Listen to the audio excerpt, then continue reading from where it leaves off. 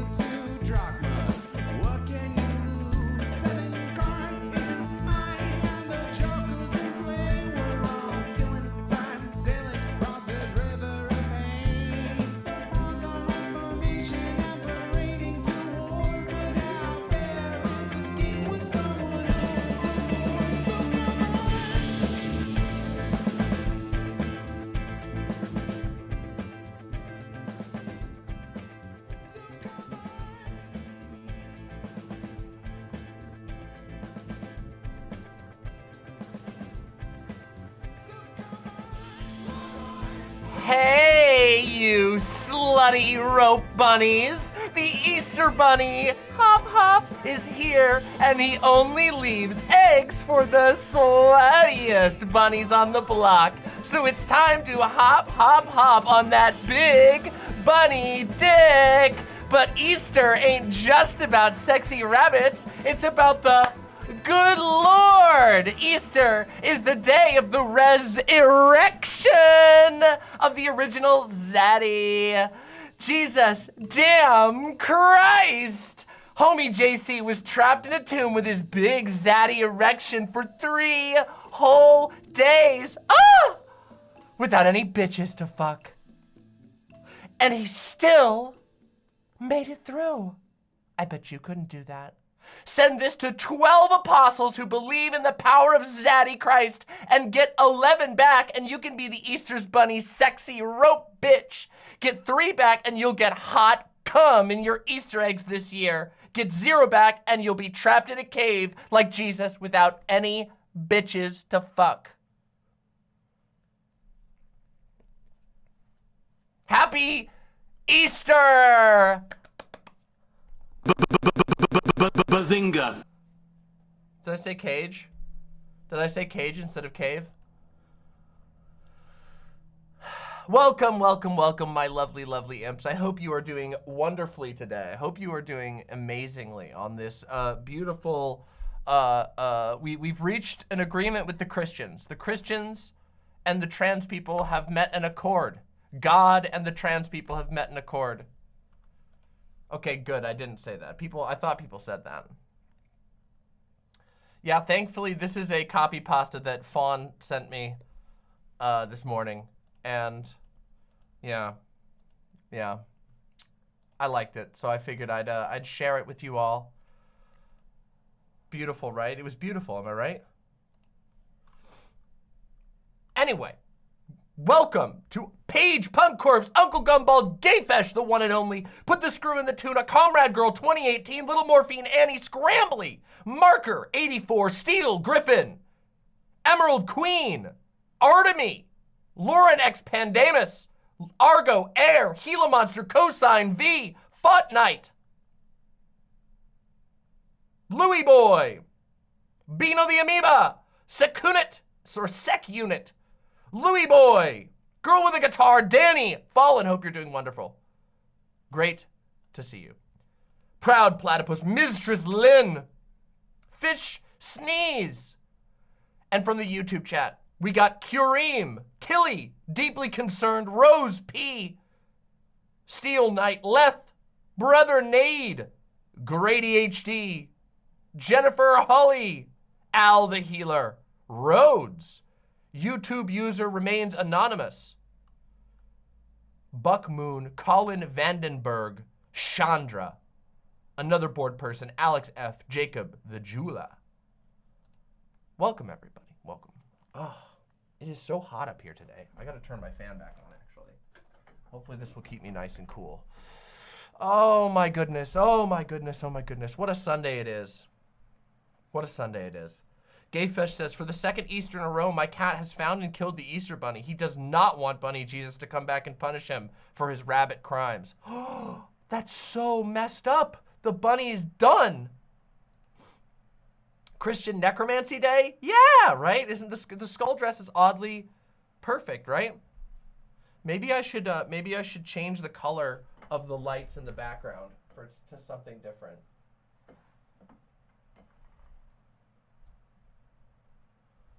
Why won't it change?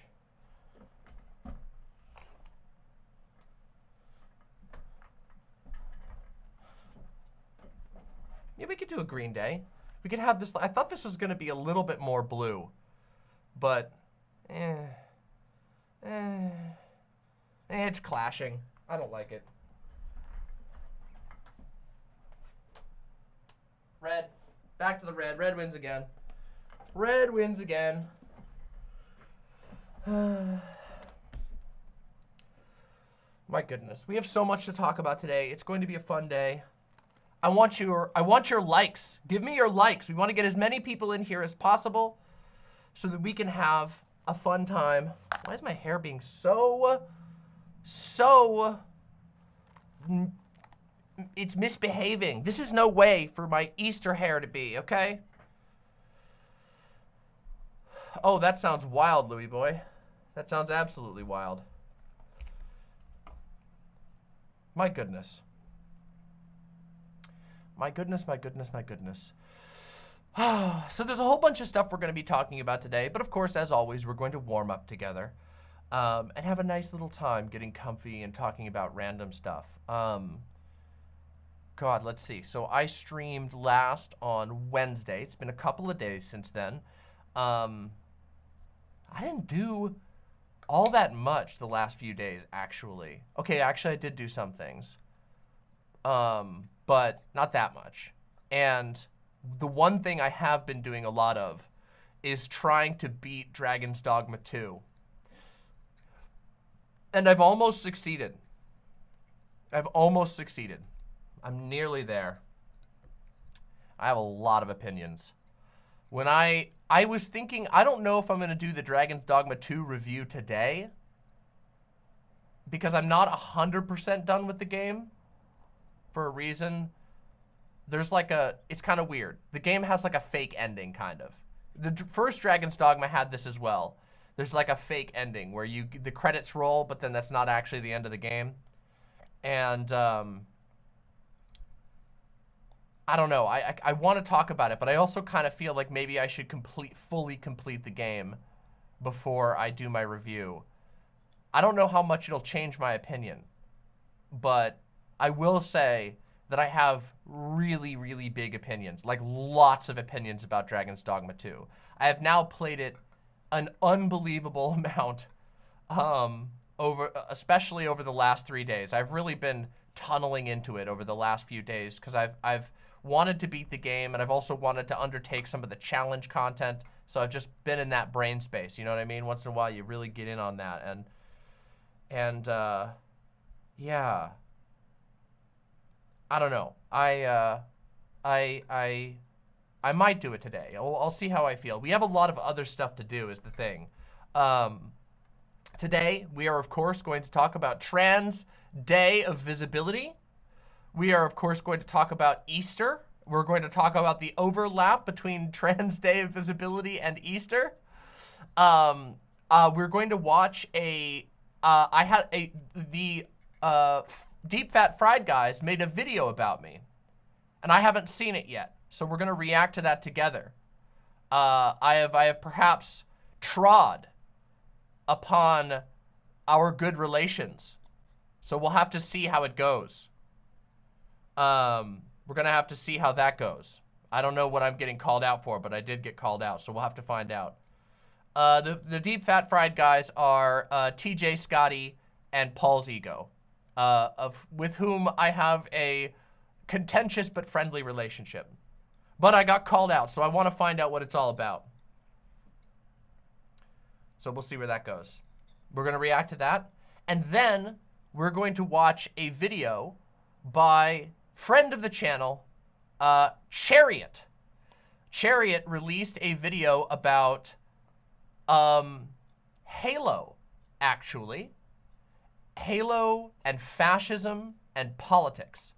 And I really want to watch it because I love Chariot's videos. I love video games. And I know a lot of you all in my audience are Halo fans, and those of you who aren't Halo fans are interested in politics. So I feel that it will be a very valuable and beneficial video. We're gonna watch that later. So yeah, we're gonna check that out. I'm pretty excited for it. I started watching it, and then I was like, actually, I think we should watch this on stream. You should watch it while playing Dark Souls 2. That's a little too much for my ADHD brain to handle. That's just a little too much. Little bit too much. Just a teensy bit too much. You know, just a little.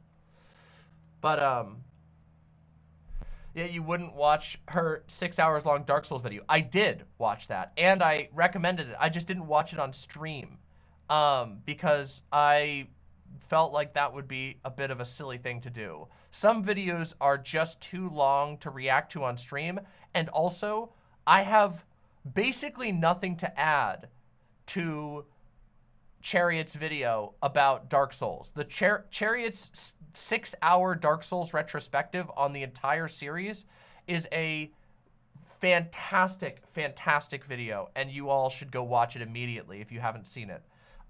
It is incredible, and I love it. So, but it's a little too long for me to do a react to. Just a tad.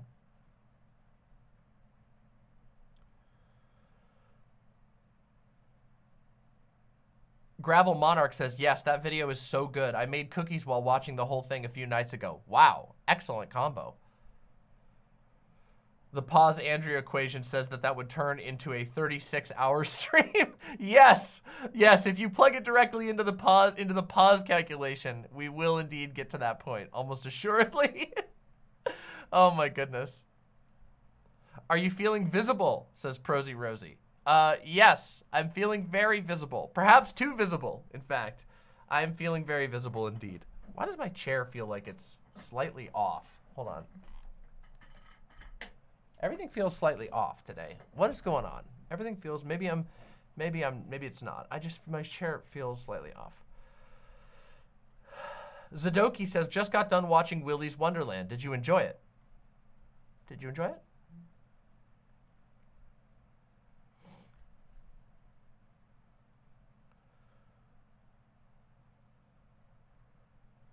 Colin Vandenberg says, went to the first sunrise service today. My neoliberal pastor got so close to making good points about loneliness, but she was just not based enough to fully understand what she was talking about. Oh, that's unfortunate. So close though. Still, better than a lot of people. A lot of people will go to church and get blasted by far-right propaganda, unfortunately. I'm glad that's not the case. What's off is that you're feeling like something's off. Yeah, you're probably right, Windleby. I mean, I guess I don't know. I guess I do feel like something's a little off today. I don't know why. It's just the way it is, I guess. You know, there's a disturbance in the force. I didn't get as much prep done today as I wanted to. I got caught up in family matters right before stream, so I didn't get to do as much prep as I'd like. And believe it or not, that actually can kind of upset my my flow going into stream. I don't know, but you know, whatever. Such is life. Yeah, I don't know. Some days it's just, you know, some days I plan on, usually before stream, I usually take an hour or so just devoted to just getting all my ducks in a row, making sure I got all my links on hand. Sometimes I still fail even with the prep, you know? There's so much dynamic nonsense to streaming that it's like, but yeah. I did watch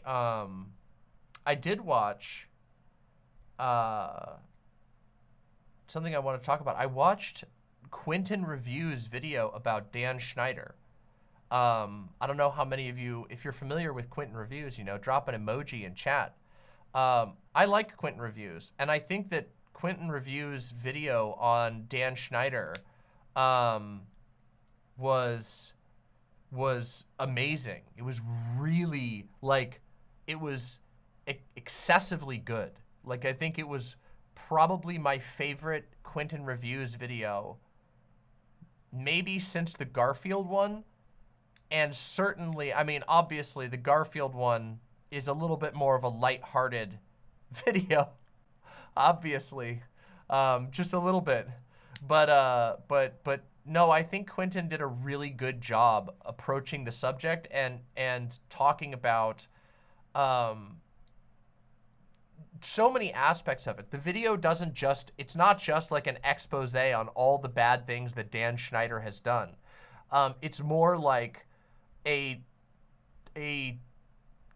don't know, a treatise on the way that we talk about abusers and abuse, and the way that we structure, I don't know, the way that we structure a conversation around abuse in the modern world, such that abusive structures continue going on even when like a bad person is outed or destroyed. It's a really, really, really good video, and I was extremely impressed with the way that Quinton chose to approach it. Yeah. It was, yeah, it was good. It was a very good video, yeah. Oh, good to see you, Fruitcast. How you doing? Hope you're doing wonderfully, Fruitcast.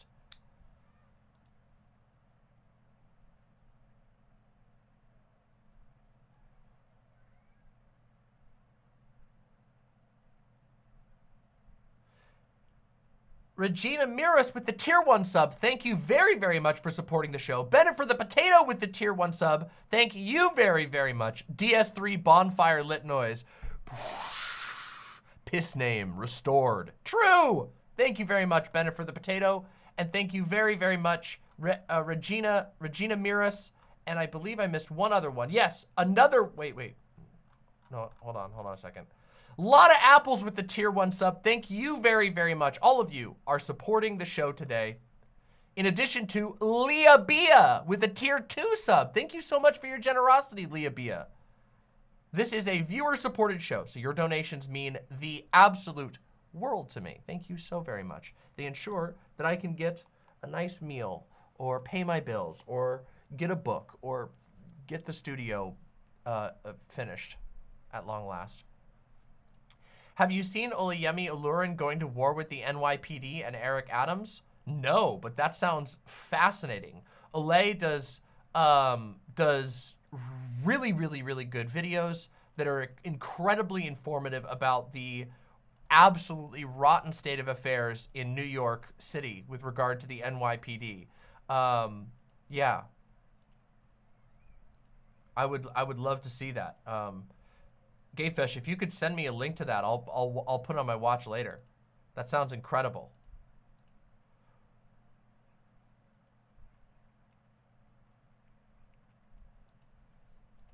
Planetary Halo says, Usher voice, happy Trans Day of Remembrance, Xbox. True!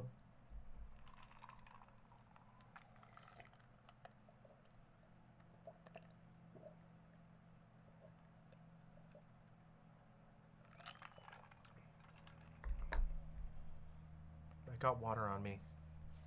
Oh well. Hydration is good on this beautiful Easter.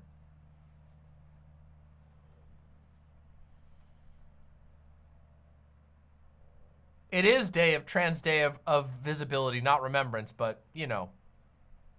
It's okay. We forgive you. It's not a big deal. I read it out and didn't catch it either. I was, okay, I'm putting this on my watch later. This sounds incredible. Too bad I can't watch it. But I'll watch it on my own. Oh my goodness. Oh my goodness.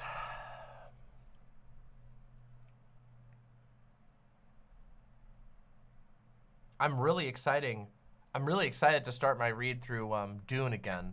I've been on a pause, which has been very difficult for me. Thankfully, I've had Balatro and Dragon's Dogma to distract me, but I've been wanting to read, but I don't want to read until I've got the books lined up, and my book doesn't get here for another couple days, which is so frustrating.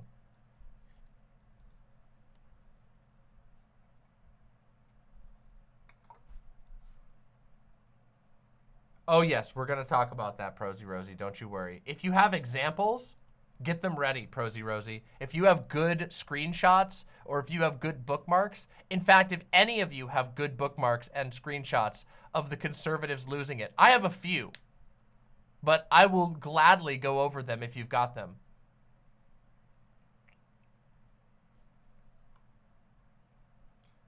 Oh, that's based, Uncle Gumbald. Strinching says, yes, Demon Mama stream. That's right. It's a Demon Mama stream. That's right. That's right. That's right. You know it is.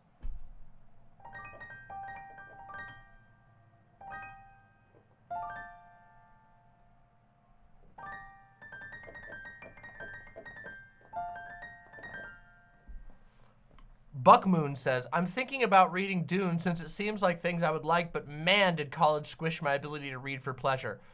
Dune is awesome, and I bet you'll have a really good time with it. I also struggle with reading these days with ADHD and everything, but I assure you, it is a great read, and it is so compelling and interesting that you will get sucked right into it. I consider it to be, people say that his writing style is dry, and I think that that's completely wrong and wrong-headed.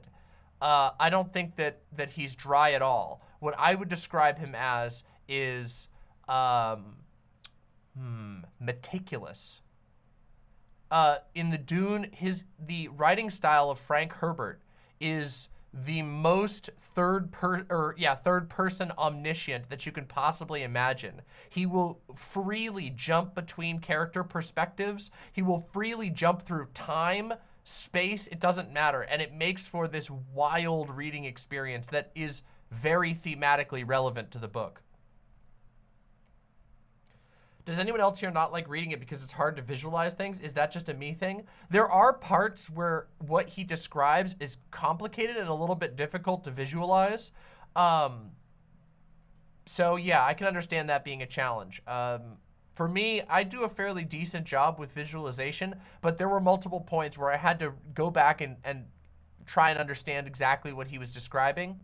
But that's just because he has a very particular way of describing how things go. Danny Fallon says, if school killed your joy in reading for leisure, you should really look into dipping your toes in with audiobooks, then work your way to doing audiobook plus physical book reading, then eventually work your way to just reading the physical book alone. It's the only way that I personally was able to get back into reading books. That is also what I did as well, to get back into regularly reading. When I was in middle school and high school and early college, I read so much. And somewhere in my mid-20s, I don't know what happened. I think it was, I don't know what it was that did it. Something got to me, and I started to struggle a lot with sitting down and read. My focus got a lot worse. And And yeah, for me, I started getting back into it with audiobooks, then doing a side-by-side. The series that got me back into it actually was the Hannibal series, all of the Hannibal Lecter books. And I read, I listened to the first Hannibal Lecter book, and then the second and third ones I did a read along with the audiobooks, and then now I'm to the point where I'm just reading again. It's very good, and I think it's very good, and also very fulfilling. Makes your brain work good. Feels wonderful. Little Morphine Annie says, I've been in love with reading since I was really little. If someone told me I couldn't read anymore, I'd legit lose my shit. Yeah, well, that's how it was for me. When I was younger, reading was like, it was like reading and video games were like my two things that I did. And as I got older, both of them actually became harder for me. My ADHD got worse. And then slowly I've had to sort of, in addition to, you know, getting my ADHD kind of taken care of on a medication level, I've also had to just relearn new tactics, and it sucks. It's not fun. I miss when I used to read thousands of pages with ease and retain it all, you know? Yeah, but I'll get there again, I'm sure. I'll get there again, I'm quite sure.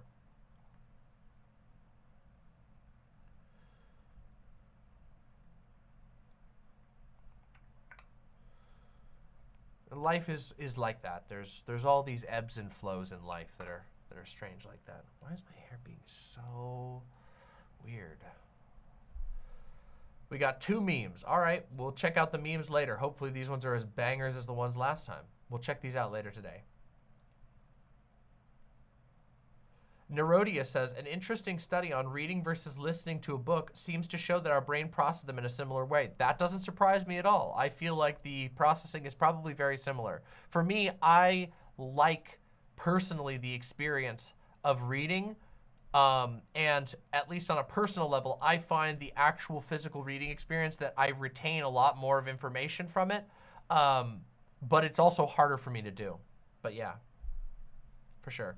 Squigvig says, or Squivig says, no horns today. The horns are being repaired currently. What the little mount for the horns that lets them attach to my headphones broke, and so they got I think they're done. I think they're glued. I just forgot to grab them on my way up today. Honestly, I could have Fawn bring them up, but they're not. The horns themselves aren't broken. It's just the mounting piece.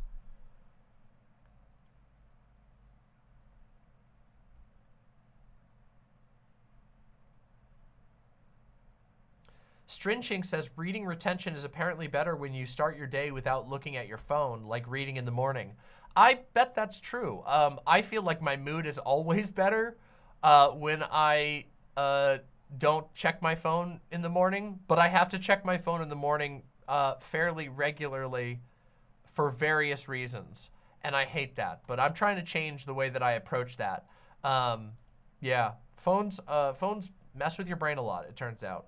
Especially if you like if I am out of it in the morning and I instinctually open up social media, whether it's Twitter or my YouTube comments, big mistake. Never do that first thing in the morning. The thing is, I always want to sit down at my computer and, like, you know, sip something and wake up, but it's such a mistake to do it that way. It's better just to sit outside and listen to the birds.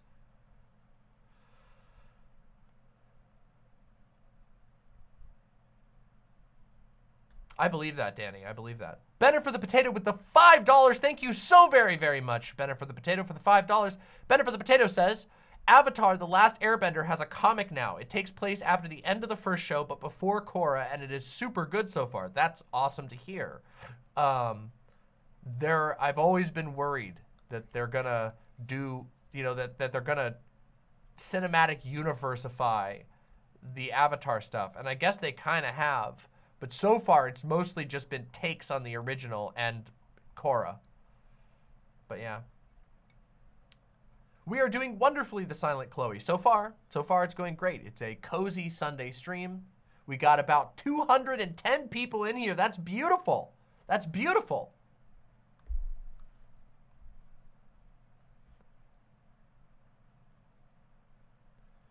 We love it. We love it. We love it. We love it. Oh yeah, there was something I was gonna show. Hold on, let me see here. Yeah.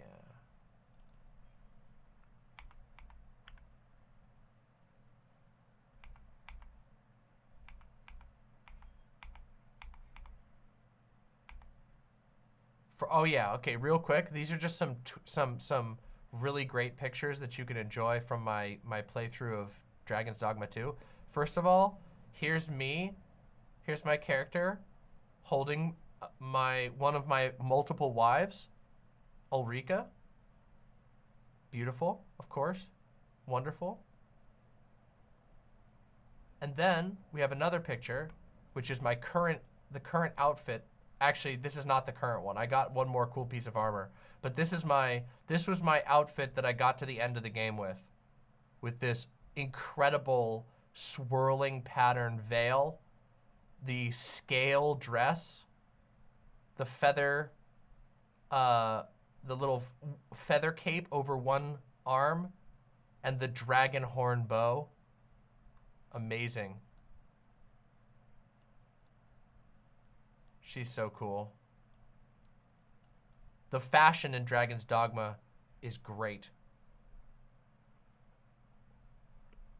Renewed Wolf says, is Dragon's Dogma 2 good, just vanilla? Most of what I've heard is complaints about microtransactions. Okay, the microtransactions they do not impact the game at all. Not even like a little bit. They are completely stupid. In fact, they're one of the microtransactions that is the hardest for me to believe are in the game. It doesn't even make sense. All of the microtransactions are paying money for things that are easy, really easy to get. People are mad at the microtransactions because people are tired of microtransactions. They are really, really tired of microtransactions, which is good because microtransactions suck. But they don't impact the gameplay even a little bit.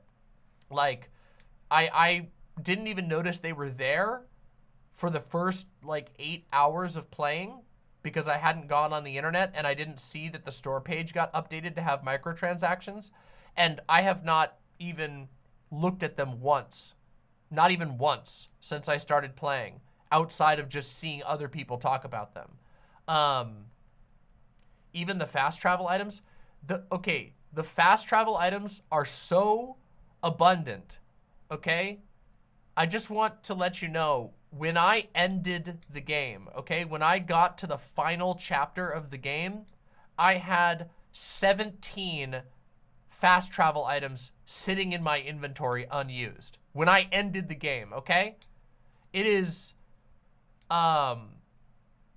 extremely, like, the microtransactions are legitimately stupid. I don't understand why. There's another thing, like, you can buy for a laughably low amount of Rift currency a book that lets you change what your character looks like. It's called, like, the Tome of Metamorphosis. You can buy them for like 500 Rift currency, which is so easy to get. All you have to do is like 4 quests in game and you've got enough to do it. It's so goofy. I don't know.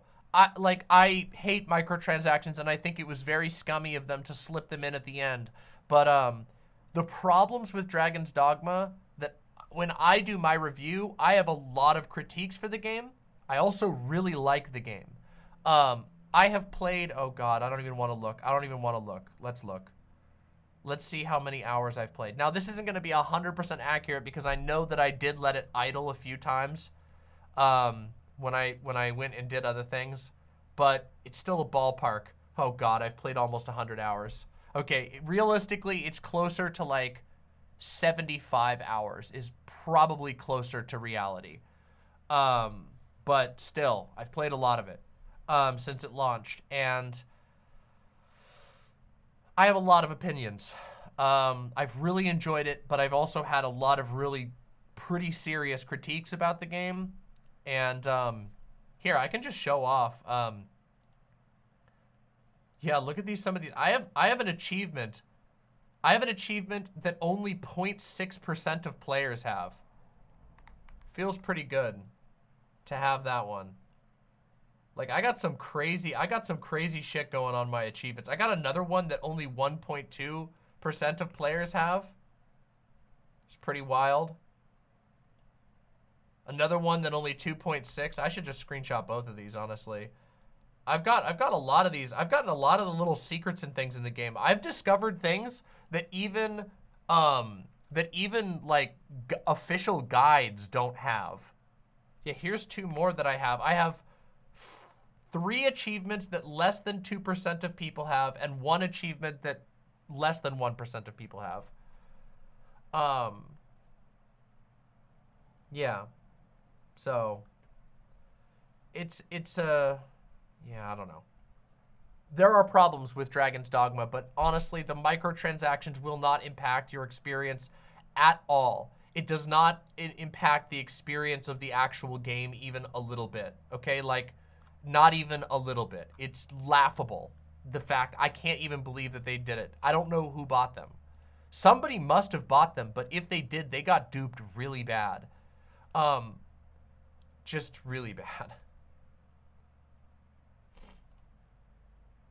If it wasn't such a new game, I'd say try hard. Okay, some of mine were try hard, okay?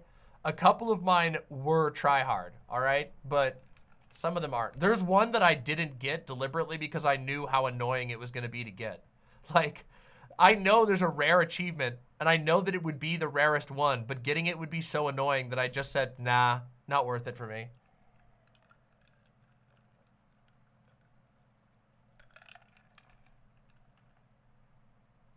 Hey, Roman18, happy you could make it live today. Thanks for being here.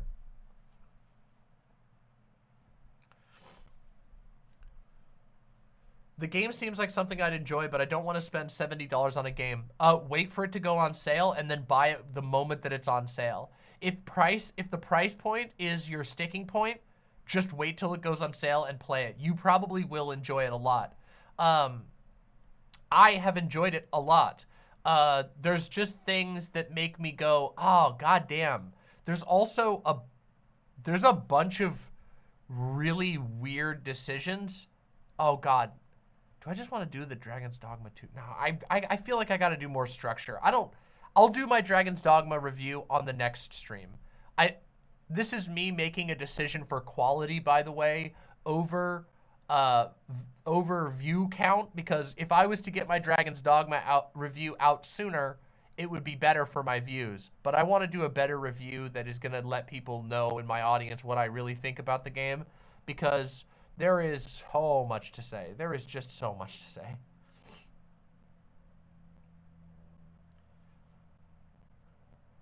Yeah. Guns, Games, and Guitar says, hey, I was just thinking of you earlier. Happy Visibility Day. Will you be on Deep Fat Fried again soon? Well, that's funny you should say that. I was talked about in a Deep Fat Fried video, and we're going to watch that today. So, yeah. Paige Punkcorp says, I've heard that the item throwing mechanic is barely usable. This is really weird. There are no throwables in the game.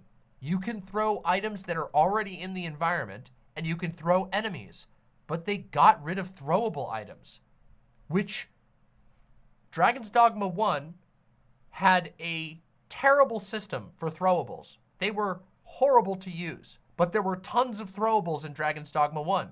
Dragon's Dogma 2 has a system for aiming your throw, a modern aiming system, and there's no throwable items. I legitimately think it's cut content. I have a theory that that throwable items are cut content, and they're going to do a DLC that is going to introduce throwable items to the game. And I will outline my theory as to why this is the case, because wow. It is very weird. Sophia says, I'd play Dragon's Dogma, but it has way too many stupid microtransactions for me. Stop! Stop it! Stop! Stop! Bazinga! I hate to, I'm gonna, oh my God, stop! It has microtransactions, but I promise you, they are for idiots. You would have to be an idiot to purchase the microtransactions because all of, they don't intrude on the game in any way, shape, or form. There are, like, the items that they sell microtransactions for are so easy to get, it's not even funny. Let me give you another example. You can buy, if I'm not mistaken, hold on, let me just double check. I'm gonna double check and make sure. You can buy, wait, here they all are. Yes, you can buy a wake stone, which is an extra life, okay? For $1. At the end of the game, I had 13 wake stones just sitting in my inventory. I used, through the entire game, probably 5, maybe 6 wake stones in the entire game. And they want you to pay $1 for one. It's a doofus trap. No one would ever do that. They are an infinitely respawning item. All of the items, with one exception, which is the Dragon's Dogma Port Crystal item. The Port Crystal, I don't know, just the thing is Sophia says, how are microtransactions defendable when so many people here hate on corporate greed? Microtransactions are nothing but corporate greed. I'm not defending the microtransactions. I know, maybe you weren't here. I just got done saying the microtransactions are incredibly stupid, but they do not impact the actual gameplay of the game at all. They are so easy to ignore that I feel like you would have to be foolish to even go out of your way to buy them. There is no pop-up when you die that says buy an extra life. You will never die enough to need to buy an extra life. The items that they're selling, okay, how do I do this? How do I explain this? What's another game that everybody's played? Okay, here you go. Imagine if in Halo, okay? Everybody's played Halo, I'm sure, right? No. Better. Legend of Zelda. Imagine if in Legend of Zelda, the Ocarina of Time, everybody's played that game, okay? Imagine if in Legend of Zelda Ocarina of Time, you could purchase for 99 cents 100 rupees. In the same game, there was no changes to Ocarina of Time at all, okay? But for $1, you could buy 100 rupees. That would be, like, hilarious, right? That would be so ridiculous. It is so, like, rupees are so common and so easy to get that paying 99 cents, only a fool would do that. It wouldn't impact the game at all, right? That is like, see you later, Mixed Dizzy. I hope you rest well. That is the level of microtransactions we're talking about, okay? The microtransactions are laughable, okay? And yes, they are stupid, but we have to keep it in scope, okay? It's important to not become, in the name of pursuing a good principle, it is important to not become an idiot. You know what I mean? And I feel like a lot of people have, out of the principle of hating microtransactions, have actually compromised their ability to actually talk about the game itself in a very silly way. I don't know. It's just, yeah.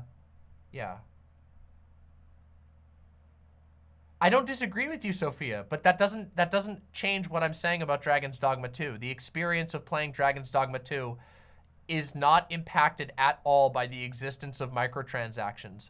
Only, like it's the only real critique is that a corporation pinned on microtransactions where they don't belong. Again, laughable that you would ever need to buy them. I literally, in my initial review, I said that I think it's stupid for them to sneak microtransactions under the door. But like, when people are like, I won't play the game because there's microtransactions in the game, like, that's your choice. But like, you're missing out on an otherwise good game for a reason that doesn't actually impact the game. It's a bad reason to not play Dragon's Dogma 2. A good reason to not play Dragon's Dogma 2 would be like if every time you died, a little pop-up came up and was like, press plus to pay $1 on the Apple Store to get an extra life. Pay $2 to skip the wait time on this mission.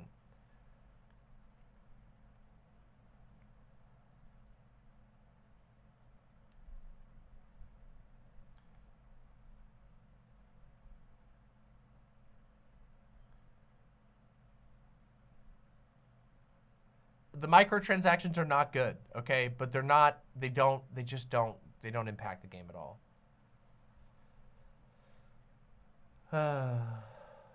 Whatever. I'm not buying until they remove de novo. I understand why people are mad about de novo. I think de novo is nonsense. But also, good luck with that. Good luck with that. De novo is not going. They use de novo because it affects pirates, and most companies are going to keep doing that. And no, like I don't know what people hope to expect with that. I do think that DRM like that is trash, but it's just. I don't know what you're supposed to do besides, like, I feel like that's a bigger problem. You're not gonna boycott your way into them getting rid of de novo when de novo just makes them money. Like every company, I don't know. Maybe in time there'll be enough of consumer pressure for that to not happen, but de novo is used in a lot of new games, and it's terrible, and I hate it, and it doesn't like, but it does reduce piracy of the games, which honestly they shouldn't care about, but they're corporations. They do. They're going to do that.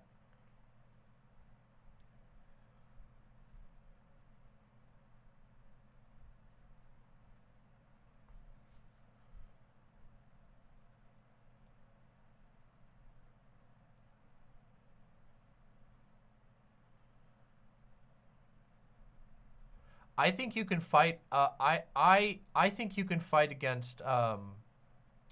Roman 18 says a majority of games have microtransactions now. It's not something you can really fight against, though. Most of the games I play, it's just cosmetics or extra bonuses. It's not really that big of a deal. I understand why people get annoyed. I hate microtransactions. They drive me crazy, especially if they're intrusive and are being sold to you in game and stuff like that. I absolutely hate that, and I think it's terrible. But also, and I do think you can fight against them by not buying microtransactions. But other than that, the state of the game industry is these corporations are gigantic. It's heavily, I wouldn't say it's monopolized, but there are only a handful of gigantic publishers, and they want to make all the money that they can, and they're going to do it. So yeah, don't buy microtransactions. I support people talking out against them. I talk out against them. Oh my God, here's a great example. Look at this. Oh my God, look at this shit. Okay, right here. Okay. Featured DLC for Dragon's Dogma 2. Obtain 3 harpy snare smoke beacons, which emit a scent enticing to harpies. When lit in certain locations, harpies within range will flock near. You may be able to grab hold of one and ascend to greater heights. For 99 cents, you can pay for one of the most easily accessible items in the game. Harpy snare beacons are literally sold in damn near every single shop in the game for like 400 gold. That is like, again, it's like buying a patch of grass in Ocarina of Time. I can't, this just spun over into my view while we were talking about this subject. Again, a sucker trap. You would have to be a fool to buy this. Now, it'd be a different question if it was like the game was loaded with harpies around every corner and you couldn't get them. The only way to get this item was basically through doing an annoying quest or whatever. That we'd be having a different conversation. But yeah.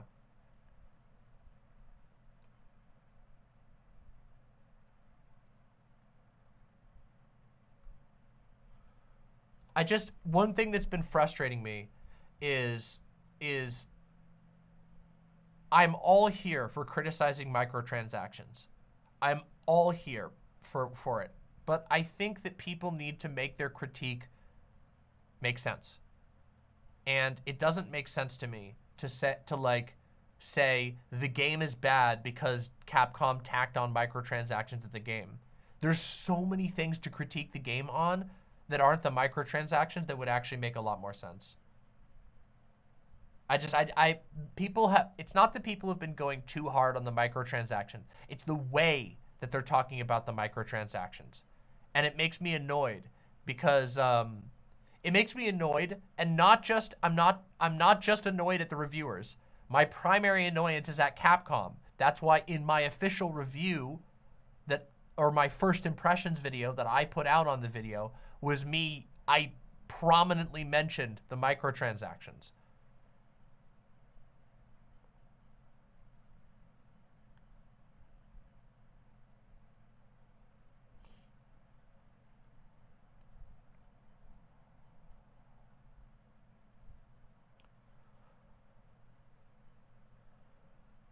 So Dragon's Dogma 2, okay, so Nerodia is talking about the grinding, that it's to capitalize on Japanese market, which is much more likely to pay to avoid any grinding. That might be true, but also this game's grindiness, this game doesn't really have grinding. It has something very different. And I'll talk about that in my full review. But, this game has a strange approach to things. There's so much. Oh my God, there's so much I want to talk about. Hold on. I need to confirm something real quick.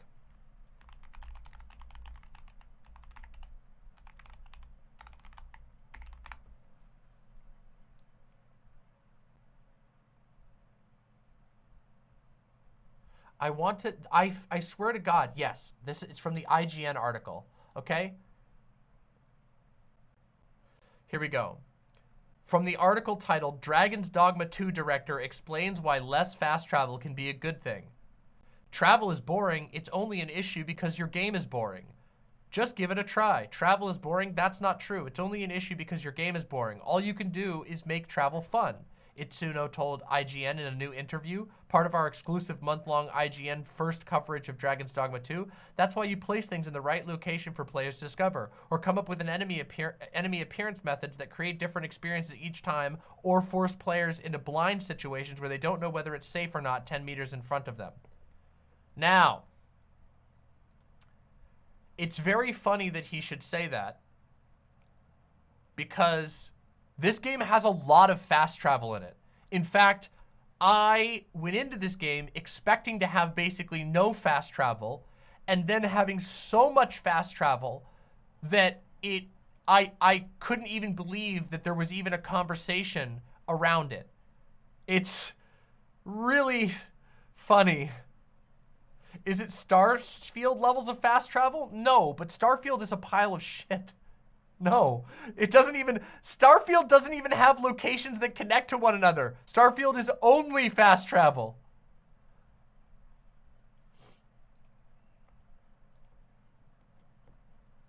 Also, hello, Hypergressive. It's great to see you. I hope you are doing wonderfully, Hypergressive. Thanks for thanks for being visible today, says Hypergressive. Happy to be of service.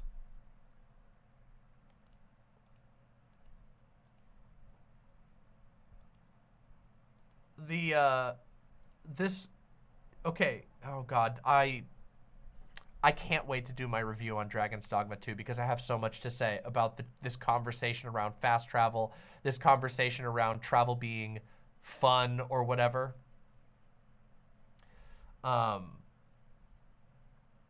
It is, first of all, there's tons of fast travel in Dragon's Dogma, okay? In Dragon's Dogma 2, there is loads of it. Like, so much, I never even felt the pinch, even a tiny bit. What there is there's fast travel that can get interrupted. And it usually gets interrupted by encounters that are at first fairly fun and quickly become tedious boredom.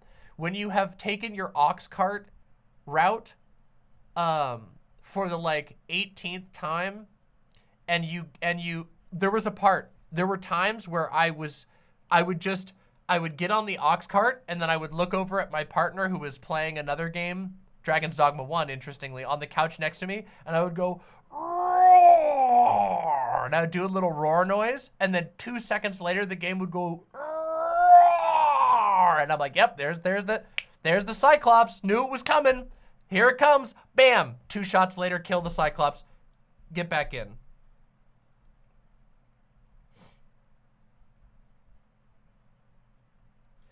Retcon404 says, fast travel is only in games because your game is boring, says the designer who made 4 enemy types for a 60+ hour RPG.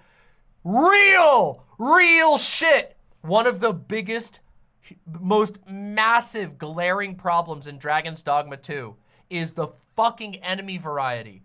Holy God. Oh my God. Bad. There's less monster variety than Dragon's Dogma 1. Why? Why? That's so, why? Why did they do that? Terrible.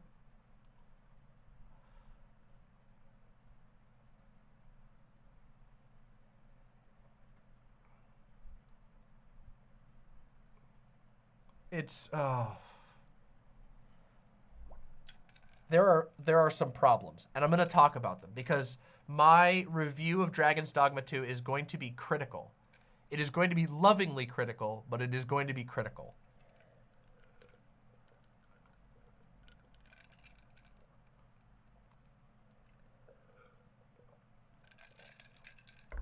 I put some self-imposed limitations on myself in this playthrough.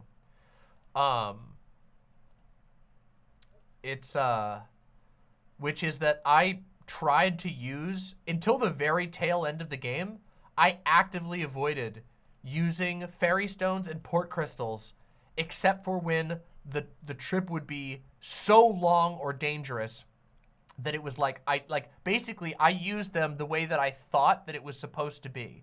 I went in expecting to only get like a handful of fairy stones to use in the game, and that they would be really hard to get.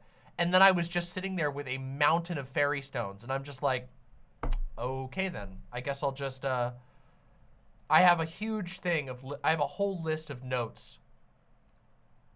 Okay, I haven't actually put a specific list out, but I have been, in my mind, I have categorized all of my different critiques I have for this game, and we have a lot to talk about. Hey, a lot of apples, thank you so much for the tier 1 sub. Means the world to me. Thank you so very much.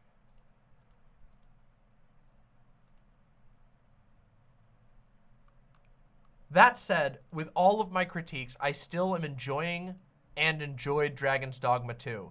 The one thing that you need to understand about this game is that it is not a hard game, okay? It is not a difficult game at all. People made it out like it was going to be difficult and quirky and whatever. It is not.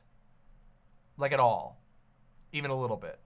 So, yeah, just keep that in mind. What it does do well is it has snappy, entertaining combat and lots of dynamic silliness with the pawn system. The pawn system carries the entire game so hard, and I love it. The pawn system is amazing. I love the pawns. I love playing with the pawns. I love the nonsense that they get up to. I love their silly lines. It's amazing. Mr. Unfamiliar says, have you tried the Vape Mancer smoke vocation? I have, and I don't have positive thoughts about it. In fact, 2 of the vocations are, in my opinion, like so bad that I literally, one of them is a complete cop-out. And, yeah. The Warfarer class is I can't even believe that that's in the game. I can't believe they put it in the game. It is so pathetic and embarrassing that I think that's one of the things people should criticize the game the most for. One of the most advertised and talked about, like everybody was like, the Warfarer class, you'll be able to mix and match and you'll be able to switch between weapons. It is a joke, a complete and utter joke. Oh God, it's so sad. The Vape Mancer, also known as the Trickster, is it's a meme. It's a meme class. And if you try to play it in the game, even though it has some of the coolest concepts and base ideas going on, it is, in my opinion, essentially only usable as a meme or as a challenge class. That's basically it. It is a class if you want to do a weird challenge. It looked like a meme class. It's like but I mean, I don't just mean like a little meme. It is a total meme. Like, I don't think that you can beat, or at least like beating bosses with it seems like it would take hours to beat them.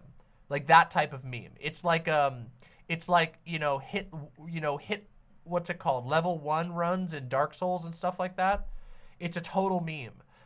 Most of the abilities do not do any damage. Almost all of its abilities do not do damage. So you can't deal damage. And this is another part of my theory, by the way. I believe that originally the Trickster was meant to be a class that would use throwable items. But there's no throwable items in the game. It is the perfect class, in fact, to use throwable items. It can't do damage with its base attacks. It has magic that distracts the enemy and lets you fuck with the AI of the enemies. And you use throwables. You throw firecrackers. You do trickster stuff. You throw pies. In the first game, you could throw pies at enemies. You throw pies, rotten fruit, spears, bombs, whatever. But there's no throwables in the game. So instead, you have a Vape Mancer that can't do anything.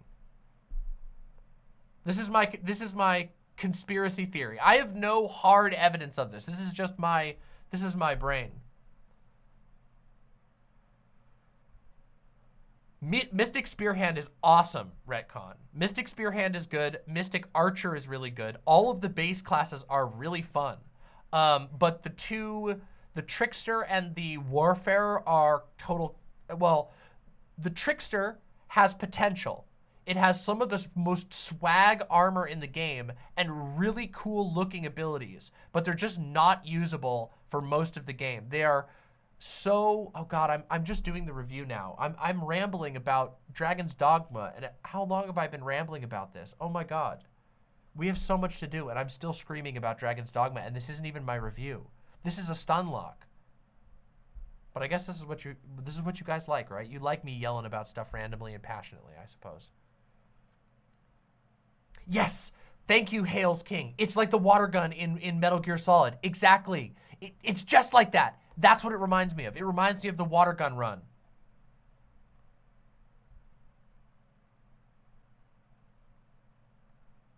You like this game, don't you? Yes, I do. Yes, I do, with much criticism. Critical support, as I say. There's a lot to like about the game. Especially the fashion. The fashion is great, but there are design decisions in this game that are so asinine and strange that I just have to say, I don't know. I gotta I have to yell about it. And I'll do a full thing. It's just, I don't know. Capcom will always Capcom. I'm talking about Dragon's Dogma 2 right now. It's a weird game. I don't know why people say that about Capcom. It will always Capcom. Because Capcom does all the Monster Hunter games, and the Monster Hunter games are amazing. Like, just unequivocally, unbelievably good. Monster Hunter is incredible. And honestly, this game feels... this game... I made a joke that this game was like Monster Hunter if it was like lovably bad. And it is kind of like that. It makes me think of Monster Hunter, but like kind of bad. But it also has a really lovable pawn system. And it also has a slightly more like flashy combat. I don't know. It's funny.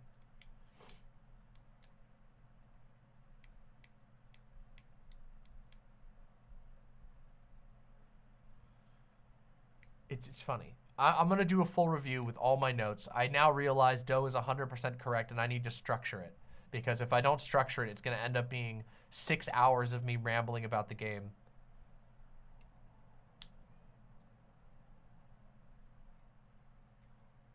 I feel like there's probably going to end up being a mod for Dragon's Dogma 2 that will turn it into, like, the best game ever.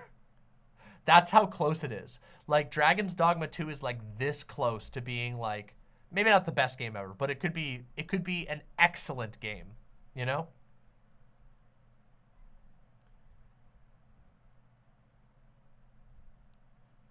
It could be supreme. Right now it's just kind of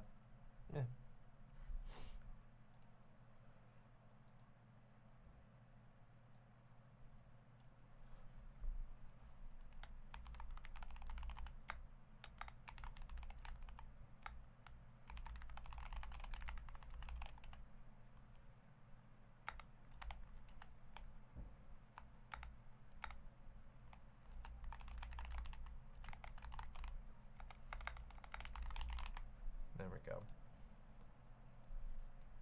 What's your favorite Capcom game? Well, I have to look at the Capcom game library. Let's look at it. Let's see what we got. What do we got? What are all their games that they've released? Oh my God, they've released so many. Franchises. Okay, let's see.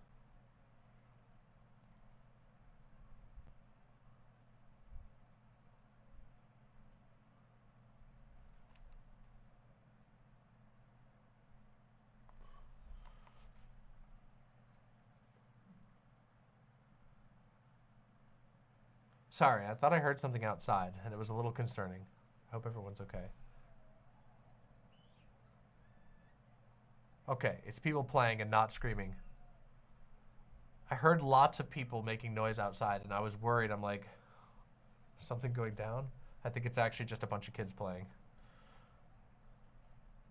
You never know. Surprised. But let's see here. Okay. So my favorite game from the Capcom library.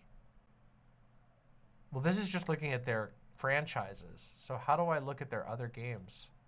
Oh my God. Oh my God, they have so many games. They have too many games. Probably gonna say Monster Hunter Rise or Monster Hunter World. And then maybe Resident Evil 4. Those are probably my contenders. Right? Trying to see what else they've done. There's probably a game that they released that I'm not thinking of. I'm not a big fan of the DMC games. It's not I don't like spectacle fighters usually, but they're cool games. They're not really for me. I do really like the original Dragon's Dogma, but I haven't beaten it.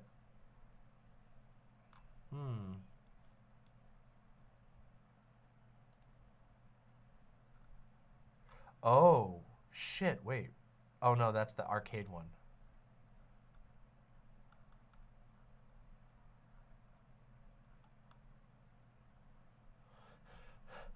Calliope says, oh yeah, I finally watched Starship Troopers for the first time the other night. I loved how every time a higher ranking soldier gets brutally killed in front of them, they get field promoted and all their buddies are like, good for you. Yeah, exactly.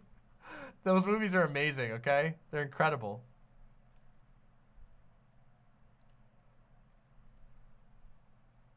Mega Man Legends might still, Retcon says Mega Man Legends might still be my favorite. I never, oh wait, yeah, wait, Mega Man Legends that's Mega Man 64, right?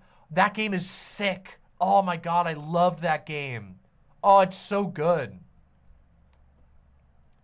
Do you guys remember like 2 years ago when I beat Ghosts and Goblins in a single sitting? That was a weird one. That was a weird experience. Why did I do that?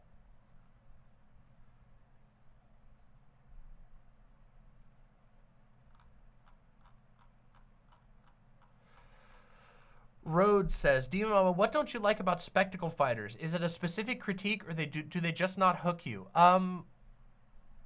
So there's a couple of things I don't like.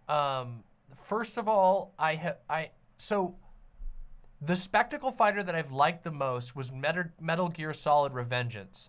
And I think I like that one because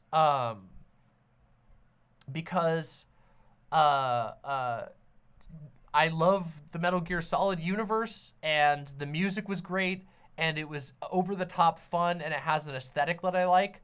The thing that I find is I don't find combat compelling in spectacle fighters.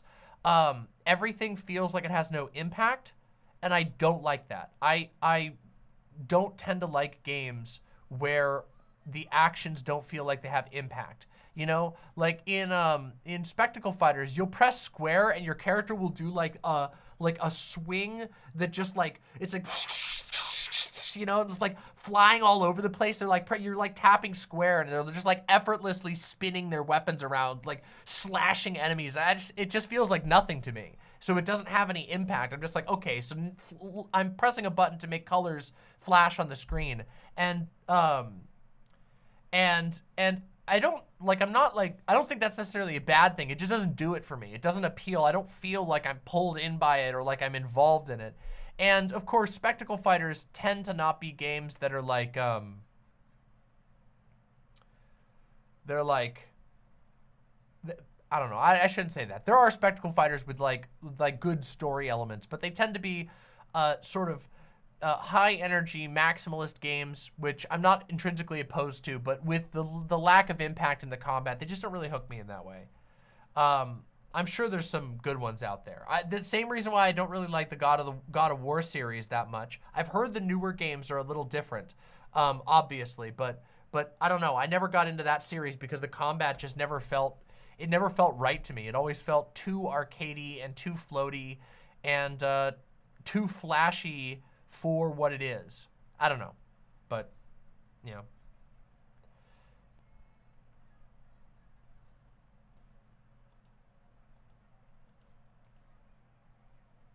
I've had so many people tell me to play Bayonetta, but I just have never been able to get into it. Yeah.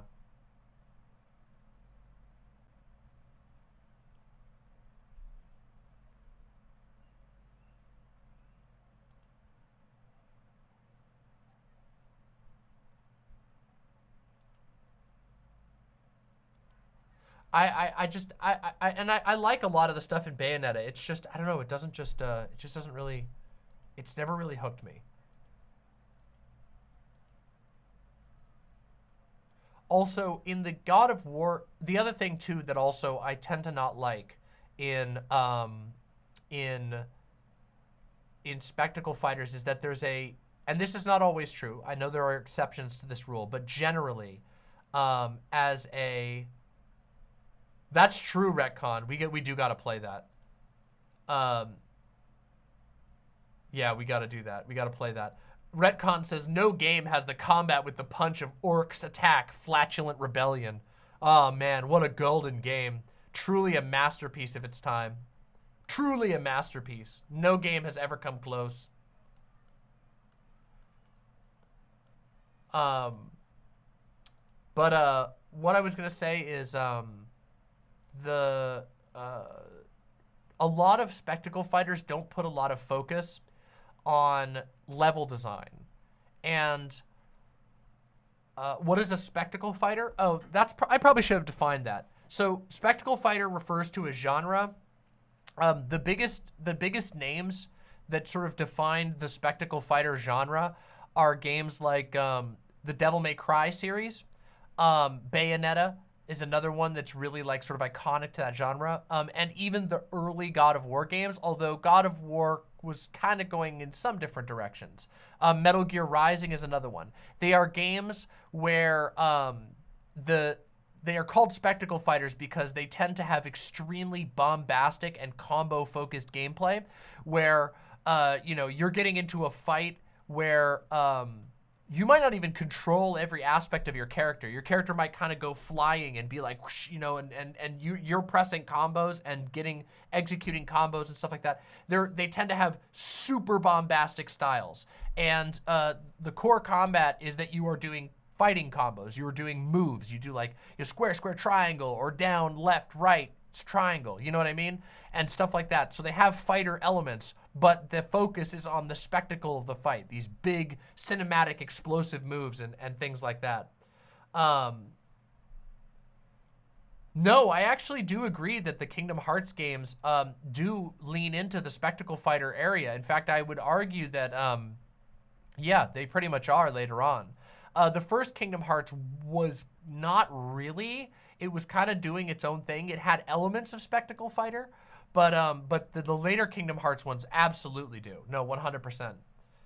Redcon 404 says, I know people that would become violent if you said that God of War was a spectacle fighter.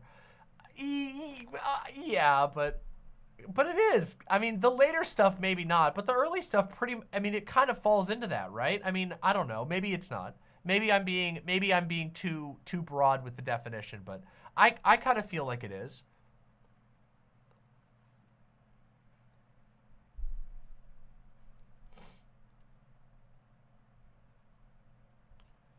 Kiwi TP with the tier 2 sub. Thank you very, very much, Kiwi TP. I really appreciate that. Thank you very, very much.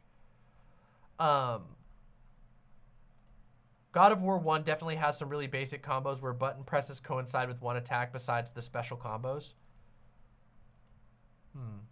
I wonder what the genre, like, I guess the genre doesn't really matter, but I always thought of God of War as a little bit spectacle fightery. But yeah.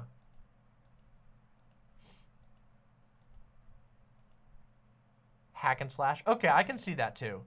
I can actually see that.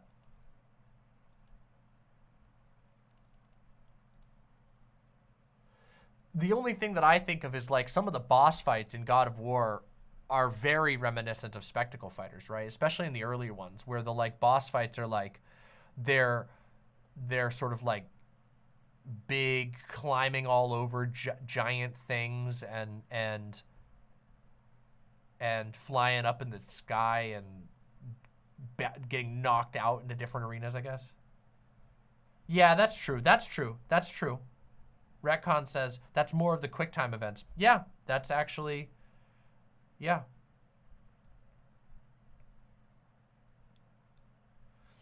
And by the way, I'm not opposed to the combos. Like that's not the part of the design that I have problems with. In fact, there's a lot of games that I like that have combos and stuff like that. Neo 2 is a game that has combos, and it's got like Souls-like elements. But would you consider the Force Unleashed a spectacle fighter? I'd never played Force Unleashed. I don't think. I never played it, so I don't know. Retcon says yes. I can believe that, but I haven't played it, so I don't know.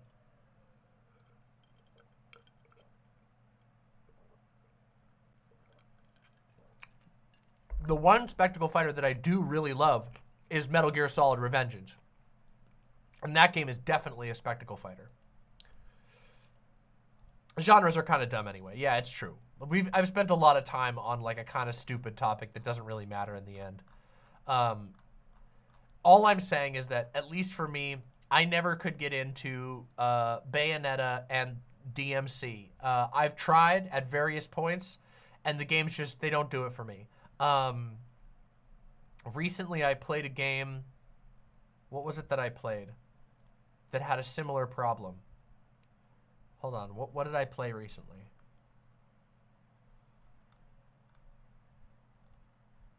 Let me take a look. What's the game I'm thinking of that I played recently? That I felt... Oh, Lies of P. I liked Lies of P a lot, but it had a sort of approach to combat. Not to the how do I describe this? It had an approach to its skill system that I didn't like, that was straight out of like a DMC type game. And that was one of my least favorite aspects of Lies of P. I felt like the progression system would have just benefited from just doing sort of straight Souls-like progression, as opposed to having this like meta progression on top where you're unlocking like weird abilities. That was the one that I was thinking of, was in Lies of P, which is one of my least favorite parts of that game. But yeah.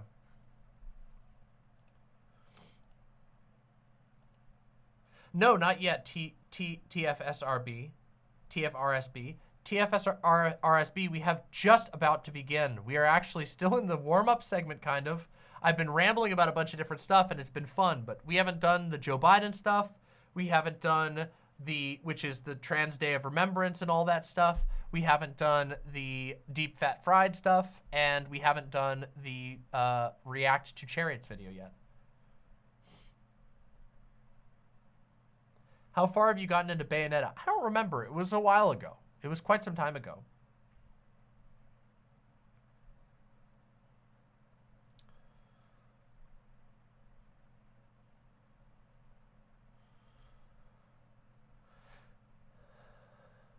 I don't know anything about the DBZ games. Another bored person says, I'm a little surprised there haven't really been like DBZ spectacle fighters. I don't know. Have there been? I feel like Retcon would know that answer.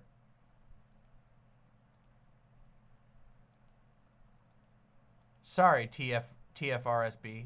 I bungled it. I dropped the ball. Also, hello, A-Pillow. I hope you're doing wonderfully.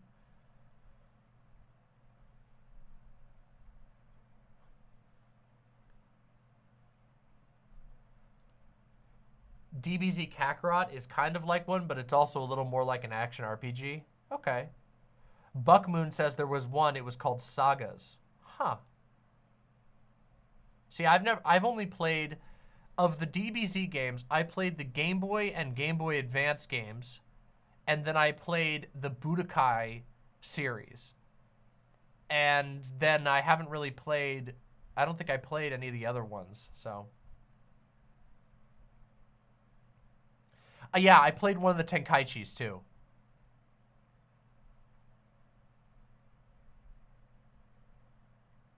I really like the Game Boy ones, but those were like little.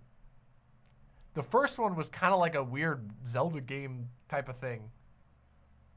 Retcon says, lol, I'm working on a script for Budokai 1 video literally while we're watching this. That's awesome. That is going to be a nostalgia trip. I remember us playing Budokai. I have such strong memories of us playing Budokai, the original Budokai back in the day. Damn.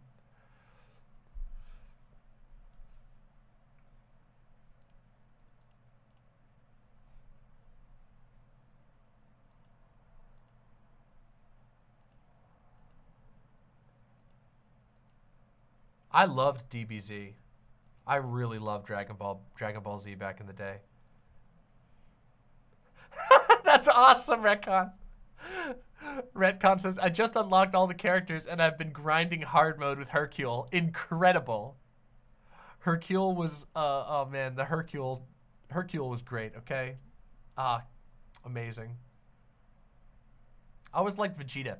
I played a lot of Vegeta. Back in the day, Vegeta was my favorite, one of my favorite characters. I had a tendency towards the villains of the DBZ universe when I was younger. I liked Piccolo. Well, Piccolo obviously is not a villain for most of it, but he starts as a villain. I really liked Piccolo. I really liked Vegeta. Same thing goes for Vegeta too, but for Vegeta and Piccolo, and then I obviously love the Boo characters. Oh, and Cell is cool too.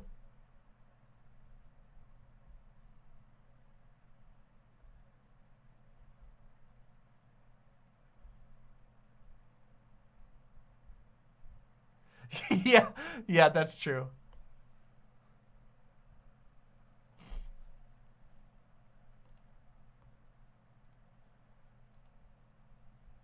Yeah, Cell's got some cool stuff. Didn't they like reject the design? Wait, I feel like I heard a story that like originally Cell was like they kept rejecting all of the designs. Like originally it was supposed to just be about androids, and then the producers of DBZ were like, now we want somebody a bigger bad, and so he made Cell, and they rejected Cell, and then he made another design. Akira Toriyama made another design for Cell, and they rejected that one, and then he came up with the idea to have all 3 forms of Cell that he keeps changing through. Yeah, that's what yep, there. Yeah, Retcon confirming it. That's how I know it's true. Retcon says Cell was just supposed to be the bug, but his editor hated it, so he redesigned it 3 times. Yep. And then they were just like, we'll put all of them in. Let's just get them all in there. Let's have him go through all of them. That's great.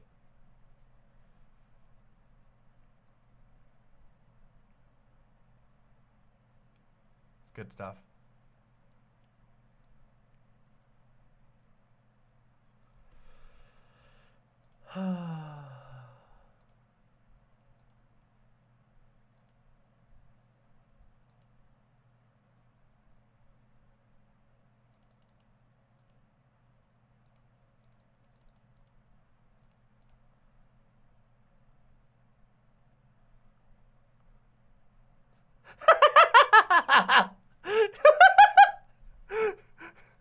All right, Hank. If this is the hill you want to die on, I'll fight your brat. Come on, Bobby boy. Let's rumble. That's my purse! I don't know you!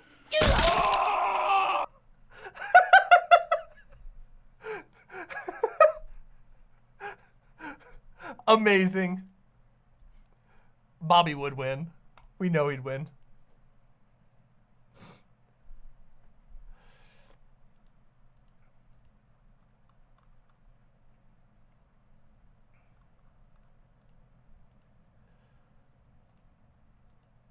Maybe Louis Boy. I don't know. I have so much on my playlist right now. It's gotten fairly large. We have to get through all of the Dark Souls games. We have to get all through the FromSoft games. All the FromSoft, Soulsborne, Sekiro, Elden Ring. And then we'll see where we go from there. So maybe. I might play it at some point in the future. All the Souls goodness. Hey, Chariot, we're going to watch your video in a little bit. And by a little bit, I mean we have some other things to do, but then we're going to do your video, so. Don't you worry, Uncle Gumball. I'll play through a bunch of this of those games.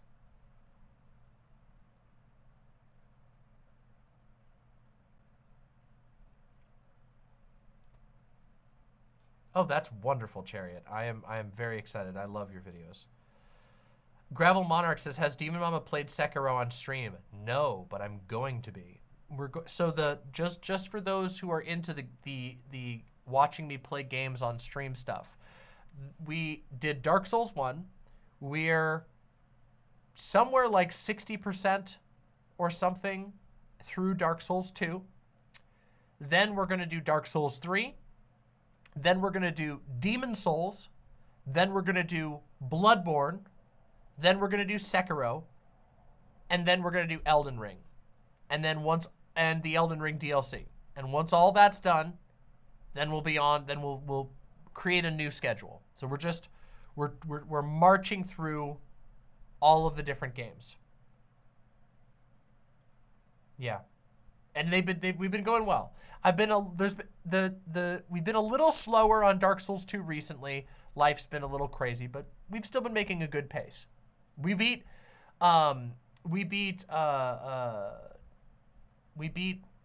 what's it called?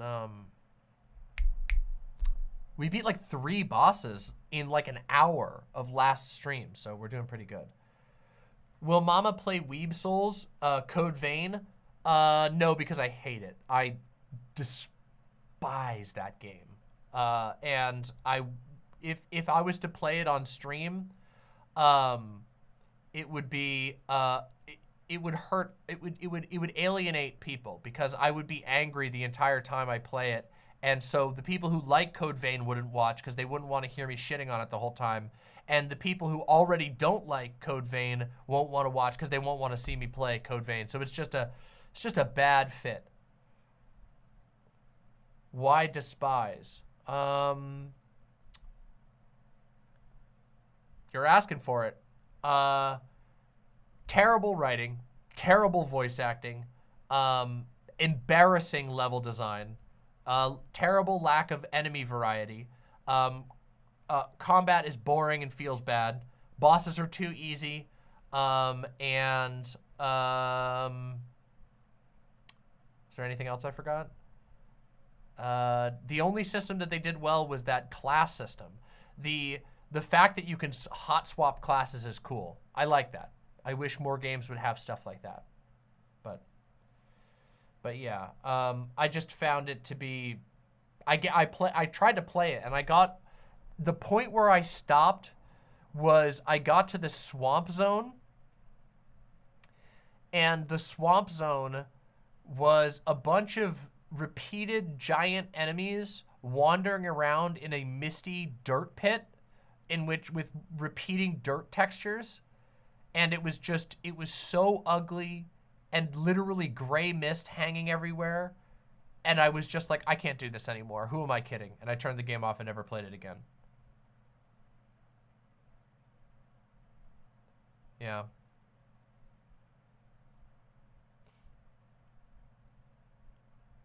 Hey, Livy.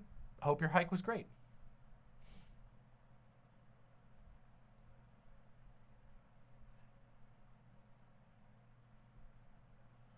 I don't think it's like the worst Souls-like ever. I just feel like it failed to do anything like meaningfully new, and it also failed to appeal to the like Souls feel.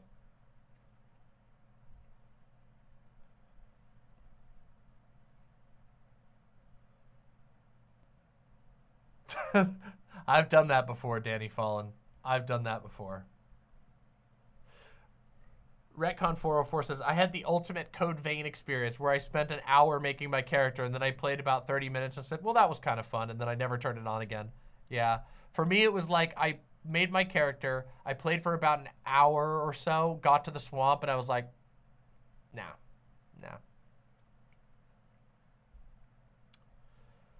Gravel Monarch says, oh, that's a good question. Gravel Monarch says, hey, Demon Mama, if we're still talking about games, what was the most disappointing purchase that you've ever made?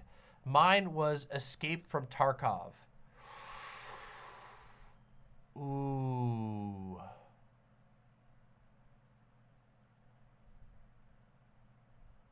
Probably Wolfenstein Youngblood, or whatever, New Blood, Youngblood. I can't remember. What's that one called? The one where you play as 2 characters?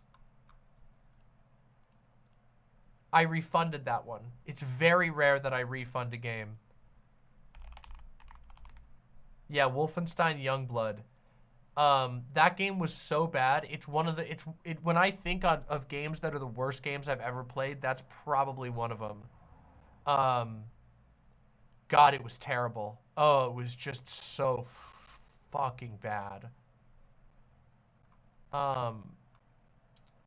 Another one that would have been a total disappointment if it wasn't for the social fun that I had with it is Far Cry New Dawn. I think that's the one. Far Cry New Dawn. Yeah, Far Cry New Dawn. Far Cry New Dawn was horrible. Horrible. But I had a lot of fun playing it with my friend. We played the whole game co-op, and the game advertises co-op, but it is not designed for co-op, and it is busted. God, it's so bad. The writing is terrible. The voice acting is terrible. The gameplay feels like shit. I don't know how they fucked up that bad. It is just so bad. God, it's terrible. Yeah, no.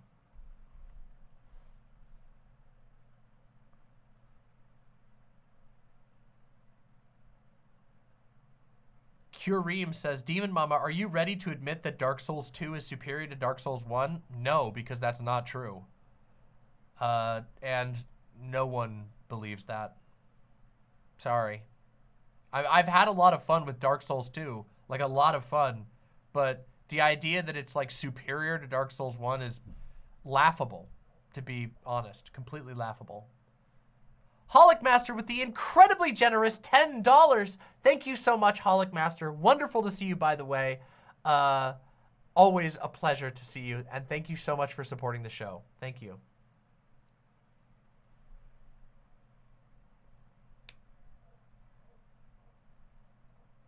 TSW the Shadow Wolf says, I have never played a Dark Souls game. Which one should I play first? Dark Souls 1. Start with Dark Souls 1. It's awesome. It's genuinely incredible, and you will have a really good time with it. It's a great game. Dark Souls 1 is a magical, incredible, taste-changing experience, and then you can play all the others. Dark Souls 2 is very different than Dark Souls 1, but still very fun. Dark Souls 3 is amazing, and I love it. Dark Souls 3 is probably my personal favorite. I don't know. I love Dark Souls 1 so much, but there's so much that's special to me about Dark Souls 3. Dark Souls 3 was like, I have so many strong and positive personal memories about Dark Souls 3. Plus, it's just endlessly beautiful, and the soundtrack is amazing. Yeah, I'd like to play Ultra Kill at some point, Rhodes, for sure.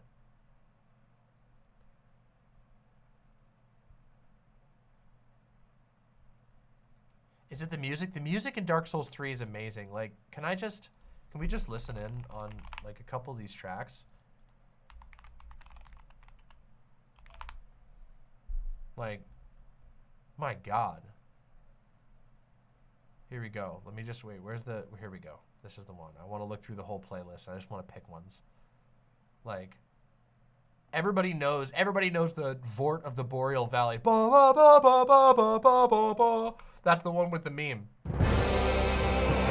This part.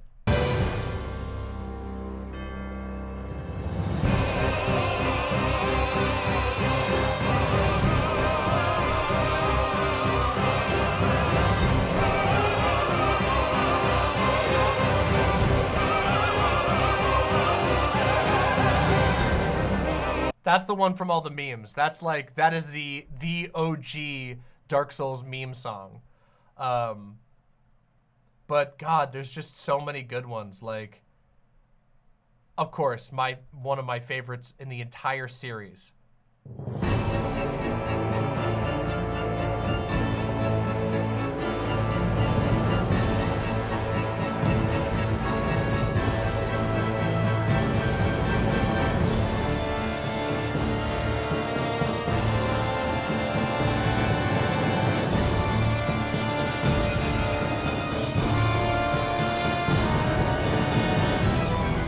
The rain.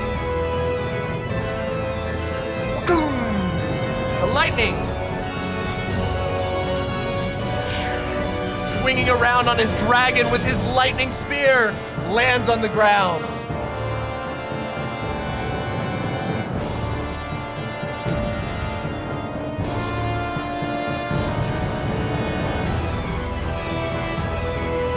The wind's picking up, the clouds swirling around you.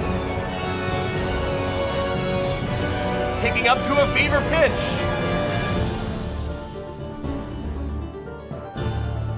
The dragon is tiring. Second wind.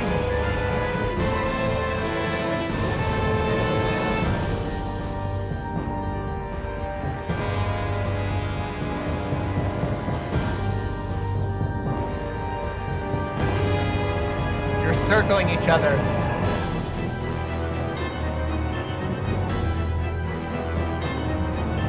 Tightening the fight.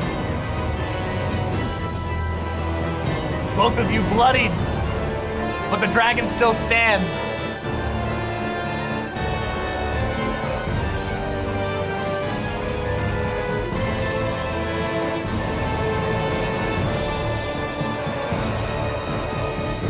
And the dragon is falling. Its wounds bleeding it out.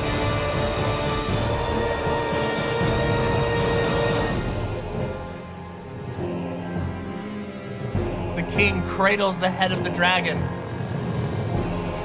drawing its power into himself.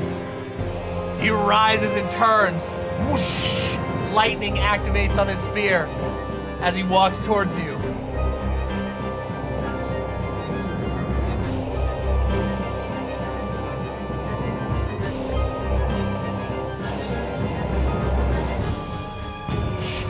He's swinging lightning strike after lightning strike.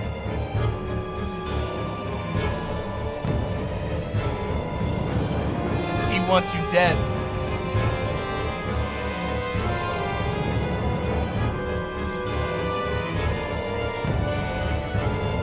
You're circling each other, fighting for every opening.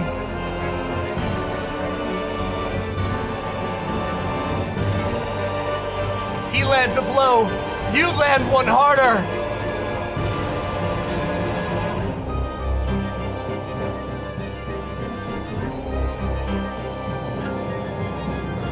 Heavier breaths. Blood soaks his wild hair, his lightning crackling, sizzling each drop of blood. And finally, you both raise your weapons. Closer, waiting. Who will make the first move? He swings! And you're in! 1, 2, 3! He grabs you and throws you down in the lightning! Is it over? Who will die? You see the strength fading out of the Nameless King's eyes. You barely remember striking the final blow.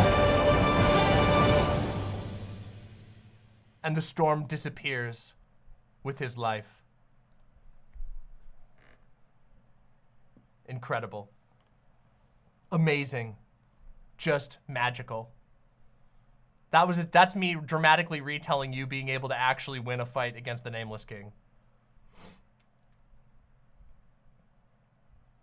Damn.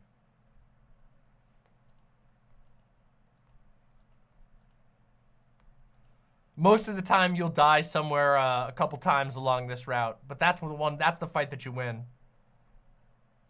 And then, of course, everybody will remember. I won't play this whole one because this one's really long, but everyone loves this one.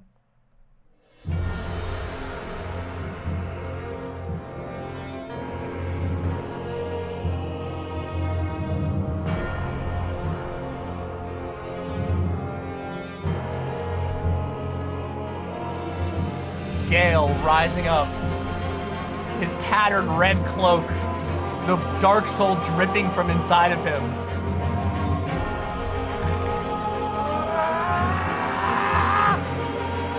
Amazing.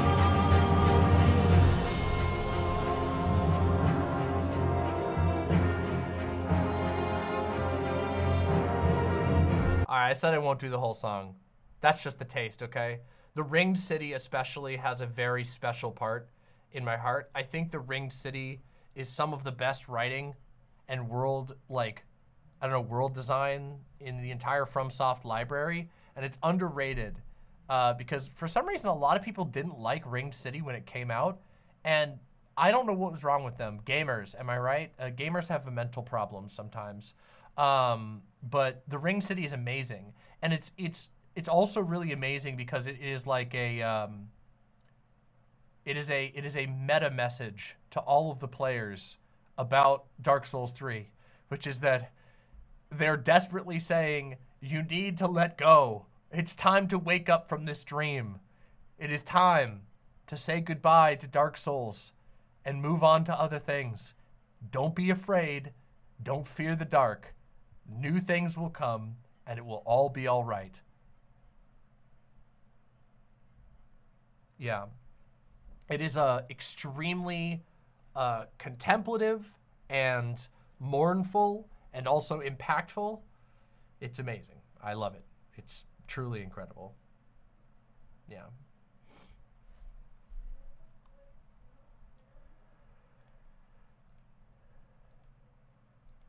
That's fair, Retcon. They're not for everybody. And they definitely have some like, they have a lot of quirks and specific things that they ask of the player that is not going to appeal to everybody.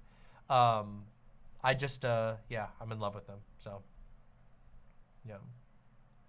What's Doe's favorite game? I don't know what Doe's favorite overall game is, but Doe's favorite FromSoft game is Demon Souls.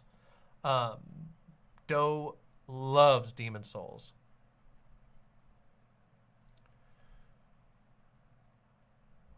Windleby says, I felt the same thing after beating Ring City as I did beating Undertale. Like, why should I go back to this? Well, that's funny. Like, I actually feel like revisiting Ring City is great, but for a different reason than something like Undertale or whatever. I think that, like, the Ring City is compelling to play through and share with other people as a story to be retold. But it definitely felt like they were communicating an end, for sure. For sure.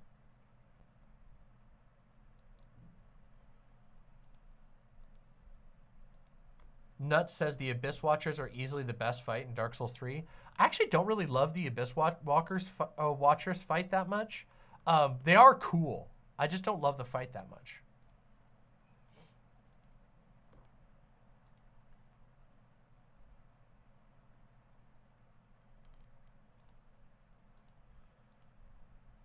Bloodborne has a really good soundtrack as well, and its chaos reflects themes of the game.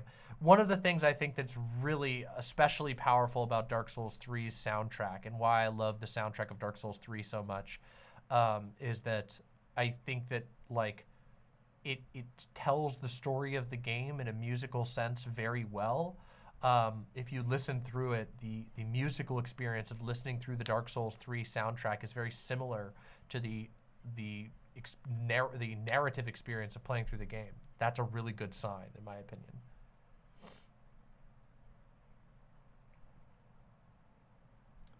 Nuts earlier said, is Sekiro the hardest of the Souls games?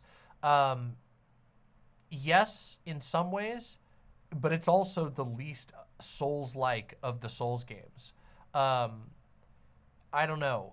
Elden Ring is like really, really hard.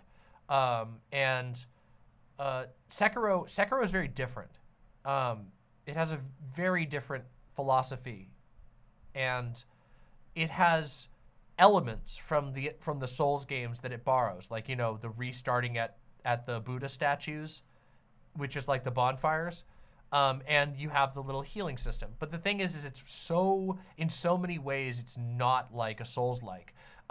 For example, the game is centered around, like, quickly dispatching a lot of enemies. So you're not, like, there's not the methodical the methodical moving through each environment and dispatching enemies is totally different.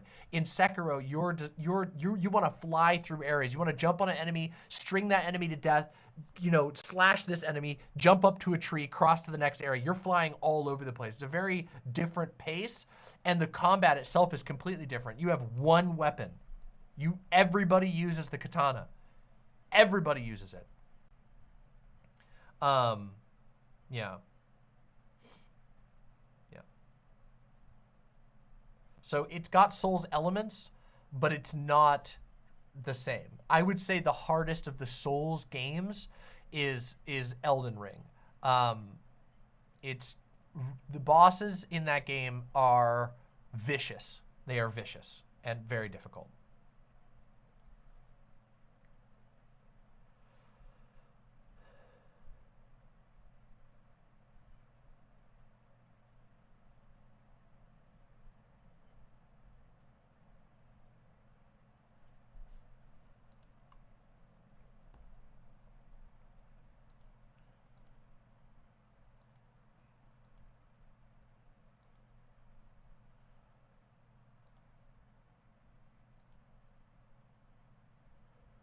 Okay, what game has the best music? Of the Souls series, of the FromSoft games, or generally?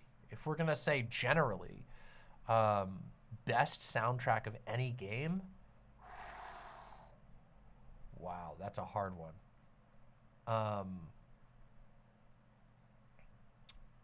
Maybe Pathologic 2? I love Pathologic 2. Chrono Cross has a great soundtrack too. Chrono Trigger has a great soundtrack. Final Fantasy VII soundtrack is incredible. Final Fantasy X soundtrack is incredible.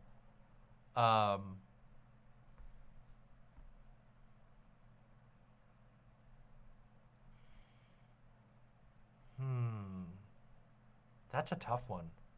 Mother 3 has great music.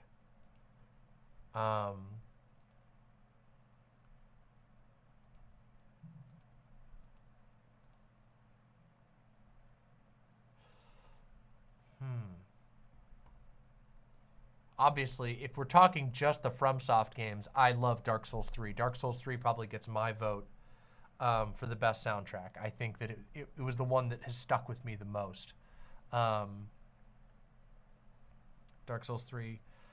I like Bloodborne, but I don't find myself visiting the soundtrack of Bloodborne very often, whereas I regularly revisit the soundtrack of Dark Souls 3. Hard to say. It's really hard to say. Oh, Disco Elysium also has an unbelievable soundtrack. God, Disco Elysium has such a great soundtrack.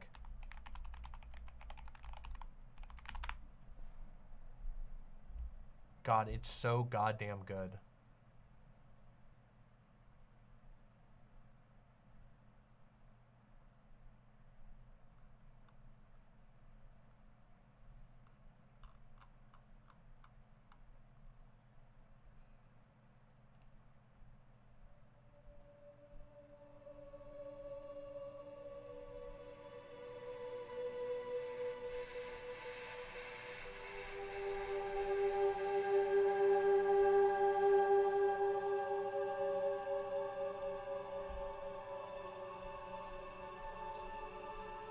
Oh, and the Darkwood soundtrack is amazing too.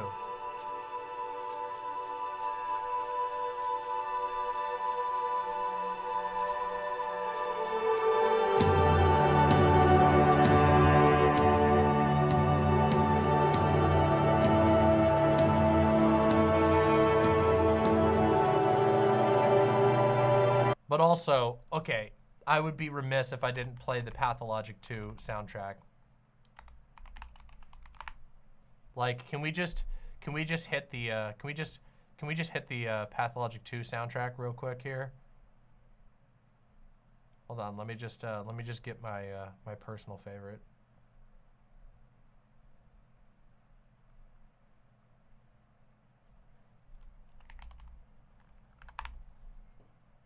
Here we go.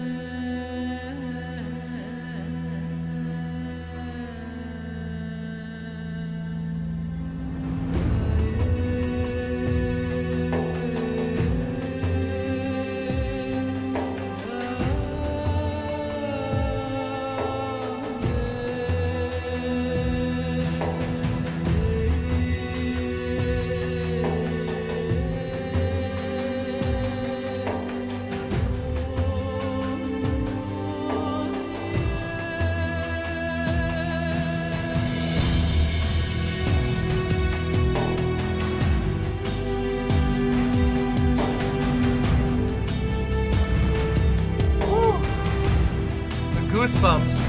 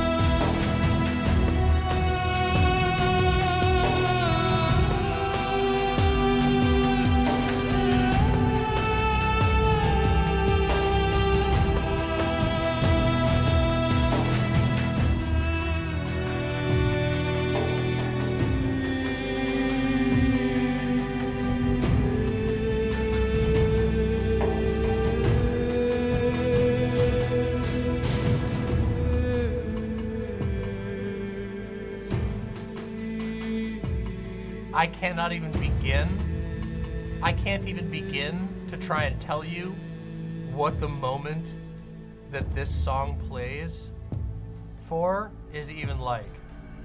In game, it's one of the most it just gives me goosebumps even listening to it because my memories of this game are so strong. Fuck, I love this game. Oh my God, Death Stranding. How could I have not put Death Stranding up there? I can't even, the Death Stranding soundtrack is so banger, I can't even play it because half of the songs are like registered, you know, songs. God, it's so good. Plus there's just all these other like amazing tracks from Pathologic. This one's a killer. This one's just an ambient one.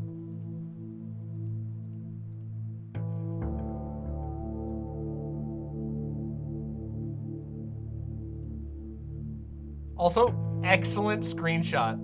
Excellent! Amazing splash to use for the OST. My friend. Our friend.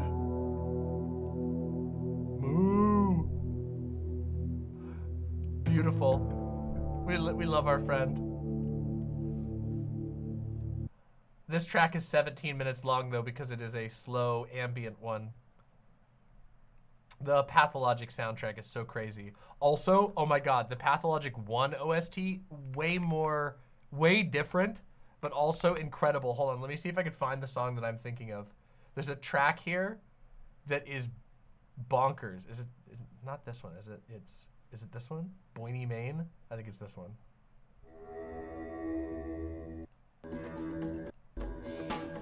No, this is the fighting one. I have to find the track I'm thinking of here. Maybe it's District Main?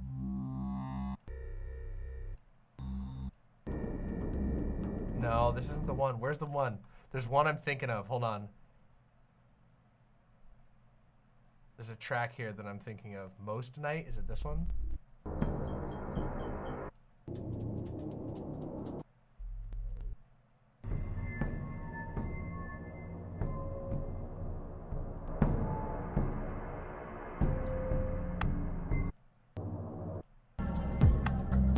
Yeah, here we go.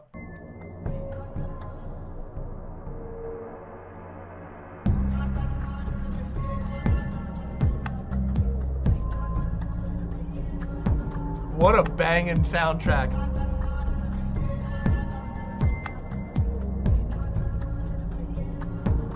Now imagine wandering around to this song for hours in the most crazy place you've ever been in.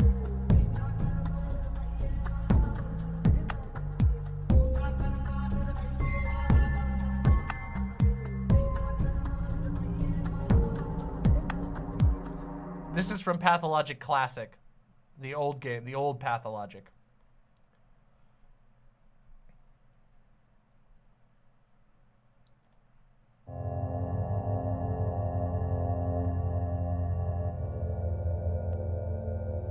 Oh, the menu music? Yeah, the menu music's great.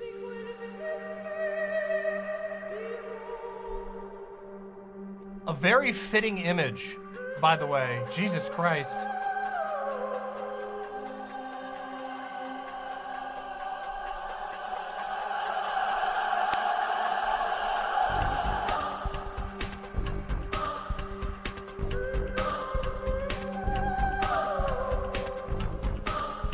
Banger. Banger.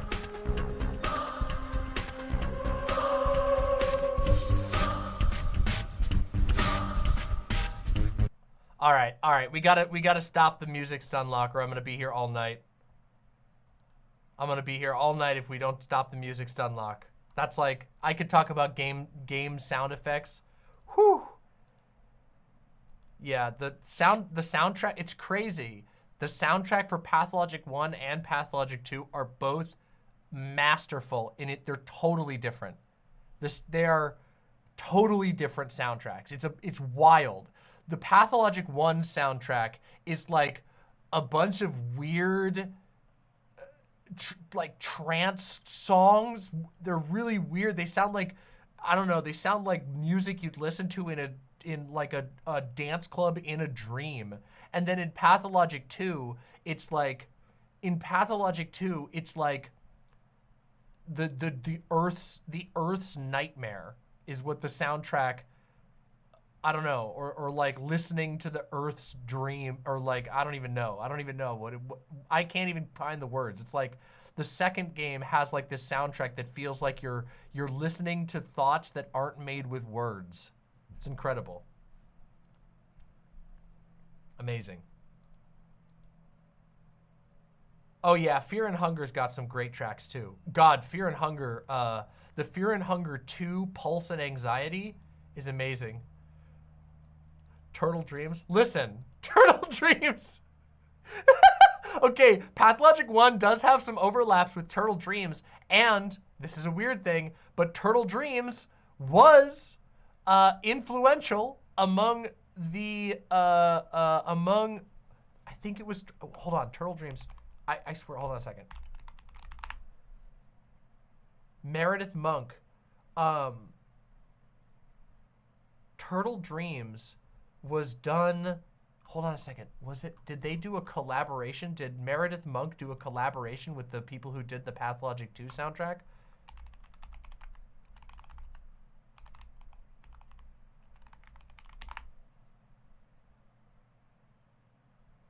I think it was that Theodore Bastard, the people who did the soundtrack for Pathologic 2, did a cover of Meredith Monk stuff. So anyway, you're closer than you might think. You're closer than you might think. Unironically, Turtle Dreams is funny, especially the music video, but Turtle Dreams is kind of a bop in its own way.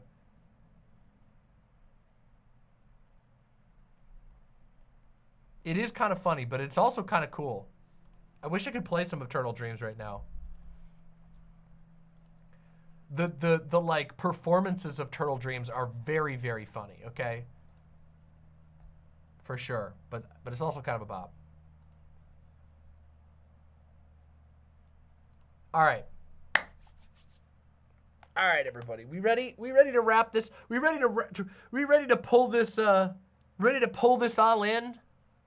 And talk about some Trans Day of Remembrance and then do some React stuff. This has been great, though. I feel good. This was an extended warm-up plus stunlock, and it was great. Yeah, it was awesome. The only problem, see, this is the thing that, you feel good? Yeah, I feel great. I feel really good, actually. The thing is about 2-hour warm-up stun locks is that, so there's this weird thing that I've been noticing. There is a tension between the ideal stream experience and being able to put out YouTube videos that will grow your channel.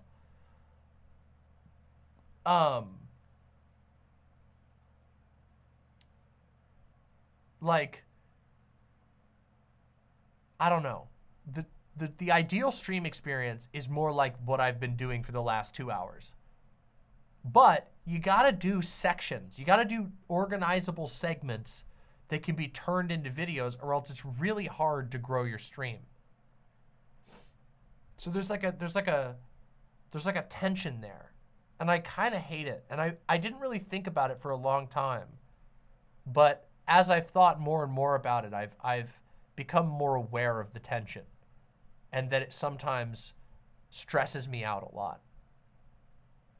You know? Yeah, the content thing.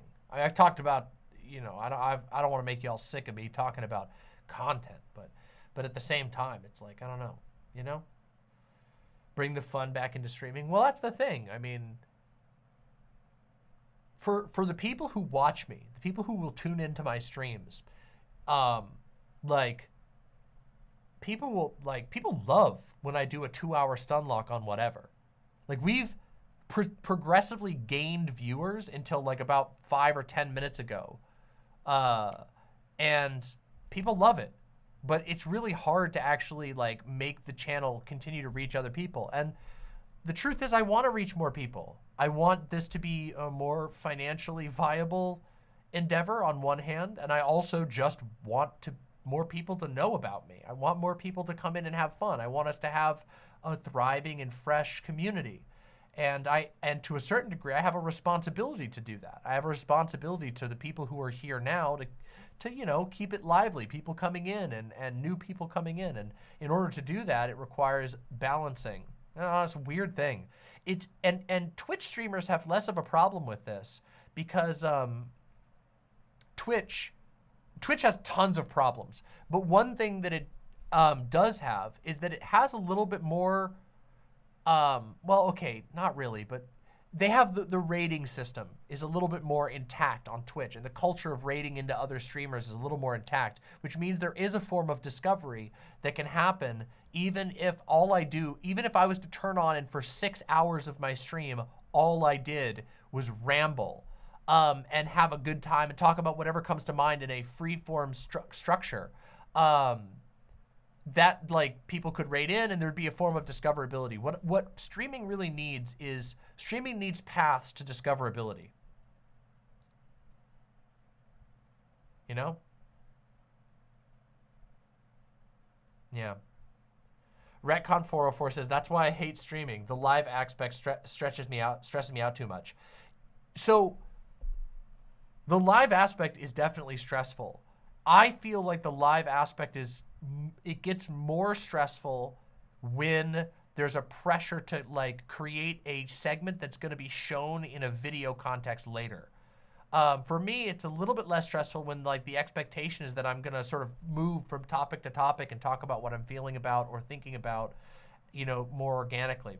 But yeah, no, I get that. Like, I used to be really scared of streaming. I've been doing it for a long time now, so you know, you get a little bit used to it or whatever. But there are still days. The other day I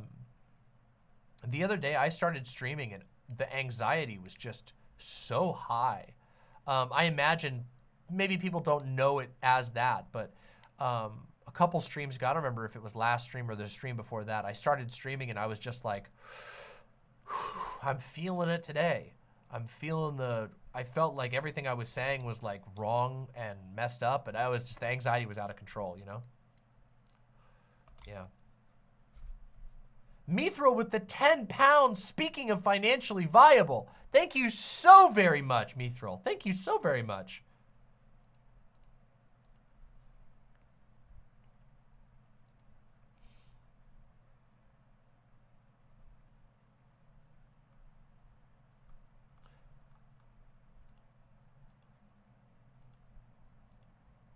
Yeah, I completely get that, Retcon. Yeah, I 100% get that.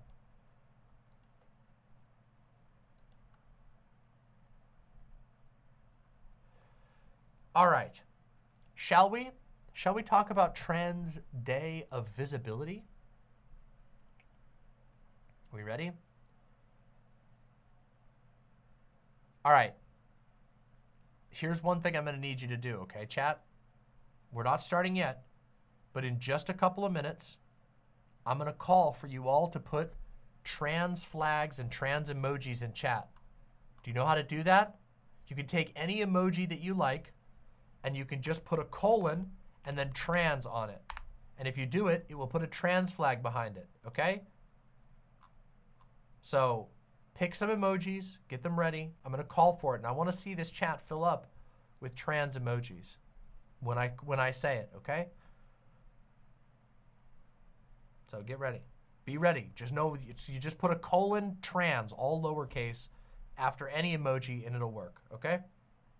Yeah, there's also non-binary. There's all kinds of stuff. I think it's NB, E-N-B-Y is the one. Does that work on YouTube? It doesn't work on YouTube, but on YouTube you can put the trans flag emoji. So you can go ahead and use the normal, I think they have the trans flag. Yeah, they have the normal trans flag emoji on YouTube. We don't have the normal trans flag emoji on the website. I think you can put it in, but I don't know. Wait, let me see. Oh, I don't know. I think you have to have it on your device. Anyway, it's afterwards, Celestial. You put it after the emoji. And you have to have access to the emoji in order for it to work. If it's a sub only emoji, you can't do it if you don't have a sub. But all right, everybody gets it now. All right, everybody. Here, we're gonna do this. Let's do it. My lovely, lovely imps, today is Trans Day of Visibility. And boy, do we have a lot to talk about. Everybody's been talking about it. And if you're watching this video, it's no longer Trans Day of Visibility officially, but it can be Trans Day of Visibility for you, because God knows we need more than one Trans Day of everything good. So,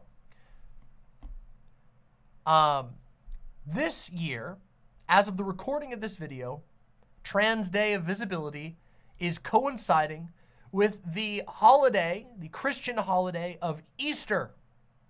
And as we all know, Easter is the holiday that celebrates the biblical resurrection of the Christian Savior, Jesus Christ. I have some Christians in my audience. I have a lot of atheists in my audience. I got a lot of varying religious views in my audience. So I'm sure some of you have had lots of Easter festivities and enjoyed Easter dinner, hams, and whatever else that people eat on Easter. I used to hate eating Easter hams. I don't know why ham became the thing. In fact, some of you in chat, no doubt, are going to bring up the old ham stunlock where I ranted about how I don't like ham. I don't like ham, okay? Especially Easter ham. Honeyed hams, not my thing, okay? Don't want it. I don't like it. It's not my thing. Anyway, none of that matters. All of that is bumbling nonsense, because can you believe that Joe Biden is trying to destroy Christmas? I mean, Easter? Yes, that's right. Of course, everyone will remember that Transgender Day of Visibility has been around for quite some time. In fact, I believe, if I'm not mistaken, this is just off of my remembrance. I don't have the page pulled up here, but I believe it was founded in 2009 that people set out to say, hey, why don't we make a day where trans people can kind of get together and talk about their experiences and have some visibility. And shortly after that, the White House recognized it, not as like a national holiday or anything like that, but just as a day that they recognized. They said, yeah, we see Transgender Day of Visibility, and they gave it a little thumbs up, you know, like, cool. Good job. Now, of course, since then, Joe Biden and Obama have both, at various times, made comments about, in favor, vaguely and broadly, of trans people. But this year, Joe Biden went a step further. And I want to read you what Joe Biden had to say. Then we're going to talk about the reaction to what Joe Biden said on certain websites. And then we're going to talk about the idea of transgender visibility as a whole. So let's do it. Let's read what Joe Biden had to say real quick. So on March 29th, 2 days ago, Joe Biden said, a proclamation on Transgender Day of Visibility 2024. On Transgender Day of Visibility, we honor the extraordinary courage and contributions of transgender Americans and reaffirm our nation's commitment to forming a more perfect union, where all people are created equal and treated equally throughout their lives. I am proud that my administration has stood for justice from the start, working to ensure that the LGBTQI+ community can live openly, in safety, with dignity and respect. I am proud to have appointed transgender leaders to my administration and to have ended the ban on transgender Americans serving openly in our military. Some of you will recall that Donald Trump, against the advice of his own military leaders, passed a strange and deranged ban on trans people serving in the military. And obviously, military service is a complicated subject in and of itself. But the message of what Donald Trump was trying to say was very clear. He was attempting to communicate the idea that trans people are not fit to serve, that they should not be considered worthy of military service. And that's a pretty strong and negative statement to make. And Joe Biden did indeed undo that ban. I am proud to have signed historic executive orders that strengthen civil rights protections in housing, employment, healthcare, education, the justice system, and more. I am proud to have signed the Respect for Marriage Act into law, ensuring that every American can marry the person they love. Transgender Americans are part of the fabric of our nation. Whether serving their communities or in the military, raising families, or running businesses, they help America thrive. They deserve and are entitled to the same rights and freedoms as every other American, including the most fundamental freedom to be their true selves, the freedom of expression. But extremists are proposing hundreds of hateful laws that target and terrify transgender kids and their families, silencing teachers, banning books, and even threatening parents, doctors, and nurses with prison for helping parents get care for their children. These bills attack our most basic American values: the freedom to be yourself, the freedom to make your own healthcare decisions, and even the right to raise your own child. It is no surprise that the bullying and discrimination that transgender Americans face is worsening our nation's mental health crisis, leading half of transgender youth to consider suicide in the past year. At the same time, an epidemic of violence against transgender women and girls, especially women and girls of color, continues to take too many lives. Let me be clear. All of these attacks are un-American and must end. No one should have to be brave just to be themselves. At the same time, my administration is working to stop the bullying and harassment of transgender children and their families. The Department of Justice has taken action to push back against the extreme and un-American state laws targeting transgender youth and their families, and the Department of Justice is partnering with law enforcement and community groups to combat hate and violence. My administration is also providing dedicated emergency mental health support through our nationwide suicide and crisis lifeline. Any LGBTQI plus young person in need can call 988 and press 3 to speak with a counselor that is trained to support them. We are making public services more accessible for transgender Americans, including with more exclusive passports and easier to access Social Security benefits. There is much more to do. I continue to call on Congress to pass the Equality Act to codify civil rights protections for all LGBTQI plus Americans. Today we send a message to all transgender Americans. You are loved, you are heard, you are understood, you belong. You are America, and my entire administration and I have your back. Now, therefore, I, Joseph R. Biden Jr., President of the United States of America, by virtue of the authority vested in me by the Constitution and the laws of the United States, do hereby proclaim March 31st, 2024 as Transgender Day of Visibility. I call upon all Americans to join us in lifting up the lives and voices of transgender people throughout our nation and to work towards eliminating violence and discrimination based on gender identity.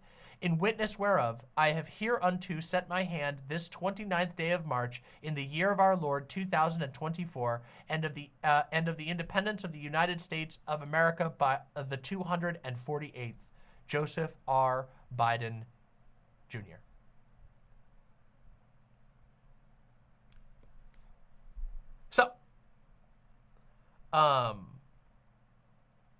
So, as far as statements go from Joe Biden, that is a very strong statement. It sort of sets out in no uncertain terms that the current president of the United States views the attacks on trans people as anti-American and unconstitutional. It's a fairly firm declaration from the president. And I appreciate the fact that in this statement, it wasn't just a sort of empty, we see you, we hear you, although that was present. There was the we understand you, we see you, we hear you, but also deliberately pointing at and giving attention to the ways, the very specific ways in which the far-right culture war machine in the United States, which, by the way, is a minority, a very loud minority of Americans, but pointing out the way in which that machine operates to spread discrimination and hate towards trans people. Now, this is a perfect opportunity for me to ask my lovely chat, which you can see on screen here, to show their support for trans people on the screen. Just a small show of support. Now, I know a lot of you are trans yourselves, but that doesn't mean we can't get together and show some support. So this would be the time. Let's see that chat go. Let's see it. Let's see it, everybody. Let's see it. I want to see the trans flags. Look at that. We love it. We absolutely love it.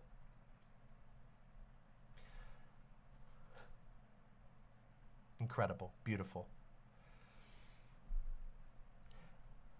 Now, Joe Biden, in Joe Biden's statement, you'll point out that there is nothing, you know, aggressive or offensive in anything that he said. However, the right-wing culture war machine and many of its adherents have had a complete and total meltdown. I want to give you an example of some tweets that we're doing that we're getting some attention on social media, and the sort of nature of the response from the far right culture machine. Okay, here we go. Ready? This is a great one. Blue Check Chronicle says, "This is a direct assault on Christianity. We're at the end, folks." Now, there's been a lot of these. This is just a kind of a perfect example of this. Now, of course, like I pointed out at the beginning, March 31st has been a Transgender Day of Visibility for quite some time, and Easter changes days, you know? Easter changes days every year. Transgender Day of Visibility does not, but that doesn't really matter. We also have the fairly popular right-wing cartoonist George Alexopoulos, who said, "Ratio achieved," so they posted another one. "It's our American duty to ratio this trash again." And this is, of course, a tweet that is attempting to rally negative sentiment towards this post, which says, "Today on Transgender Day of Visibility, I have a simple message to all trans Americans. I see you. You are made in the image of God, and you are worthy of respect and dignity." Now, I don't find that to be a threatening message. I don't find that to be an aggressive message. In fact, it seems like a fairly kind and mild message. And my goodness, you can tell just by the interactions here that people are very angry. The donut operator says, "Today is Easter." End Wokeness says, "No, Joe, today is Easter. You would never disrespect any other religion like this. Now watch this ratio." Here we have a Trump guy says, "Bro, how many posts are you gonna make about this? Celebrate Easter with your family and shut the fuck up. Signed, All Americans." Wow, I didn't know that All Americans was 20K likes on Twitter.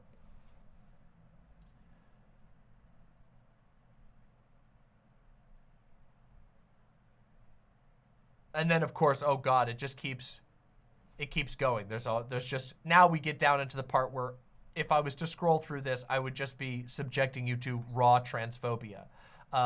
People just screaming, terrible things. People saying, oh, this is the devil. You're the devil.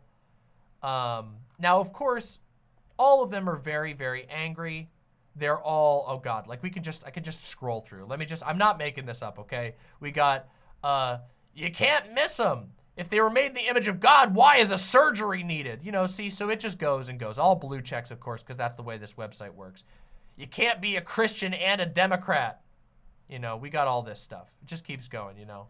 You just see, Christ is king, middle finger, enjoy the ratio. This is the type of dignified reaction they're having. Now, of course,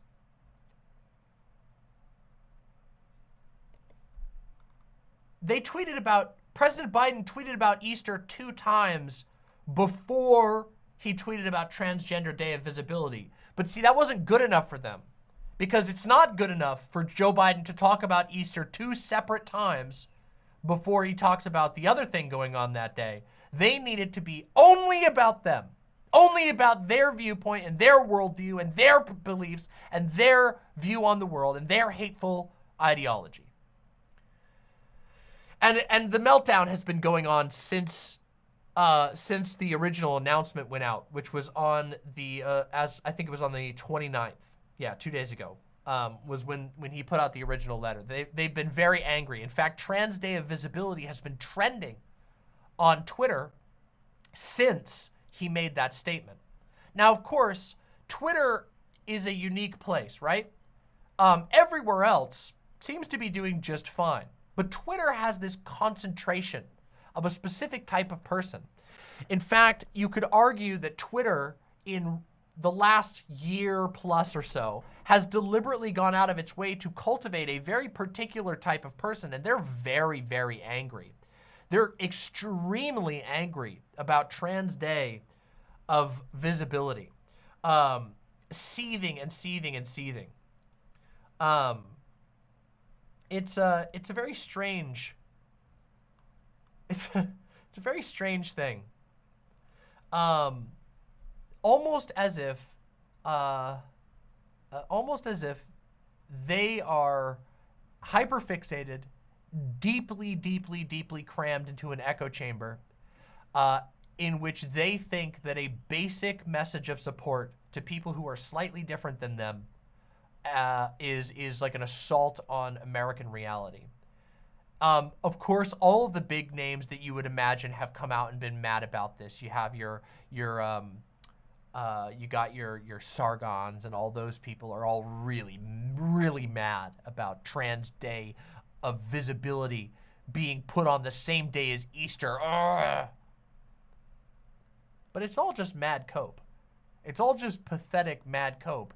And the one thing that is encouraging to me is that, you know, besides people who are deeply in that worldview, everyone else seems to see that for what it is. As it turns out, if you have a freak out meltdown to a basic, a basic message of support for people, you look pretty bad. Yeah, it's pretty funny. Now, there's been videos and all this, and we're not going to spend too much time focusing on everything that these right-wingers say, because they say a lot of stuff. But we are going to talk about is the concentrated war against trans people that the far-right culture war outrage machine and, increasingly, the pieces of government that group controls is sort of waging. All over the country right now, there is a swath of red states where increasingly extreme right-wing politicians have taken control, and they are using their governmental power not to reinforce democracy, not to make democracy a better place, not to really hear the will of the people, but instead to impose with their political power a extremely hateful worldview that involves stalking and intruding upon the lives of mostly young trans people.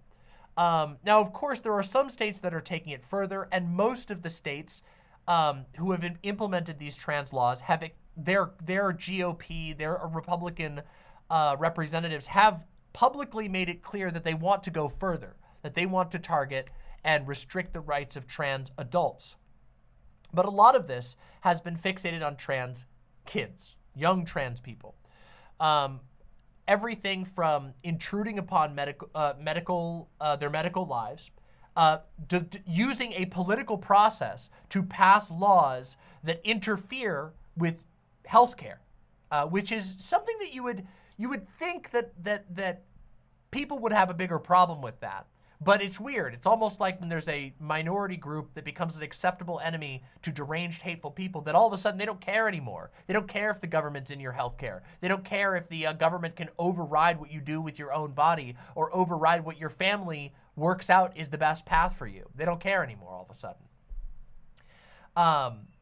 There has been a fixation on high school sports, on passing rules that are humiliating and invasive. Things like genitalia checks for young students have been passed in multiple U.S. states, which is, of course, a very, very strange thing to do. And also, of course, you might note, will affect people, will open the door for affecting people beyond trans people. But we all know that these laws are being used to target and that they are being enforced selectively. That if you're a kid who isn't normal, that these laws are designed to be able to single you out and make your life hell or the lives of your family hell. We are also seeing alongside this in these red states a huge surge of censorship. And I mean not, I got blocked on twitter.com. I mean that school districts are banning books that even make references to trans people, references to gay people, references to non-heteronormative or heterosexual experiences.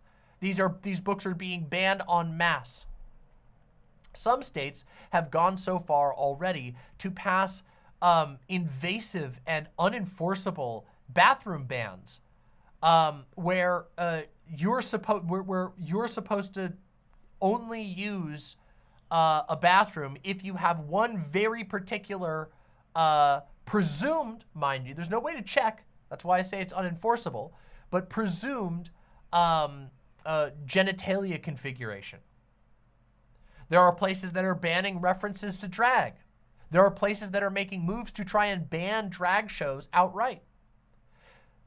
All of this is to point out the fact that right now in this country, there is a deranged hate movement against trans people that is very dangerous.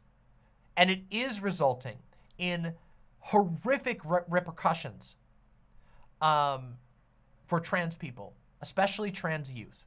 Trans youth are the ones that are most in danger. And of course, there are other aspects that are not so publicly talked about. One of the things that has been increasingly increasingly a trend in these states that pass bathroom bills and trans healthcare bans and restrictions on trans people participating in school activities is that a lot of these states have also begun to pass protections for what they will call things like conversion therapy, or they will call it sometimes religious gender therapy. They have all kinds of different sneaky words for it. And of course, these groups and organizations are torture. They are not supported by any type of medical science or psychological science. They are blatantly harmful to the people involved, and they ruin lives. And these things are quiet camps.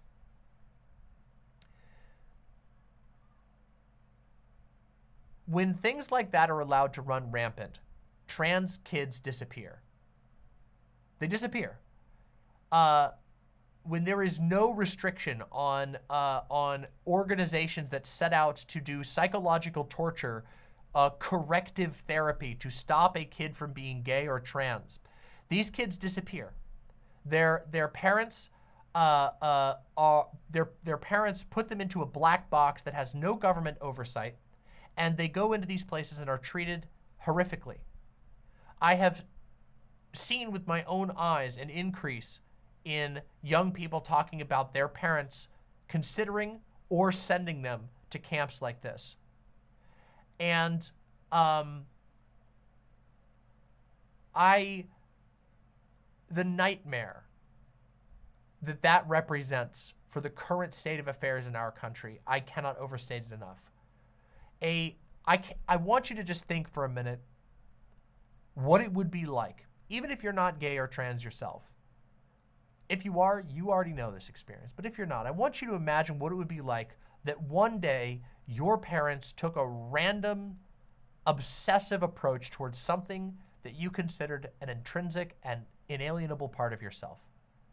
Imagine it, you like video games or something that you think is totally natural. You're just doing your own thing. And one day your parents start freaking out. And then they say, we're taking you away from home. We're sending you out into the backwoods. You're going to go to this facility. And in this facility, you are subject to authority figures having complete control over your day-to-day life, telling you how to think, telling you that you're wrong for being a certain way, and attempting varying degrees of therapies to change you, to change who you are. I want you to think what that might do to you in the moment and what that might be like afterwards. I want you to think about what you might live with, the scars you might live with from something like that. Now, a lot of these, we could go into the details about how a lot of these types of camps are rife with sexual abuse. We could talk about how sometimes sexual abuse is literally built into the programming of these. It seems like it's been a while since the population of gay conversion therapy camps. A lot of us had hoped that we would never see that type of stuff come back again. But back in the day, these things were going on all the way into the 90s, and some of them, pervasive ones, were proceeding even after that. But it was not, it was a real thing that they would apply electroshock to people's genitals and bodies in order to try and change them from their wrongful, sinful attractions.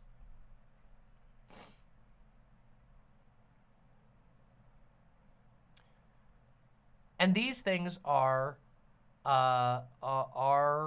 coming back.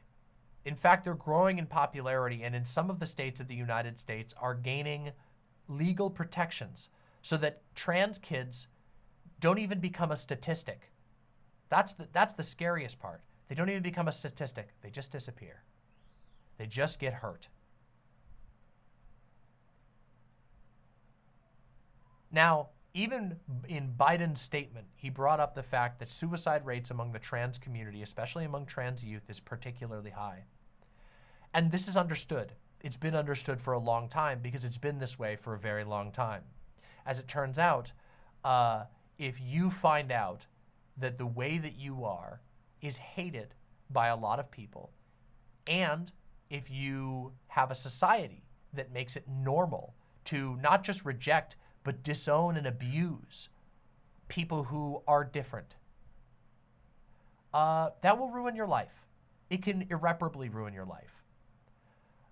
Disownment among trans people is incredibly high. Lack of familial support is incredibly high. And we have studies going all the way back to the 80s, decades of studies showing an obvious truth, which we can acknowledge anyway, which is that trans people who come from a family that's supportive of them have a significantly, shockingly lower suicide rate than trans people who come from a family that doesn't support them. And that doesn't mean that it's guaranteed. If you're a trans person out there like myself, who did not and does not have a supportive family, I have some, thankfully nowadays, I have some members of my family who are supportive now. But when I came out, I was disowned by my family. You can make it and you can be strong. Do not give up. You will find people who love you and who will support you. Some of them might even be here in this community. But you will find them. Do not give up. But it does show the impact that in a society that is built around the family, what a culture of rejecting trans kids a culture of treating trans kids like monsters, a culture of treating them like sinners does. It has a cost in blood. Blood of innocence. Blood of fucking kids.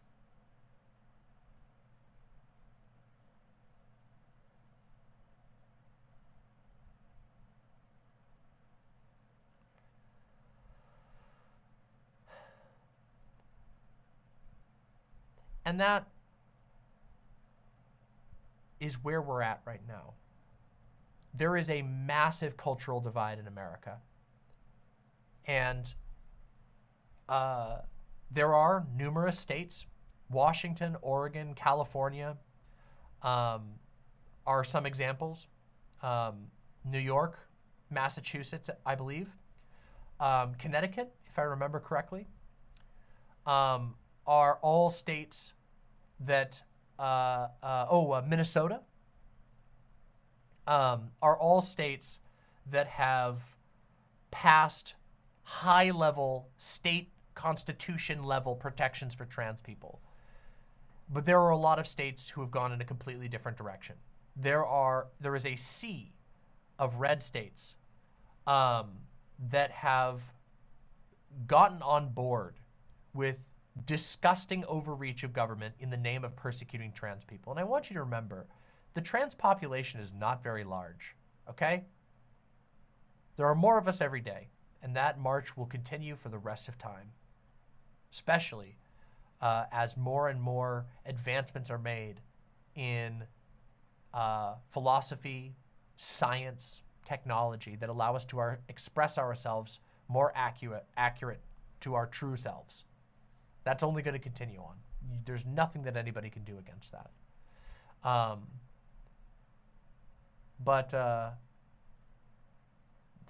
We still represent a very small population. And yet, government after government after government in these GOP-controlled states obsess over us, fixate on us, and persecute us. It is disturbing, to say the least. And we already know where it comes from, right? Donald Trump was the one who used the national stage to explicitly go out of his way, ignoring the very strong advice of his own generals to pass a ban on trans people. We know where this comes from. The GOP in its current form, the MAGA cult GOP, are obsessed. They are fixated. They have in the words of, let me just borrow from the words of popular conservative talking head Michael Knowles, they believe that transgender people need to be pushed out of the public. I believe the words that he said was that transgender ideology should be eradicated from the public entirely. Now, what he means by transgender ideology certainly is interesting, right? It almost seems like he's trying to come up with a legally defensible way to say we need to drive people out of drive trans people out of public. And they fixate on it, and they do it.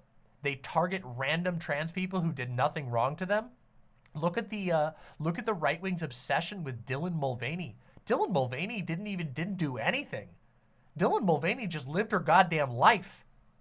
Just living her life, being like, hey, look at me, here's a picture of me on Instagram.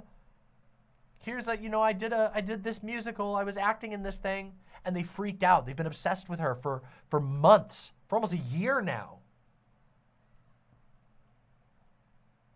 We know what these people want. We know what the current GOP wants, and it's disgusting.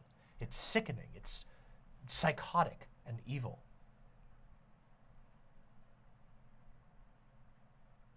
Which brings me to the next part of this.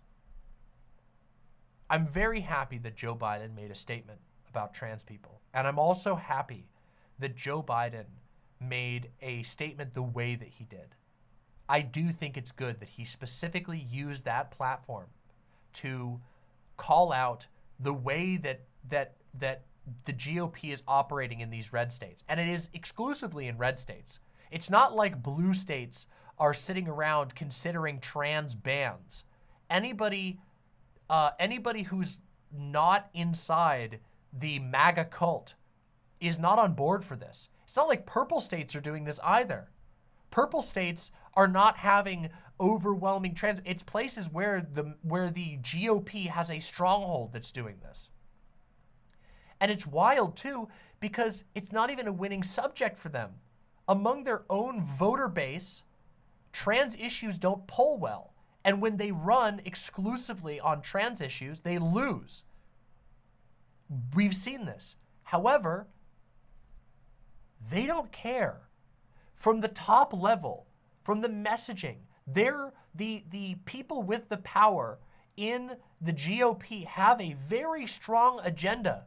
And they know that their voters are not going to vote for Democrat, and they spend every single day doing everything that they can to make that even further the case, to bring more and more people into the fever pitch doomsday cult that is the modern GOP. It's not an issue that polls well organically. It has to be created. They have to create a culture war against trans people. And that's what they're trying to do. They're trying to force in an agenda that matches their moral supremacy complex, their obsessions with gender, their obsessions with control. I'm happy that Joe Biden was willing to call that out. But also, with all of that said, visibility is a dangerous thing. It's a double-edged sword right now.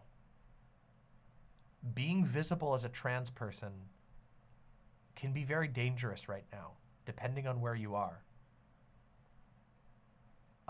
If you're in a red state, being publicly visible as a trans person is not a safe thing to do, especially if you're in a place like Florida. Being visible even on the internet is not a safe thing.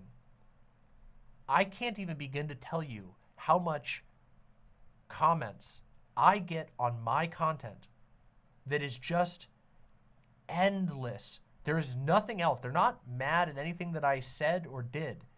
They are mad at the fact that I'm trans. So much, so many. It's an ocean perpetually. I have lots of things that people could be mad at, okay? I'm very opinionated. But they come in and they're mad. They explicitly are mad that I'm trans. They explicitly come in and yell at me about being trans.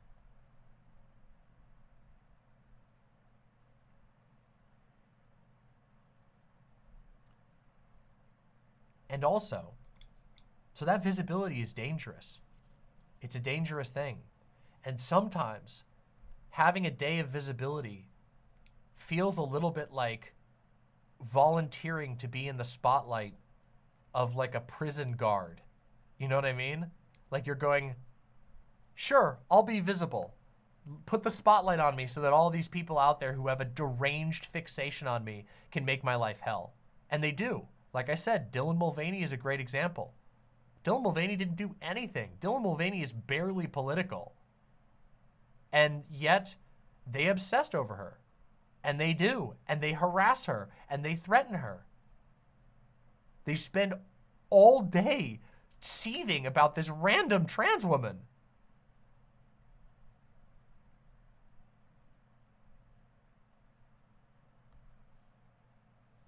So the visibility is a bit of a risk. And also, this isn't the beginning.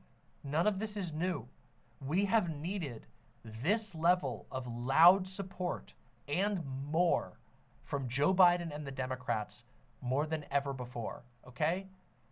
There's two reasons for this, okay? First of all, it is strong, okay?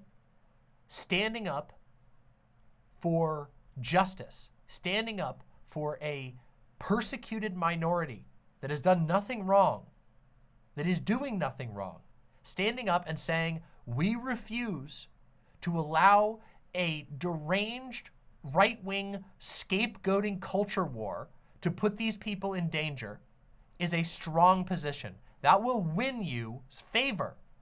That appeals to people. That appeals to a lot of people. And those people will become educated. They will support you for it, and they will be willing to stand alongside you for it. So it's not a risk to take a stance positively for trans people, in the same way that it is a risk to take a stance negatively for trans people.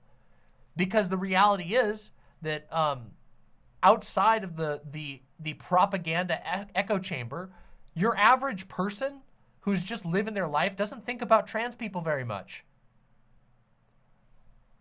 And if you start screaming about trans people and how they're dangerous and all this, you're gonna have one of two reactions. Either they're gonna pull into it and go, yeah, I fucking hate those people. Or they're gonna go, dude, you sound crazy. What are you fucking talking about? I don't know what you're talking about. These words don't make any sense to me. Whereas on the other hand, if you say, hey, I don't like it. I don't like people being bullied for being who they are. People go, hell yeah, I agree. I want to be who I am and I stand next to you. I hate bullies. So there's that aspect. But secondly, it's the right fucking thing to do. Okay? For years now, for 4 years, and of course it goes longer than this, but for 4 concentrated years, we have watched the right wing revving up the most deranged hate machine that we've seen in a long time, okay? The fever pitch around trans people is sickening. They are crazy. They're screaming about trans people all day, every day. If you go to a right-wing channel right now, if you go to Fox News, if you go to the further right ones, these talking heads, they're screaming about trans people all the time. They're losing their minds over trans people. And as much as I strongly appreciate the statement that Joe Biden made, letting this get out of hand, letting this get to this point at all, and not making a stand on it and saying, no, this is not how things are going to go. We are going to fight this on every level, locally and federally. We are going to make sure that trans people have protection no matter what. Would have saved lives and will save lives. Will save lives. It should have never gotten to this point. It is incredibly dangerous to allow a unmitigated, unchallenged, or largely unchallenged hate campaign spiral about a small percentage of your population. That makes things very, very dangerous, and it acts as a vector for hateful radicalization. Prosy Rosie says, Demon Mama, I believe that you predicted these events happening. I've been talking about this since the beginning of my career. I started streaming in February of 2020, and I have been talking about the rise of this campaign against trans people since then.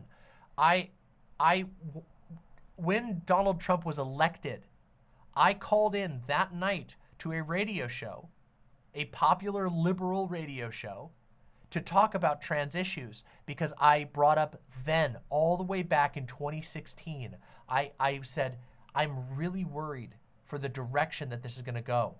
I'm extremely concerned because of the rhetoric that has been employed by Trump and his supporters. And Trump hadn't even started his full campaign against trans people. It was his supporters. I've been talking about this for so long, and I'm not the only one. Trans people and their allies all across the country have been trying to raise the alarm bell. And it's great to get this statement now because it is a strong statement. But we need more than that. It is going to cost the Democratic Party so much to allow this to spin out of hand. Trans people are being used as a wedge they are being used as a wedge, a scapegoat to create hate around that allows do you see how they look? I showed this thing. This is a great example. This is a direct assault on Christianity. We are at the end, folks, okay? This is not an uncommon opinion right now among the far right. They are using trans people as fuel to fuel a apocalyptic zealotry. It's not good for any of us. It's not good for any of the people who get sucked into it, who then become exploited and their lives are full of deranged hate for people they don't know. It's not good for anybody.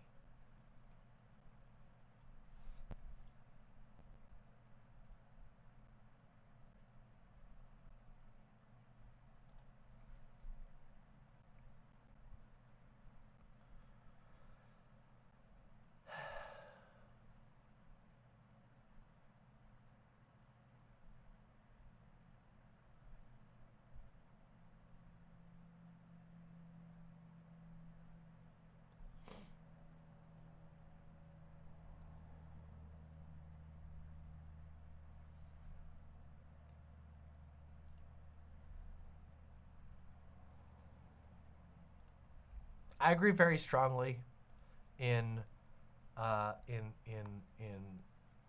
supporting trans people, but let's tone down the rhetoric, okay? I understand why you're feeling strongly, but let's not go that far out of hand, okay? Let's not lose ourselves in this, okay? I got you. I hear where you're coming from, but I do believe that they pose a dangerous threat, and their rhetoric is great, but we do not have to match their rhetoric. We don't have to do that.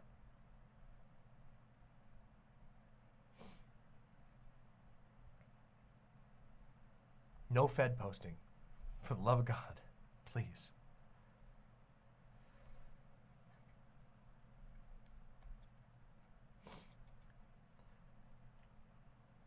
I want to see Joe Biden and the Democrats take this issue seriously.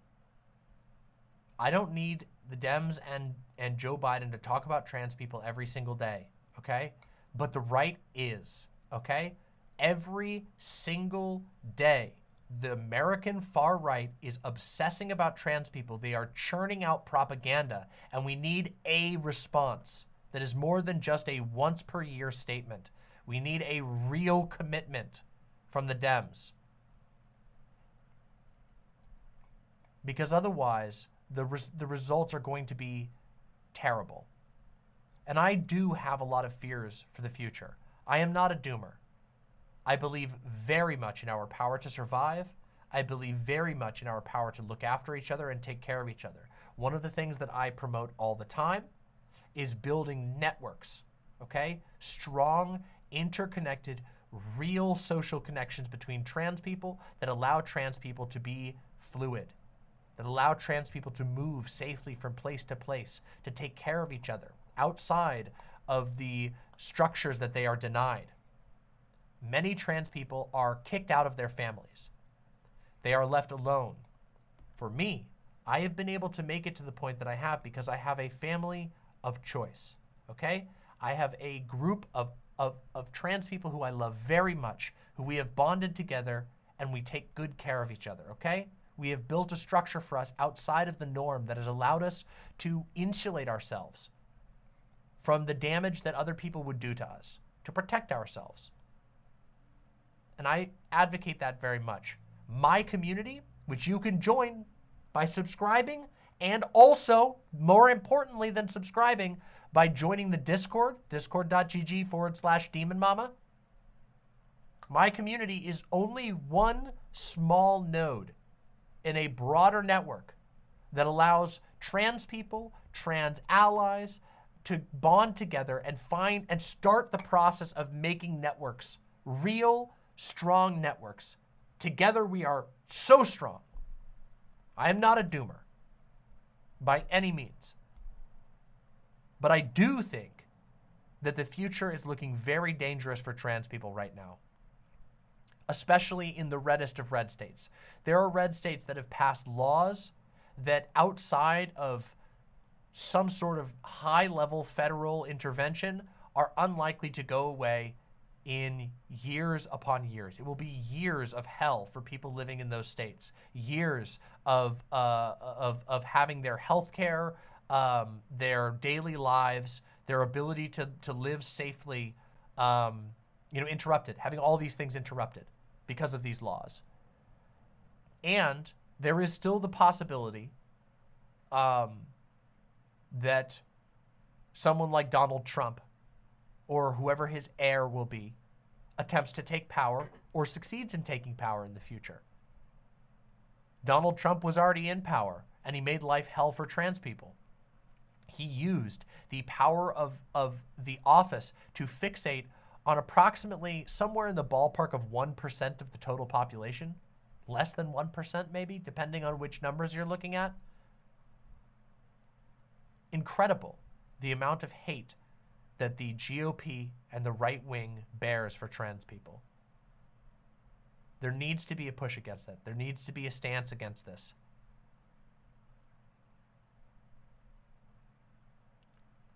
I will never be a doomer, but we have to be realistic about the terrifying state of affairs in this country right now when it comes to trans people.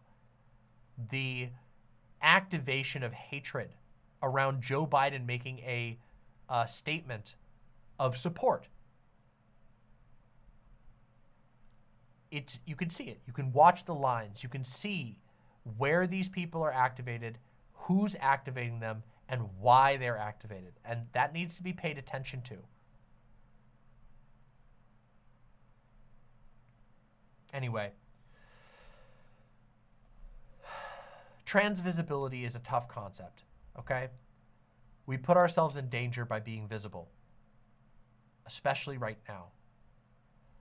I wish there was more than just a day like this. And I do appreciate Joe Biden's statement, but there needs to be more.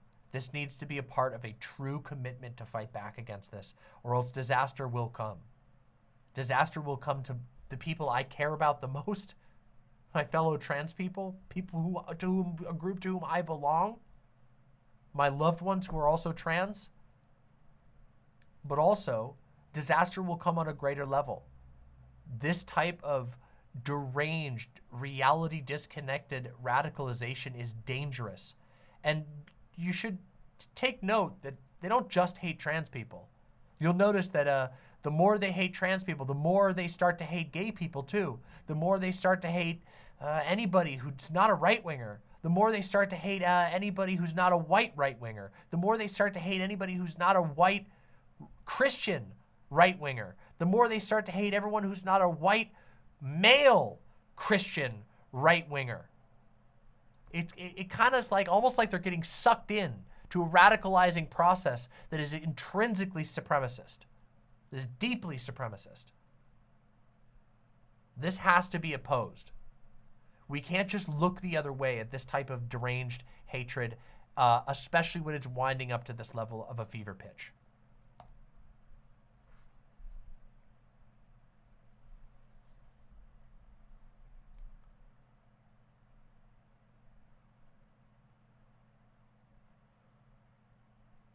Congratulations, Rhodes. That's wonderful. That's wonderful.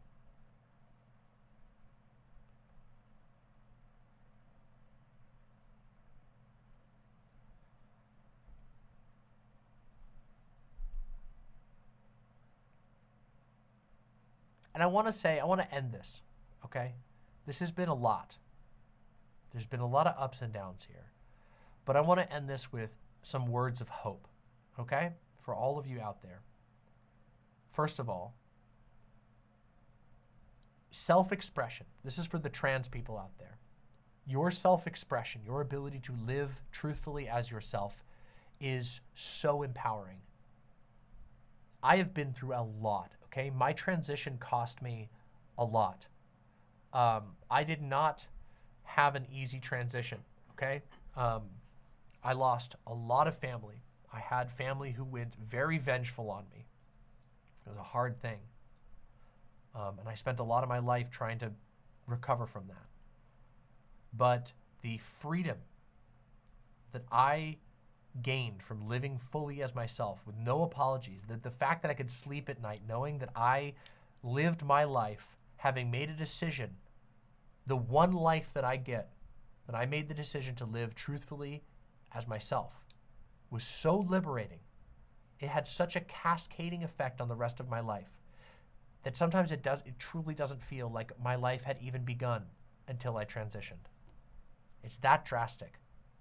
And I can say that I would never go back. Not for anything. Nothing. There is nothing that would make me go back. There is no going back. I can't go back. And I never would.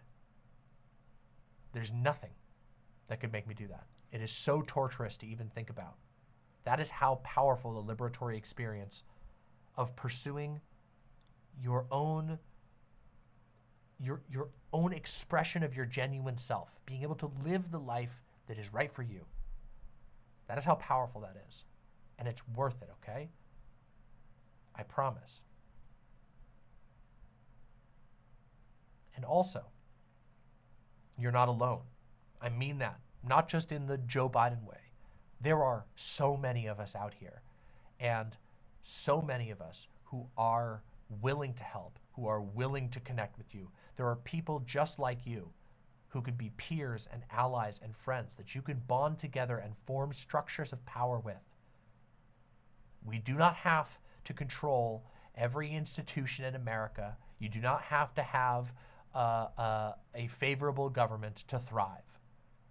It certainly makes it easier, and I certainly would love to see a time in which the hatred that is currently popular in America is gone.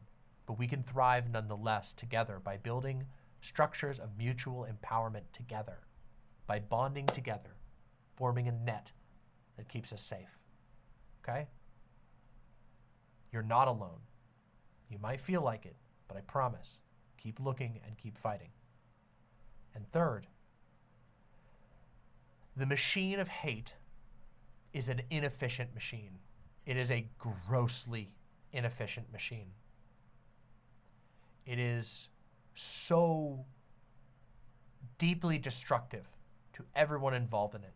They spend their lives angry. They spend their lives distressed. They make decisions that make no sense. They behave with complete disregard to reality, and eventually reality catches up with them.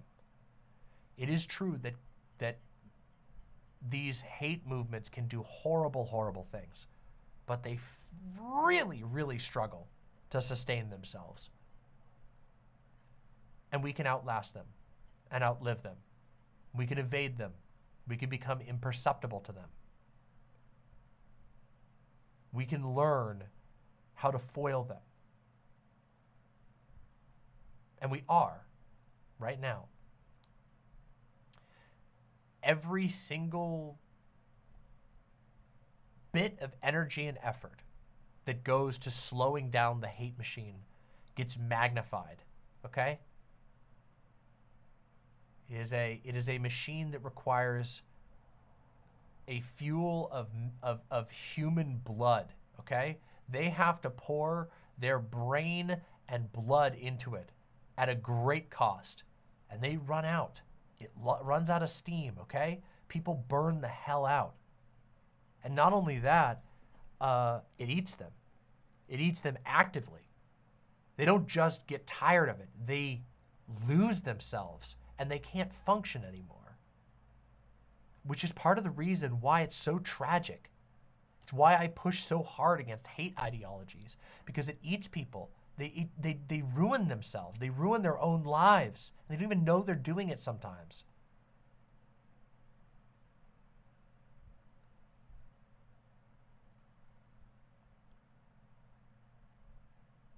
But for us, we can stay strong. We can be agile. We can be fluid. We can push back, and we can take the opportunities we can to weaken this grossly inefficient machine, and we can win. And I believe that we will. Anyway, thanks for watching Demon Mama, and happy Transgender Day of Visibility. Thank you very much.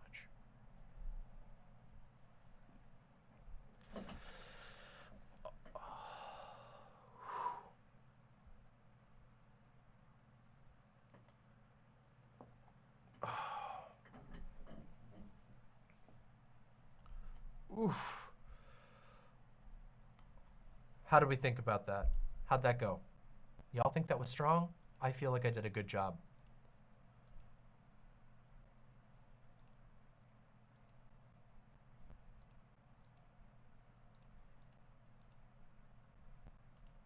Positive responses. That makes me feel great.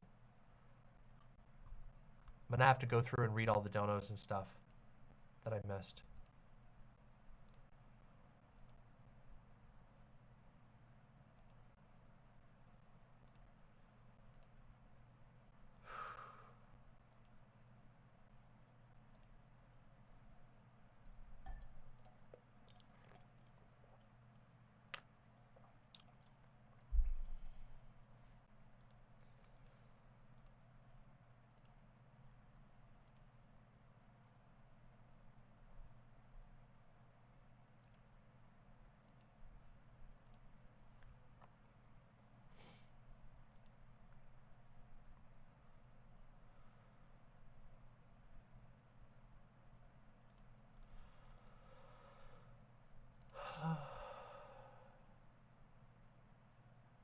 Sorry, I'm just catching my breath real quick.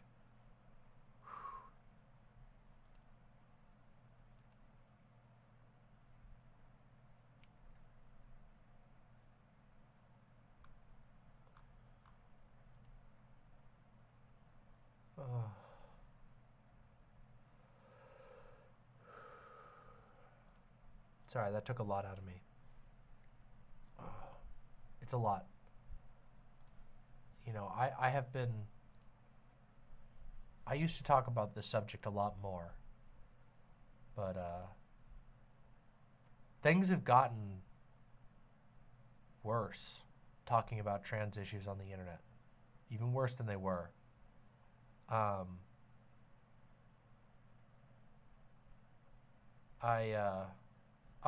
got my water right here, thankfully.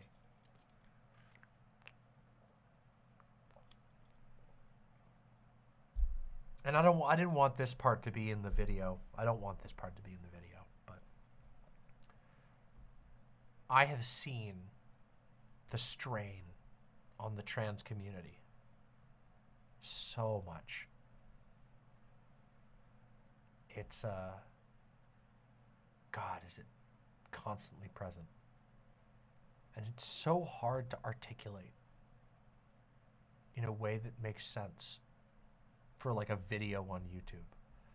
How am I ever supposed to communicate for a YouTube video the level of pain and suffering and torment that I see in and among the people that I know? And I know a lot of trans people. I have a broad connection to trans people, you know? Some of that is a byproduct of the fact that I'm a openly trans, you know, content creator. And some of that is just the fact that I know a lot of trans people in my personal life and they know a lot of trans people. And so therefore I have this broad network. But my God, it's like, I don't know, the strain is so much, the psychic strain that's being put on trans people by this fucking society right now, by the direction that American culture has taken. It's like, you know, it's hard to make it make sense to people who don't experience it firsthand. I don't know how to tell people what it's like to just try and have a good time on the internet, and every time you log in, you are bombarded by a bunch of people obsessively talking about you in every way that you can imagine, so many of it negative. Like, you can't just, as a trans person right now, you can't just enjoy your life. If you try to just play video games, if you're going to get hit by, it's like it sneaks in through your recommendation algorithms. It sneaks in through browsing things on the internet. It's all over the place. It's everywhere. And even for those, even if you're avoiding the negative stuff, you might follow positive people who feel a need to respond to the negative stuff, which means you become aware of it no matter what. Trans people that I know, even ones who stay offline more than anybody that I know, are still bombarded with this shit. It's so constant.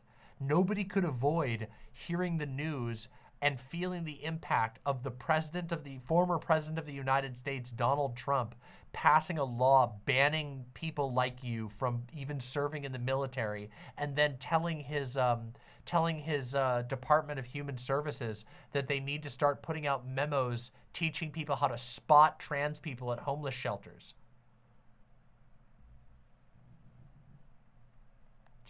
It's messed up, and it takes a toll. Years of this hatred takes a toll. It hurts people. It scars people. It makes them afraid. It makes them paranoid. And not all of it is paranoia, but it does. You become paranoid. Even in the quiet times, you go, I know what it was like. It's so devastating.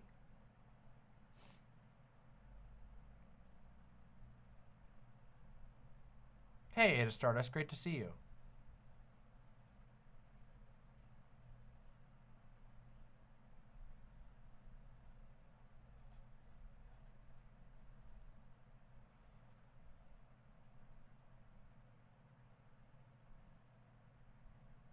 It makes me so deeply sad. And also, there's another aspect to it. This one always fills me with such great sadness. Is that trans people have so much potential. I know so many trans people, and they're talented and creative and amazing. And they're dampened so much by things that are completely out of their control.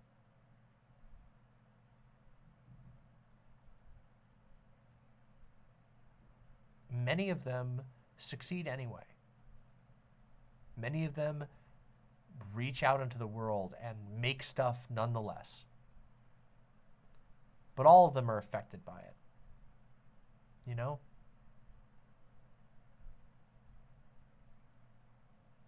And also, so many people have had their eyes closed by hateful ideologies to the point that they can't even see or hear or find the messages that are being put out by genius trans people.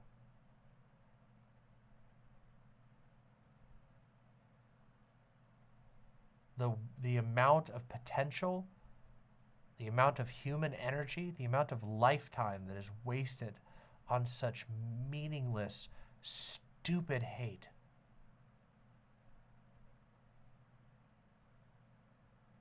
It's a tragedy that is almost impossible to put into words.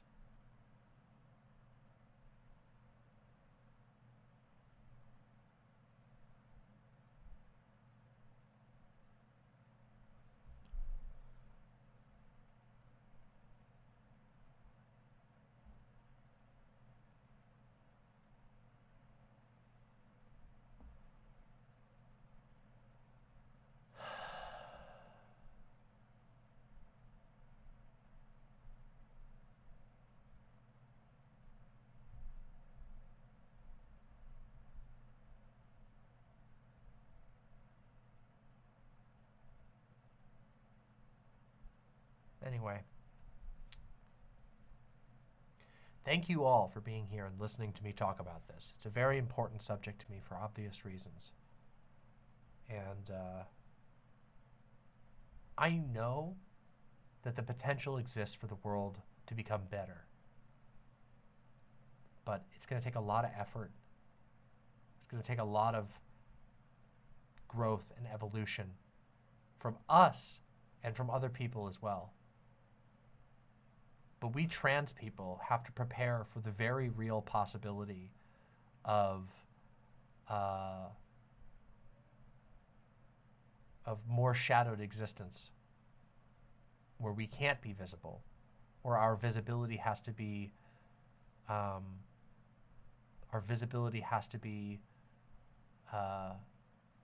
creative.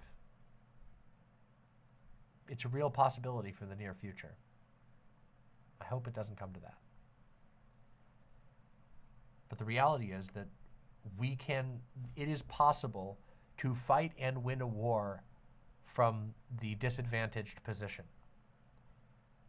And it's arguable that a minority the size of ours will always be fighting from that disadvantaged position to some degree or another.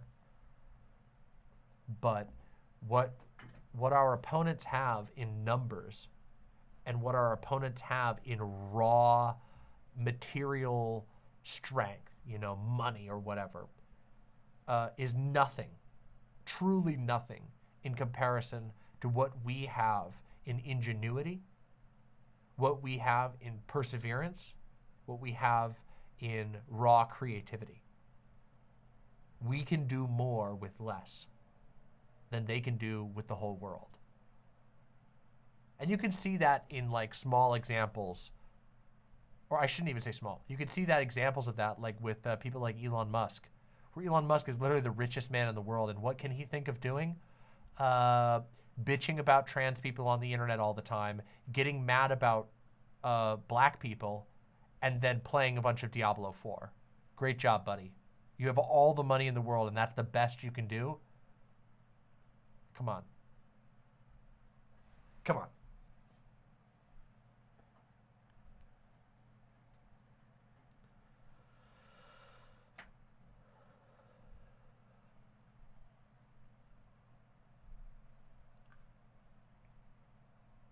didn't Elon have a trans daughter he basically disowned or something? Yeah, he alienated his trans daughter really hard, and like she has said that she wants nothing to do with him because he's super anti-trans and that they have a really bad relationship. I don't know the full story, but yeah.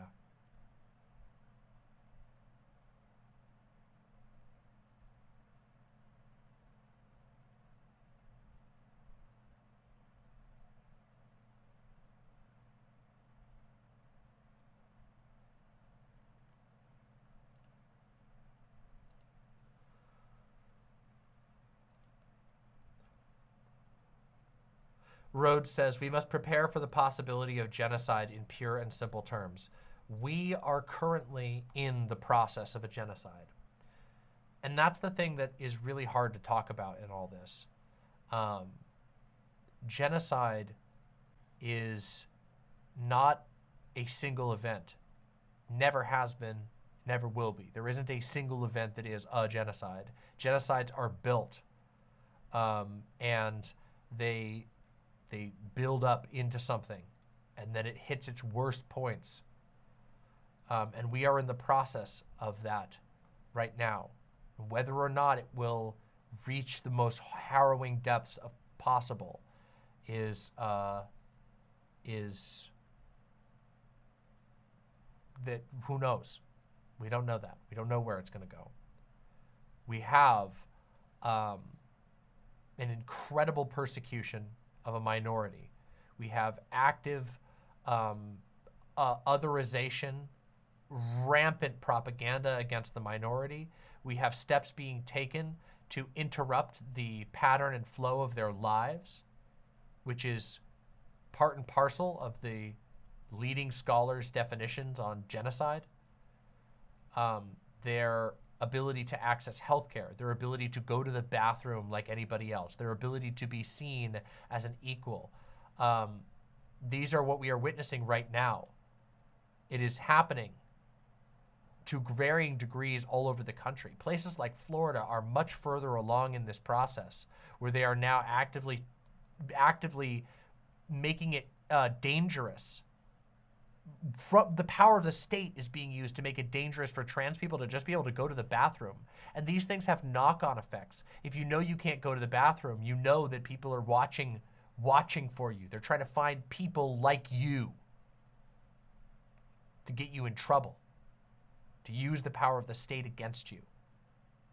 We have situations like the creation of lists in Texas, where the governor of Texas was explicitly ordering his Department of Human Services to document trans people and their families and information on them in a standalone list of trans people and their families so they could be monitored and tracked.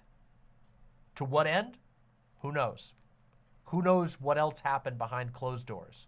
Who knows who that information was sold to? Who knows what other states with people like Greg Abbott and Ron DeSantis are doing currently? If you don't think that everything that's been done in public is being done in private and more by the people who are constantly saying that they are at war with trans people, we are in the process. They are in the process of building a genocide. Genocide is a process. It doesn't just spring up out of nowhere. Every single genocide in history escalated. It starts and it gets worse and worse and worse. The building blocks are put into place. And like I said, genocide looks differently most of the time these days. There are different ways of doing it. We live in a world that is very different than the world we used to live in. I talked about in my section about the disappearance of trans people, the invisible camps. That's what these conversion therapy nonsense is. Trans people are such a minority, a pre-existing such a minority, and the laws are being crafted so that parents can do and ferret their children off to these horrible torture institutions without anybody ever knowing any difference. Nobody would even know. There won't even be record of it. There might not even be record at the place that they go to. These fucking Christian camps are run by deranged hillbillies sometimes. They don't keep medical records, but they're protected by the state. Their function is protected by certain states.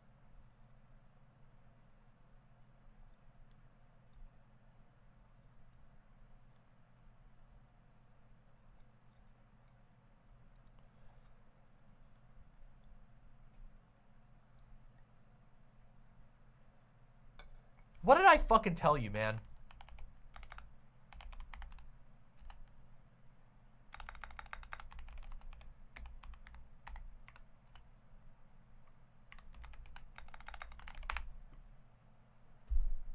No hate, but come on. Are you fucking crazy?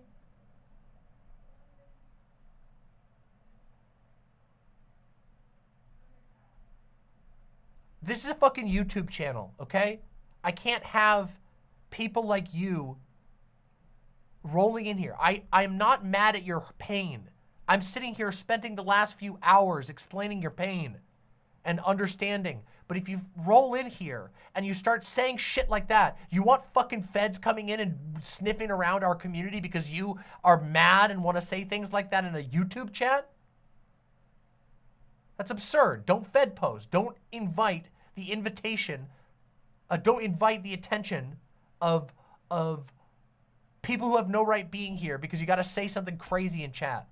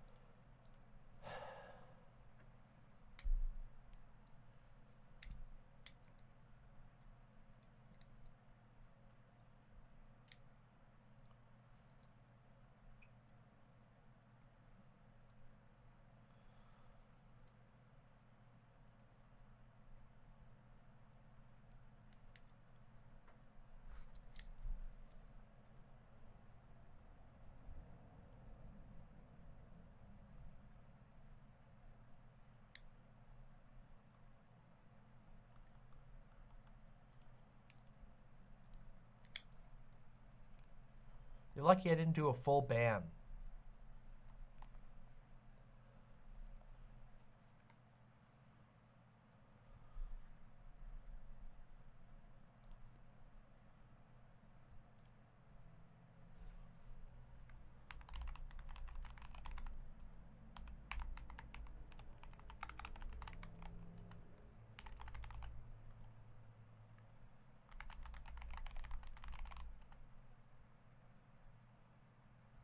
Hold on a second.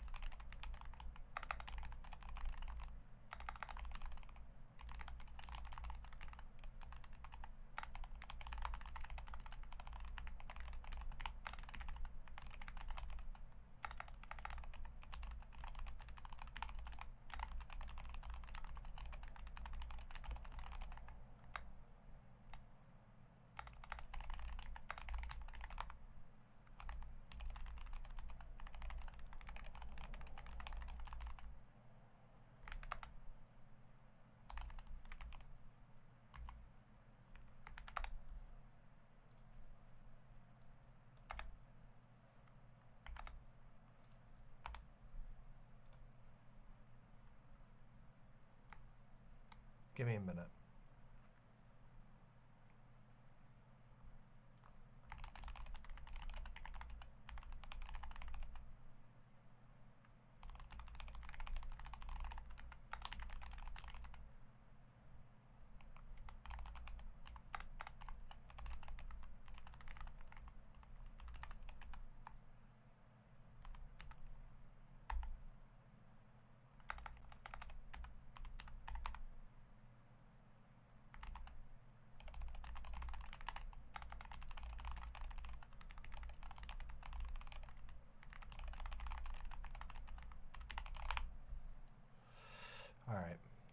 Sorry, everybody.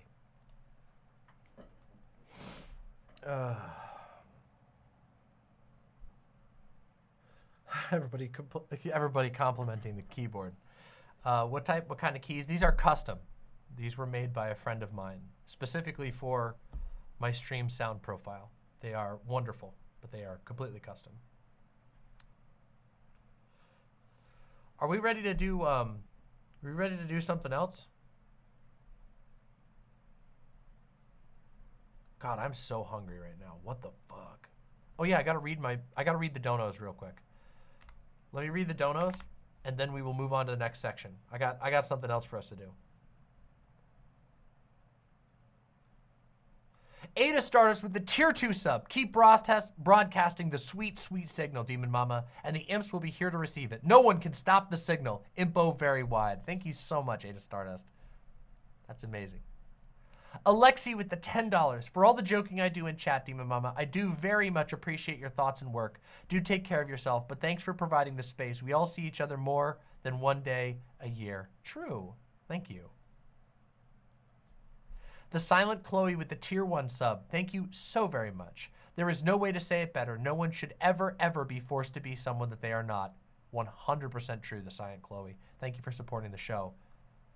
Holic Master. Wait. Oh, did I miss? Whoa, wait. How come the, what the heck? I saw Snack Freak. Snack Freak gave one, right? Why did that not show up? Why did Snack Freaks not show up?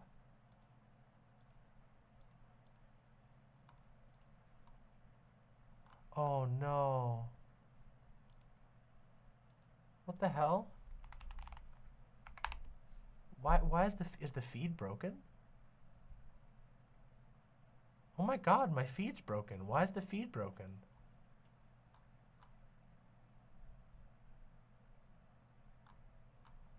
How many did Snack Freak give? Does anybody remember?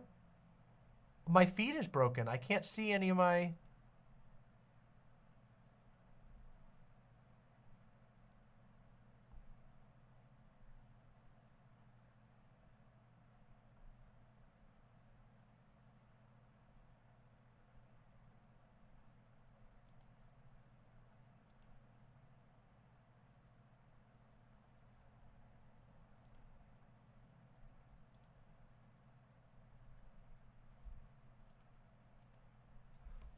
Snack Freak, thank you so very much. I do not know why I can't see you in my feed right now. In my chat feed. I'm trying to scroll up and see if I can find you. Hold on, let me see if I can get there. I don't know where it went or why I can't see it, but I wanted to say thank you very, very much. I will figure it out. Regardless, thank you so much. People are saying it was 20. I hope I'm not underselling it. Seriously, Snack Freak, thank you so very, very much for supporting my show. It really does mean the world to me. Thank you so very, very much. I'm sorry that I didn't catch it while it was going through. Mother Meerset, I'm going to get to yours on YouTube. I'm going to get to the YouTube ones in a minute. Buckmoon with the $5 super chat. Thank you so much. Buckmoon says, Trans Day of Visibility, trans flag. Thank you very much for the $5. Thank you so much. Mithra with the 10 pounds says, I've said it many times, but hate takes a lot of energy and I'm way too lazy to use that energy. Holding my hand out to help the friends and those in need is always the better route. Thank you so much, Mithril, for supporting the show and for being a helper. Seriously. Taco Face Fart. Love that name. With the $2 says, love to all of you. Thank you, Taco Face Fart. Mother Meerset with the $5 says, I never thought that I would lose friends over being trans. That shit hurt me in ways that I am completely unable to articulate. We need to stay strong for each other's sakes and for our own. Thank you so much, Mother Meerset. It really does mean the world to me. Thank you.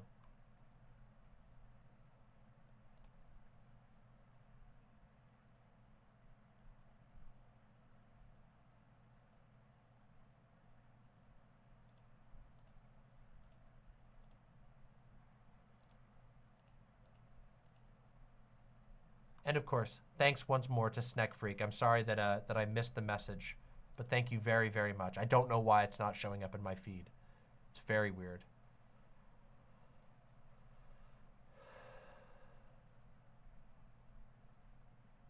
All right, we ready to do something else? I got something else for us. We ready to see what Deep Fat Fried has to say about me? I actually do not know. Oh, Scotty. Oh, wait a second. No, wait, this isn't the video I was thinking of. This is the segment from when I was on. What's the one? The one, hold on, I gotta go to the one. I grabbed the wrong video.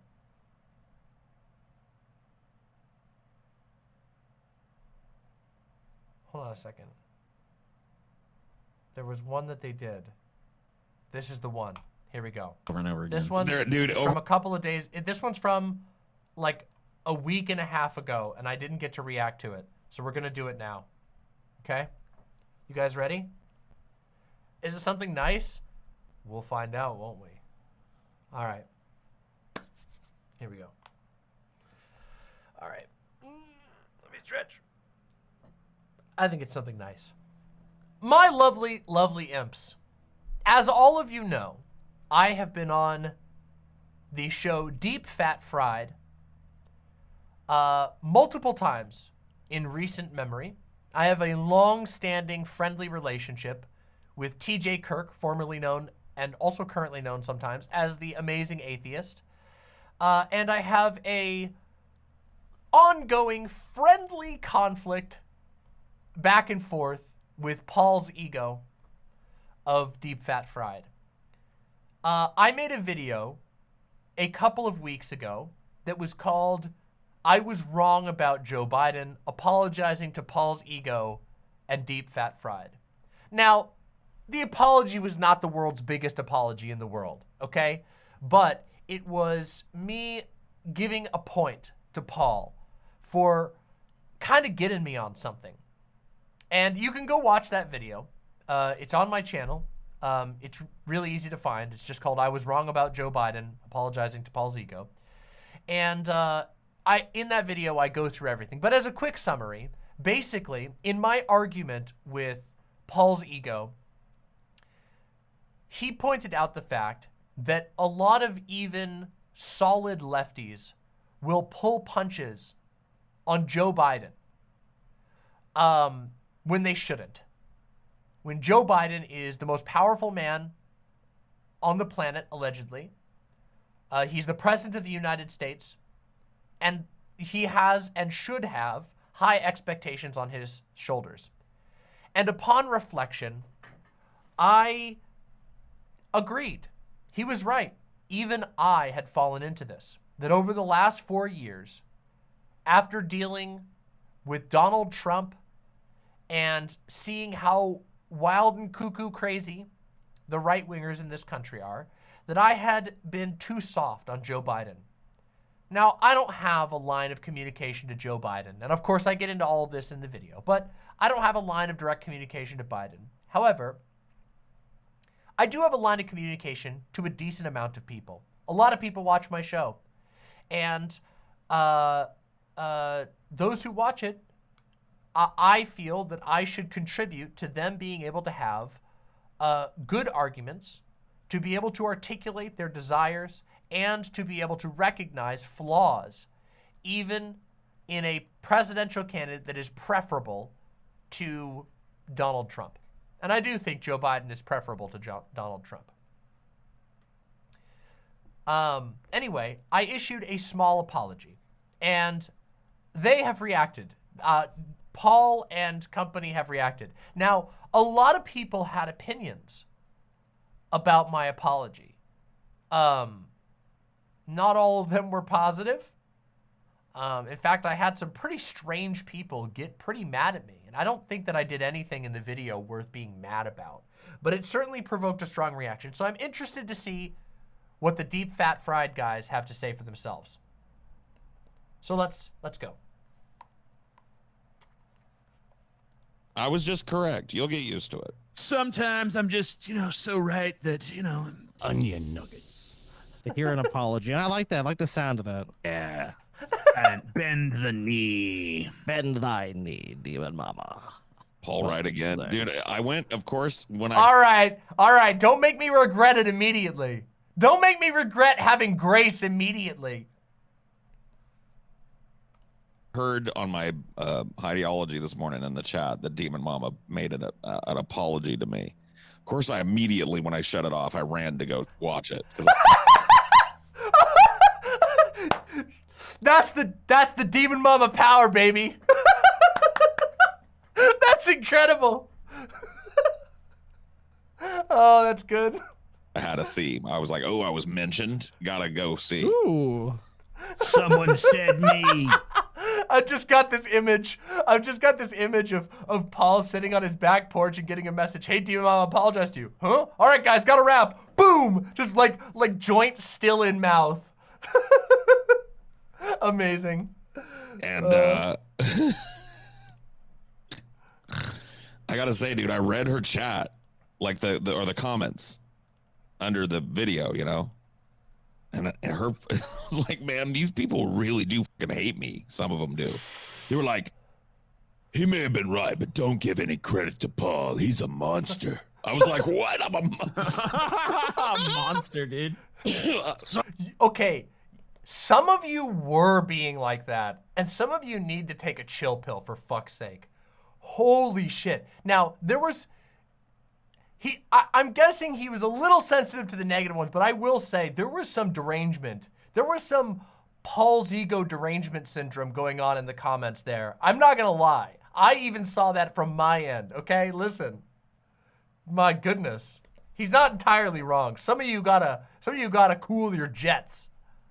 I'm kind of monster. And then another one was like, I just don't agree with this, DM. Now Paul's ego is going to use this as an example of why vote blue no matter who is bad. And I was like, I mean, you goddamn right I am. Paul's going to use something that makes... Look at what you've done! Look at what you idiots have done! Look at what you did!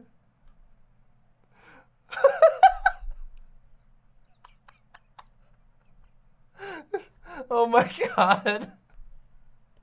Oh, that's too good. Listen, one thing I gotta give the deep fat fried guys credit for, and none of you, not one of you can disagree with me on this. These guys have got a killer group laugh going on. Okay, like, can we listen to that? Can we listen to that again? Okay? And we know we got a history poking a little bit of fun at Paul's ego's laugh, but the group laugh here is powerful, all right? Hold on, wait, I went too far back. Agree with this, DM. Now Paul's ego is going to use this as an example of why vote blue no matter who is bad. And I was like, I mean, you goddamn right I am. Paul's going to use something that makes his argument sound better. Like, well, no shit, who wouldn't? Dickie fucking McGeezack, Scotty. Well, I mean, Dickie McGeezack is like... I don't even care about nothing else. From now on, this show is me saying Dickie McGeezack over and over again. There, dude, over in that chat section on the Demon Mama thing, though, dude, they're so broken-brained. Like, there's so many people that wrote paragraphs about, like, Paul just a retard that thinks that not voting solves things. And it's just like, oh, my God. What? Oh, Dickie McGeezax, bro. I know. This is Demon Mama apologizing To Paul. to Paul's ego and Oh, good. They're Deep gonna Fat react to it. So you guys will get to hear it again. Fred, but mostly to you. Wow. My lovely imps, I have to admit something. Oh shit! Oh, Oh Eric, f***ing shit! at long last vindication. Well, it's been forever since we've done a reactception, isn't it? Listen, if the reactception gets too bad, then we'll move on. But if it's not, if they're pausing a lot, you know. Yeah. Is right around the corner. I can feel it. I can feel it, dude. All my long suffering, TJ, is about to come to an end. Demon Mama has taken mercy on me, and she's going to admit that I'm correct about everything. Wow. Oh, thank God. Oh, you wish. You fucking wish. You're still dead wrong about AI. Let's go. Wow. Do you feel a sense of relief, Paul? I do. I mean, it's... Oh, damn, It's look, been- it's me with the old glasses. Now you can see the side by side. Ready? Old glasses. New glasses. Old glasses. New glasses. The new glasses are... I love my new glasses. Aren't they great? My new glasses are great. Let's continue. a long road to hoe, Scotty. I mean, you've seen me suffer the slings and arrows of people's discontent. Unfairly. Many times unfairly. Unless, of course, you came into opposition with me, Paul. But, you know, aside from those minor quibbles, you know. Sure. Dune. I want to play that Dune game. Dune. Paul's just like, I'm done with the show. I'm playing I'm the riding the Doom in fucking my sandworm. mind." Man, I want to ride the ride a fucking sandworm fucking all the way to victory, Oh, bro. That It's shit looks garbage. like Count Commodore 60. Oh, this is that MMO, okay? That's the MMO, right? But I got to talk to Paul about Dune, because I learned recently through the grapevine that Paul is a big Dune head. So I think next time we all chill, we're gonna have a Dune conversation, because that sounds like we'd have a lot to talk about. 4 graphics, bro. And they're gonna make you. You know what? If it's a good game, dude, they're gonna make you fucking work that sandworm. Oh, you're gonna have to grind your ass off. You're gonna have a baby sandworm like that one that they milked the bile out of and shit. You're gonna have one of those. Keep it from everybody. Train it, and then one day, dude, you got Shai Halud, and you're riding on the grandfather worm. Dude, there needs to be like sandworm racing or something. Oh shit, yeah, dude. Sandworm racing, sandworm fights. It's like my Fuck yeah. sandworm versus your sandworm. Yep, they need an arena mode. I'm telling you, I'm gonna make this company $1 million. Dude, they need to have the voice too. So if like a pleb is bothering you, you can be like, "Go away," you know, like, and they just like they Yeah. run. Yeah. Fuck yeah, dude. About something that I've done and an approach that I've had on my stream. And it's not the worst thing in the world, but given that the stream, unless you're watching this as a video, which you can go watch the VOD if you want to see the other apologies that I had to do. But given that this stream, and I guess this video now, is about apologizing for mistakes that I've made, some silly, some serious, I wanted to talk about one that's a little more serious. And Yep. And that was when I ever disagreed with Paul's ego. It turns out that guy is correct about everything. Thanks. Bazinga. Imps. I'll see you next time. Love, Demon Mama. Wow, that was a great video, y'all. Man. I mean, that's pretty. This It's pretty one. clear cut here. We'll see. like my awareness of the need to talk about this came from a conversation that I had while I was on Deep Fat Fried. As many of you know, I recently co-hosted the Deep Fat Fried podcast with TJ, Scotty, and Paul's Ego. True. It's a great podcast. It was awesome. There All true. Truths. Truths. See, I mean, so Truth far, just spills batted forth from her 1,000. lips. our audience has been really cool. We had a phenomenal time. You guys can go watch the episode that we shot if you subscribe to their Patreon. I wanted to post their Patreon real. That's right. Post Oh, our Man, look, God. so Patreon. far I can't say I got a single problem with this. What can I Dude, this say? is my character name. See, you know, you want to see what's good when you have grace. Even if Paul's ego is gonna gloat like a motherfucker, can we not admit that when I do a response video, I have grace? Okay, I help people. I share the Patreon. You see, this is part of the gardening arc, not fucking shitty reacts where you're out in the bathroom and can't see anybody's titles. You build connections with people. It's great.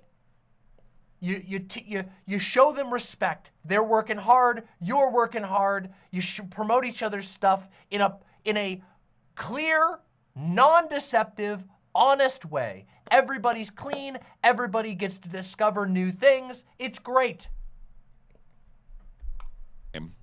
And Dune. I'm naming it Darude, dude. Darude Sandstorm. Yeah,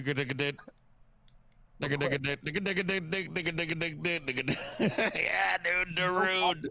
Darude the Fremen Worm Rider, dude. That's me. I'm gonna post it right here. It's very rare that I promote other people's Patreons, but given that I'm on an episode here and I think it's a really good episode, I think you guys should go check it out. Damn, Go fucking Demon check it Mama out. fucking Sign up for our fucking Patreon, bitch. I mean, Demon Mama said. A wise, I mean, just a tremendous endorsement. Great By the way, episode. if you haven't seen the episode that I was on, I'm gonna reiterate, it was fucking great. Wise, Demon Mama. Very wise indeed. Yeah, the energy Go was check out her Patreon too. Yeah, I suppose. Patreon. I'm not gonna look it up, but get carried away, Paul. Let's not. I'm guessing it's patreon.com Demon Mama or whatever. You know, like, I have heard Something that. like that. Hey! Who knows? Hey! There's our Patreon. You can find it if you want it. Good. Their audience really liked me, and I really liked Yeah. being there. We ended up going really long. Fucking insanely long without TJ there. yeah, unfortunately, TJ wasn't there to move things along. Paul was in his fucking, I just got my CPAP machine Yeah, mania, fucking dude. mania phase where he's fucking Yeah. staying up 90 hours a day and shit. So, Yeah, yeah, And I got drunk at the end of the stream true. and stayed for their after show. And you get access to both the main show and the after show. If you go to their podcast, you can go watch the episode. It's like 9 hours of nonstop fun. It was one of the most fun things I've done in a long time. I had a genuinely awesome time over on Deep Fat Fried. However, That's right. that is And all. I think that has a lot to do with the fact that TJ wasn't yeah, there. I wasn't before, there like, to yeah. spoil the fun. Yeah. No, they're cooking Because TJ. I'd have just been like, yeah, next. Yeah, Whatever. next. Let's move this along, guys. Let's mosey this on along, people. We got places to go. Come on. Enough of this bullshit. Oh yeah, true. I basically made Paul's ego like literally throw up with the Cooking Mama stuff that we got. I showed them one of the greatest of all time, the Aunt Myrna's party cheese salad, just truly magical, truly magical. Also, Ada Stardust says, once you do get good sleep after not having good sleep, you do low-key feel euphoric all the time. Sleep deprivation is one weird drug. Oh, sleep deprivation sucks. Keep an eye out for sleep apnea. It'll kill you and make your life terrible. And get it taken care of. It's worth it. Sometimes it can be scary, but it's worth it. We get it. Let's Yeah, move along. Yada, blah, blah, blah, Shut up. Quit having fun. Secondary, I guess, to what I'm talking about right now, which is that I had an argument with Paul's ego. Very unwise. I mean, it was actually my super ego that you were arguing that night, but I wouldn't expect you to know that. having Let just us met not. me. Let us not quibble over the small details. I still say you need to bring back Paul's id, but whatever. Well, you know what, Dangerous Paul's character. id is kind of fucking doesn't want you to talk about him anymore after what happened the last time you were in the room with him, honestly. yeah. And I don't need to. I mean, I don't think I need to bring up look, anymore. But you really, I mean, you I do don't know. not like you anymore, man. I He regret doesn't want nothing. You know Yeah. what I mean? That's all I'm gonna say. I mean, regret nothing. you acted inappropriate, TJ, to say the least. I don't think so. I think it was fine. I uh, approve. well, I approve of what I did. I mean, I think a lot of other And people would disagree. I don't agree with I mean, let's Paul's just put it ego. this way: poor little Paul's id used to love bananas, and that's all I'm going to say about it. yeah. It's sad. On everything. And in fact, Paul's ego and I have an interesting dynamic. We disagree on a lot, but we have I agree with this too. I would describe it as like a raw, unbridled sexual chemistry. I would agree.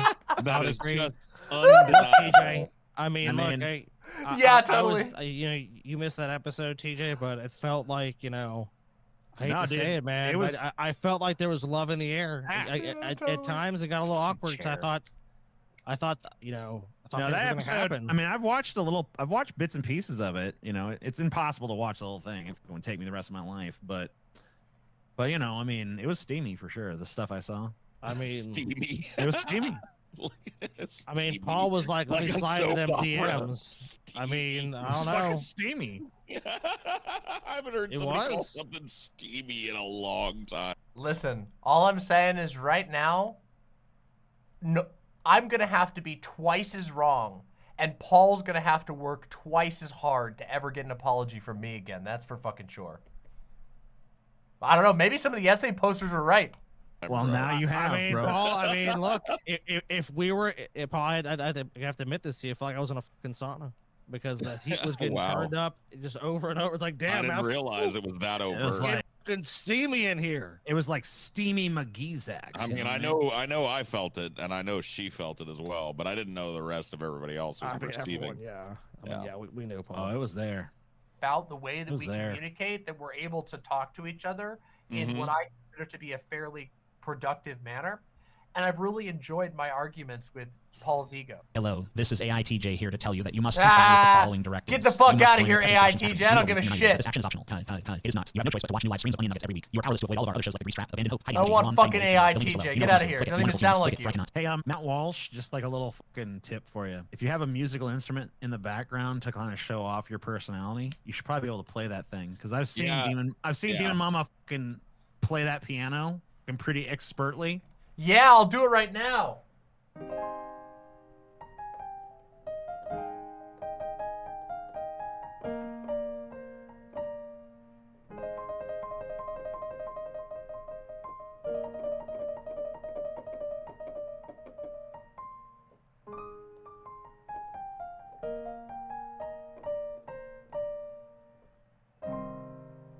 There you go.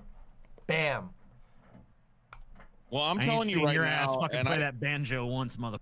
I told her towards the end of the sloppy seconds that the next time she's on, she's got Rhodes says, I agree with the essay posters too. Paul's ego took my wife, fucked my crops, burned my country down, and then laughed. to play us something on the piano. I didn't make her do it that night because, you know, it was fucking night. Yeah, we didn't want to do an ambush of like, play something. Play us He defecated through a sunroof. a song, you're the piano chick. Hey, just go ahead and, You're slipping Jimmy. well, you know, you got a piano, go ahead and play. Even though there's been points where we very strongly disagreed. And on the most recent podcast with Paul's ego, we By the way, I like that framing. Can we start announcing the show that way? Deep Fat Fried, a podcast with Paul's ego. holy shit. Sure. Thanks. Yeah. We'll just you know what? We should just rebrand the show Paul and Friends, dude. Paul Yeah, and others. Paul featuring TJ and Scotty. Yeah. The Paul Show featuring his wacky sidekicks, TJ and Scotty. Wow. Well, Paul, you're right again. The Mania Hour with Paul's Paul ego. sure does know what's right, doesn't he, TJ? You don't like this video, Paul? I'm sorry I pulled that. Why'd you do that, TJ? You made Paul salty. He doesn't like the Oh, it happened. All right, let's hear it out. Crows83. Crows83 says, I really wish Demon Mama hadn't apologized. Not for the actual disagreement on criticizing Biden. He should be criticized. The issue is that publicly apologizing acts as a pseudo-endorsement for Paul, and his anti-voting rhetoric is not only stupid, it's actively dangerous. The act of withholding a vote for Biden because he's not lefty enough demonstrates a mind-boggling degree of electoral incompetence. All right, calm down a little bit now. You know, this type of stuff makes it really hard to do anything as a content creator. You know? I mean, it doesn't make it hard. I do it anyway. I don't fucking care. But it does but it is like a fruit fly, you know, going I'm not saying you're a fruit fly. I'm not trying to be mean. I'm being mean. I didn't mean to be mean. What I'm trying to say is What I'm trying to say is, no, he got me on a point, and I can own that point, okay? And yes, he is being insufferable about it, but his name is Paul's ego. We all knew what we were getting in for, but sometimes you gotta know when it's worth it to point something out, okay? And you're never gonna reach people with, in Paul's ego's audience, or people with the approach of Paul's ego, if you can't admit when they have a good point, okay? Paul's ego is not some deranged right-winger or anything like that. He has a different approach to voting, an approach to voting that makes sense to some people, one that I personally disagree with, and I still disagree with his overall approach to voting. But also, I disagree with most everyone's overall approach to voting. I think people make voting the center of everything. It should only be the beginning of your politics. But regardless, what I'm trying to say here is that, no, I don't think that my apology comes off as an endorsement for Paul. I think instead it serves to show that a dialogue can happen. Obviously, I ripped into his conversation with Vosh, which I think that Paul's conversation with Vosh was way worse than any of the conversations that I had with Paul. And I feel like I was able to bring up most of the same things without it being the same showdown and throwdown and insult match. Now, the conversation Vosh had with Paul's ego was very entertaining, but I don't know if anybody walked away feeling like they deepened their position. And anyway, to my knowledge, Paul is not anti-voting. Paul is pro-voting differently, which I think is a distinction that matters. That I think that you do a disservice to your position by misrepresenting Paul's position, is all I'm saying. But, yeah. He's definitely going to cite it as one. I don't know that he'll cite it as one. That sounds like, I don't feel like he will. I feel like what he might say is, even Demon Mama acknowledged that the left has gone too light on Joe Biden. And he would be correct to say that, because we have. It's a problem. The left has gone too light on Joe Biden. The left gave ground to the libs because we sort of all acknowledged that Donald Trump was a goddamn nightmare, and as a result, the left toned down its rhetoric when it needed to be going harder than ever before. The left a lot of the left collapsed into Biden riding with Biden, and that should have never been the case. The lefties should not have allowed their audiences to get so comfortable with Biden. It completely deactivates. And also, this is unrelated. No, it's not unrelated. It's related, but it's different. If Joe Biden loses to Trump, it's gonna make the Bernie burnout look like fucking child's play, okay? Holy shit. If you guys remember what it was like when Bernie burnout happened, right? When all the Bernie people were like, this is how Bernie can still win. Fuck everything, man. And they started giving up, and they were all sour, and there was like 6 months of lefty streamers and content creators and advocates just basically being bummed out and feeling hopeless. And it took a while. Some of them never recovered. A lot of them just eventually did recover and got it back together. Can you imagine what the Biden burnout will be if Biden does lose? Donald Trump, that's what the left has to be ready to pick up the slack majorly. And there's already a lot of slack to be picked up. But the lefty groups on the internet, those Biden heads are going to be done for. They are going to be in their cups. They are going to be drunk all day, every day, crying, sobbing, coping, weeping. And the left is going to have to be the ones fighting against Donald Trump, which is what we've always been the ones doing. But we're going to have to go twice as hard. Windleby points out, this is already happening. A lot of leftists have completely lost their minds over the Palestinian genocide. Yeah,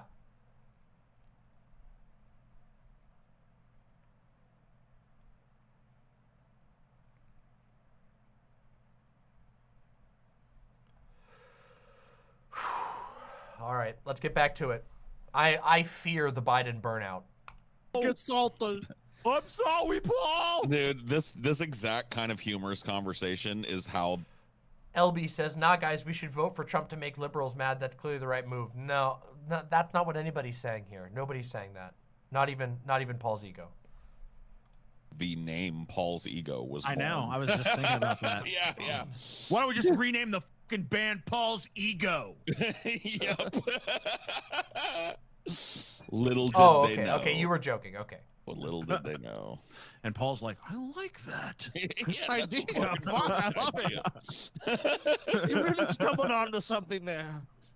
Imagine Demon Mama writing Darude the Sandworm. You're welcome. Okay, thank you. Maybe I won't have to. Maybe she'll hop on fucking Joe Biden. Survival Dune or whatever with us and play. Oh, totally.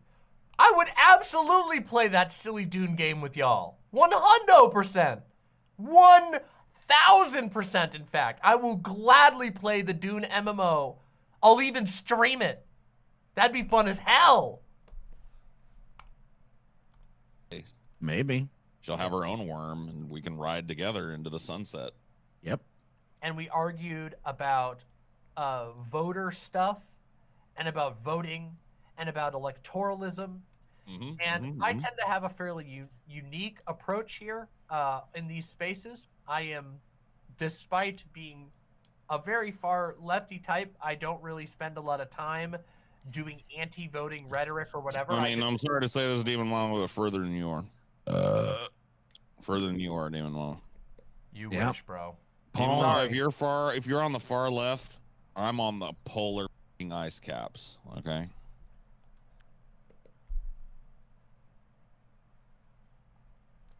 We'll see about that. History will tell, okay? We'll see. You can boast all you want. You can claim you're on the polar ice caps, but we know, and history will know. History will remember. That's also north or south, right? That's a good point. I'm way left. All right. I'm so far left. But also, like, let's be real. Come on, the term left is so silly. But anyway, let's go. Shoe theory through the entire right, back to the left again. Yeah, exactly. Through the entire right, and then superseding the left. Yeah. That's right. Framework, and I also think that there can be good things that come from voting. Uncle Gumbald says she'll use the Bene Gesserit forced transing powers. True, I'll use the voice, and then Paul's ego will become Paula's ego. But I also am not a super pro voting person. But Paul's ego kind of got me on something, and I feel kind of bad about it. And I want to talk about that. You shouldn't feel bad. You shouldn't feel bad about it, Demon Mom. I wasn't trying to make you feel bad. No, Paul. Gotcha.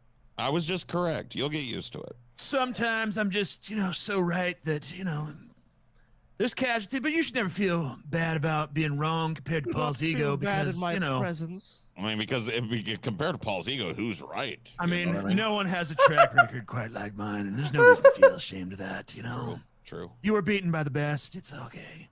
Own up to it and go forward with it if I can, and hopefully have it be productive. Crows83 says, you joke that nobody's is advocating voting for Trump, but abstaining when you would otherwise vote for Biden has the net effect on the outcome of half of a vote for Trump. Yes, this is pedantic, but I swear the anti-voting thing drives me insane. It's like a psyop we as the collective left inflict upon ourselves. No. You make a small mistake. It's a psyop that voting freaks inflict upon themselves. Obsessing over everybody else's individual vote is a exercise in futility. You as an individual, it's like picking grains up from the beach and going, well, yeah, but if I don't pick this grain up from the beach and move it somewhere else, well, then the beach will be here forever. And it's gonna be there forever, even if you pick up the grain of sand from the beach. No individual person, not even giant platforms, like the biggest creator you can imagine, can influence the federal vote in that way. It just does. It's not realistic, and voting heads are not realistic with themselves about this. They believe themselves. It's that thing. You know how people have a hard time imagining millions and billions? You get to a certain point of numbers where people start to lose the ability to really imagine them. But the amount of votes that we're talking about are not only enormous, but they're also distributed across an unbelievably complex spectrum. Now, it is true that content creators can have a huge influence on local elections, but on the federal election, a content creator's opinion on voting, to not vote, to vote third party, does not matter basically at all. What does matter is content creators being able to empower their viewers to do things that are significantly more impactful, to give them the tools they need to liberate themselves, to give them the tools they need to think more deeply about politics so that they themselves can live a more politically informed lives. Those things do have impacts. If you as a content creator help someone come to a deeper understanding of leftism that they carry with them for the rest of their lives, that's hundreds of votes over the course of years, not to mention not just votes, but actions. Those people will go do things in their lives that will change the fabric of the world forever.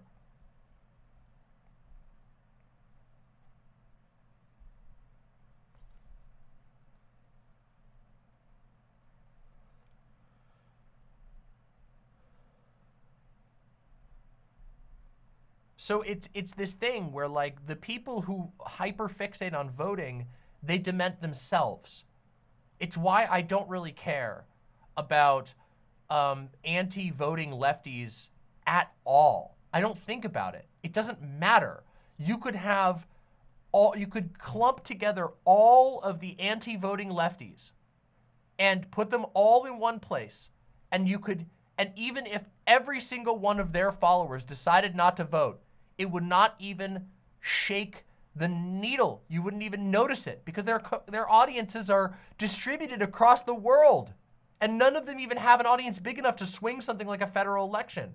It's a fixation on a principle that leads to a degradation.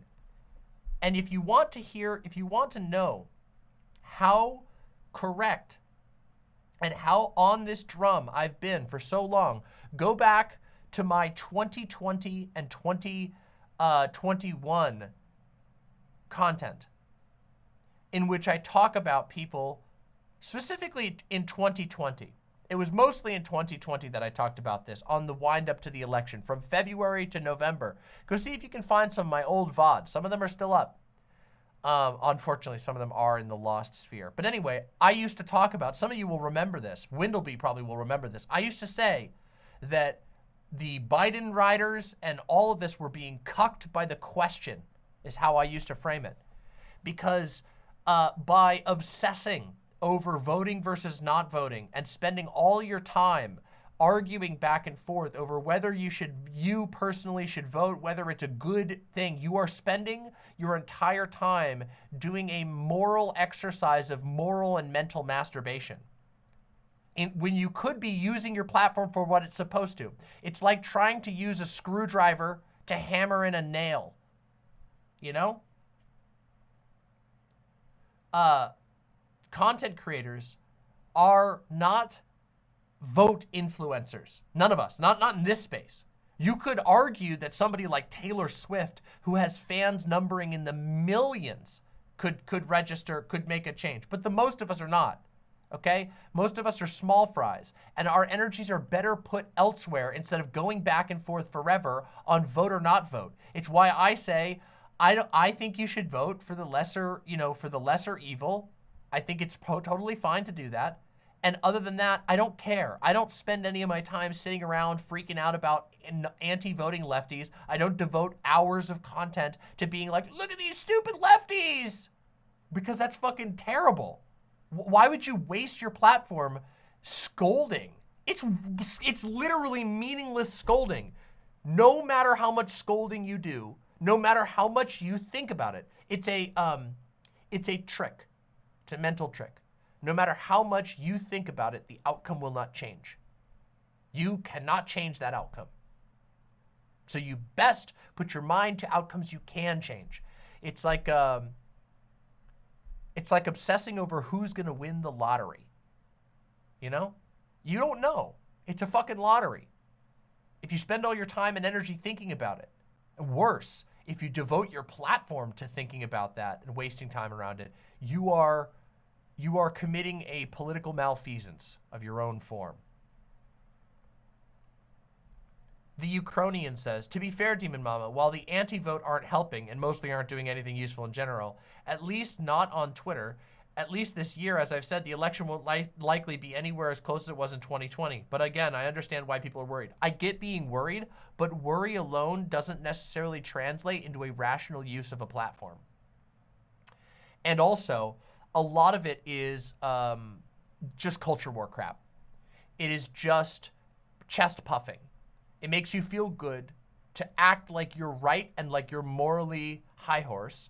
So you're preaching to the choir and show, look at how stupid these insert anti or insert pro voting people are. Look at them, they're so stupid, unlike us. And it's just the Spider-Man meme of them pointing at each other, both wasting time and energy on something that doesn't actually matter that much. There are all kinds of discussions around voting and electoralism, whatever, that you can have that are value, but the should you vote is not, you know.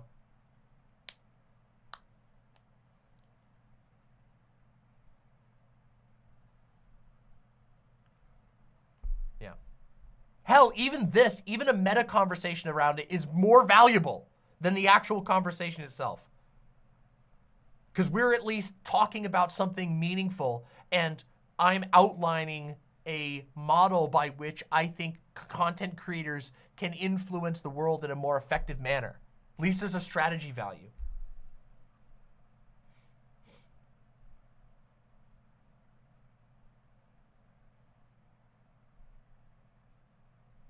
Crows83 says, this is a good point. I just really worry about it catching on. For a real life example of this screwing people over, Netanyahu's first term way back earlier in his admin in the 90s was won by just a hair, a direct result of the Israeli Arab community boycotting the vote.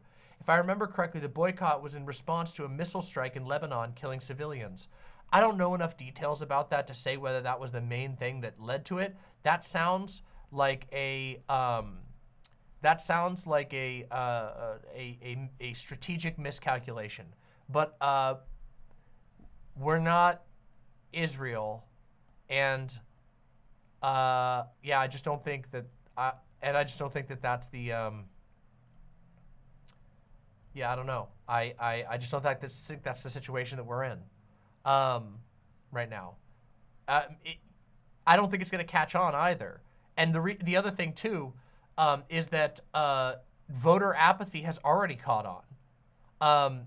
Do not vote is one of the most popular positions in the entire country, because in America, tons and tons of voters do not have access or involvement or the energy or the time or the belief system to actually vote. There's a ton of people who simply do not vote every year.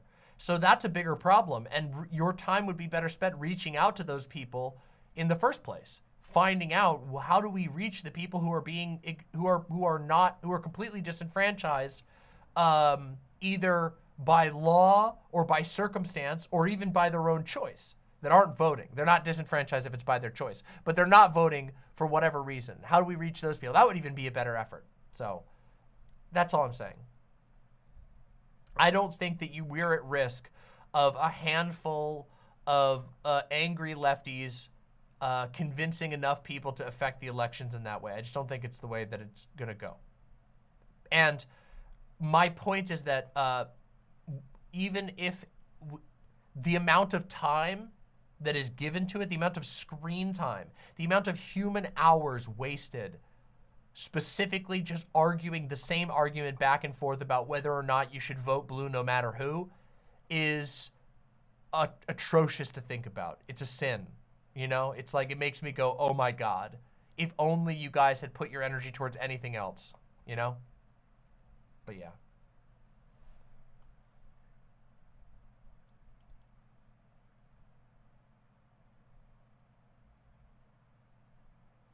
Let's go. There's a lot of stuff that Paul's ego says about voting that I don't 100% agree with. He has a lot. Didn't learn a lesson, I guess. Wow. I didn't know this was going to be. I guess this was facetious. I guess this is a ponage.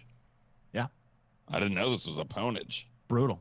Oh, Brutal, Paul. shit. A lot more hope for third parties than I do. I think that most third party candidates are like close to being scammers. Like they're not legally scammers, but in my opinion, they're about as close as you can get without breaking the law. They have Well, no- I don't You have a could whole get a lot lot. closer than that. I don't know. Yeah, you really could.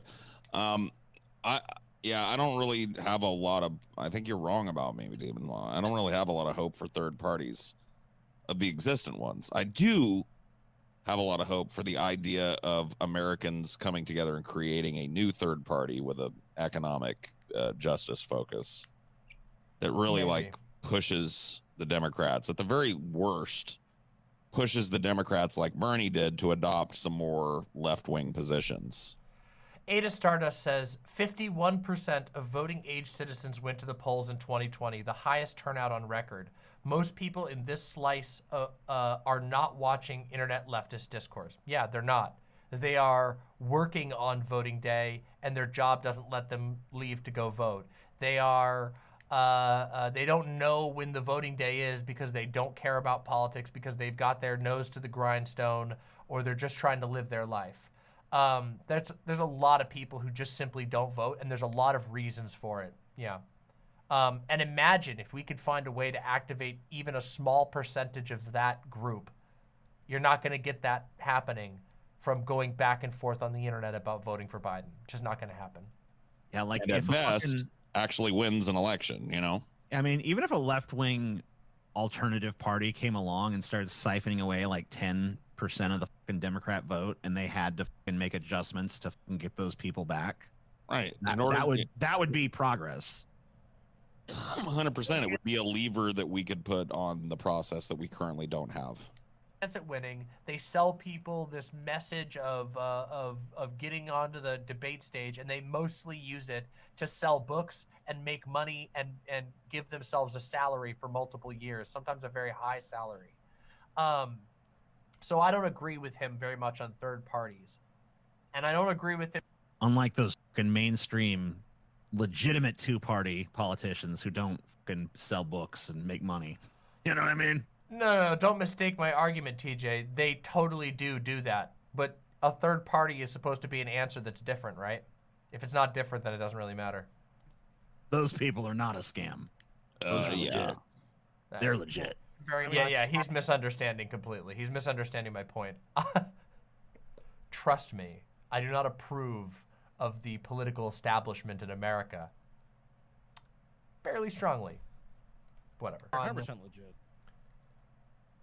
On his approach towards not voting for Biden or whatever, but he did get me on one thing, and I've been thinking about it a bunch, and I feel like it's important for me to talk about it, which is that I think he's right that I've been, I don't want to say we, because I don't want to talk for anybody else, but that I have not been hard enough on Biden.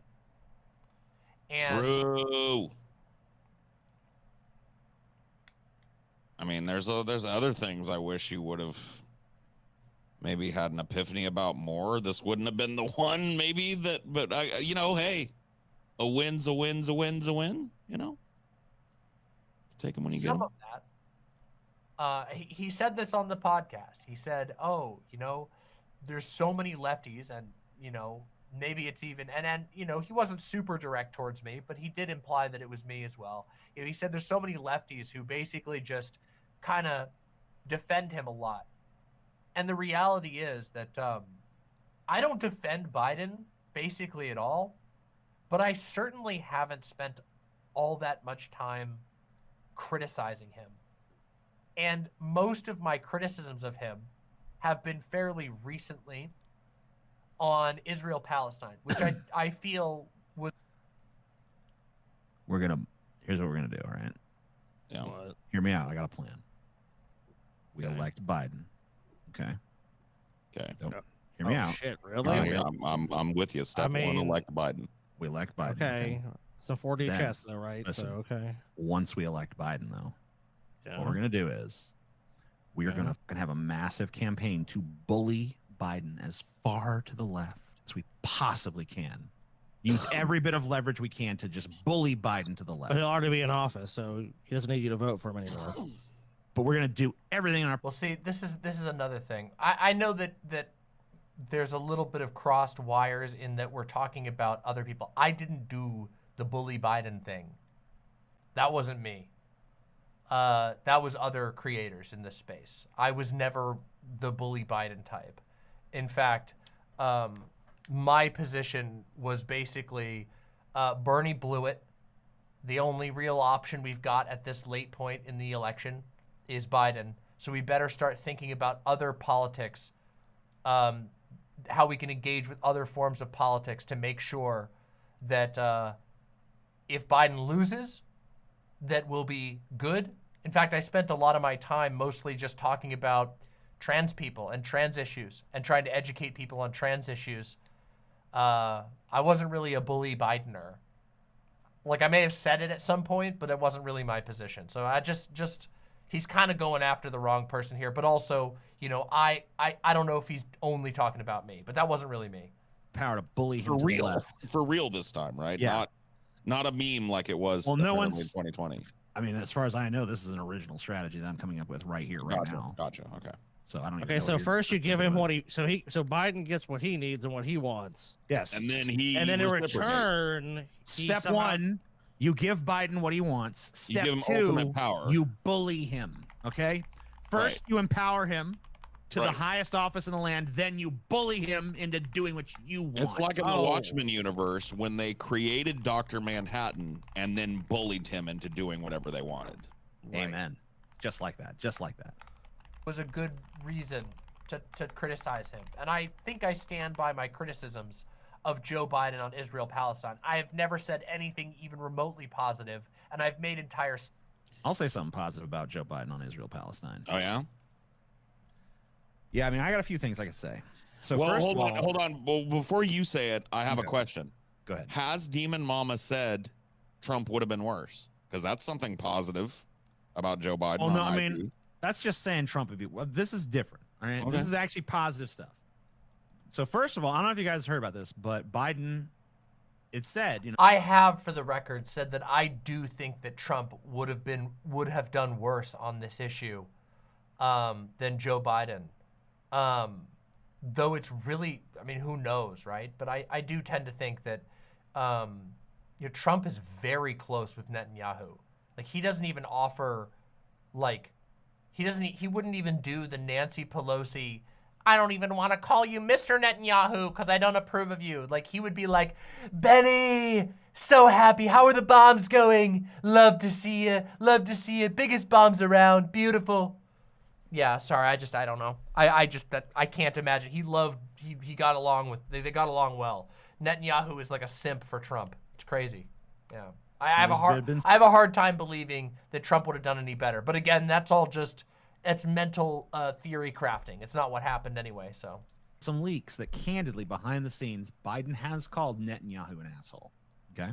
First of all, there's Oh, that. right. Yeah, I remember seeing those leaks. Yes, Yeah. and then second of all, and this is even more importantly, Biden has actually publicly stated that he is working quietly behind the scenes to try to fucking resolve this stuff. So, I mean, I he's hadn't doing heard so. that.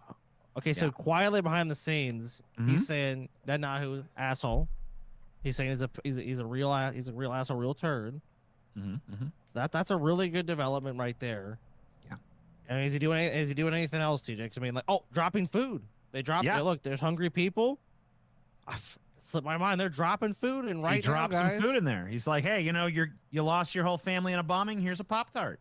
You know? I mean, that's nice though. I mean, they could give them a nothing. nice thing. I mean, like, look, I mean, if And they waited months. I mean, and granted, stuff listen, for Scotty, people I to mean, starve to death. Or I know whatever. it sounds kind of silly, but at the end of the day, your entire family's dead and you get no Pop-Tart, or your entire family's dead and you get a Pop-Tart. That's Like, harm reduction. That's Right. harm reduction right there. At least you got a Pop-Tart. True. So come on, you gotta give him props for that. So They're going a little. They're being a little facetious here. I do think that the concept of harm reduction is way overused. it's misapplied and overused, and I hate hearing it when it comes to voting. When people talk about harm reduction, I think it's like a dumbass conversation, but I think they're being a little bad faith. Not bad faith, that's the wrong word. They're roasting here. They're making jokes. I guess maybe I will vote for Biden. Wow. Yeah, I think that like, I don't know. Obviously there's a little bit of hyperbole going on. The fact that Biden choosing to airdrop food supplies into Palestine is not nothing. It's not nothing. People likely lived because of that. And I'm sure those people probably appreciate it, but it is not enough. And it is our position as American lefties we have a bit of a responsibility to push him further than that, to say this is not enough. I don't know if I'd go so far as being like, it's a fucking Pop-Tart, but, you know, but yeah.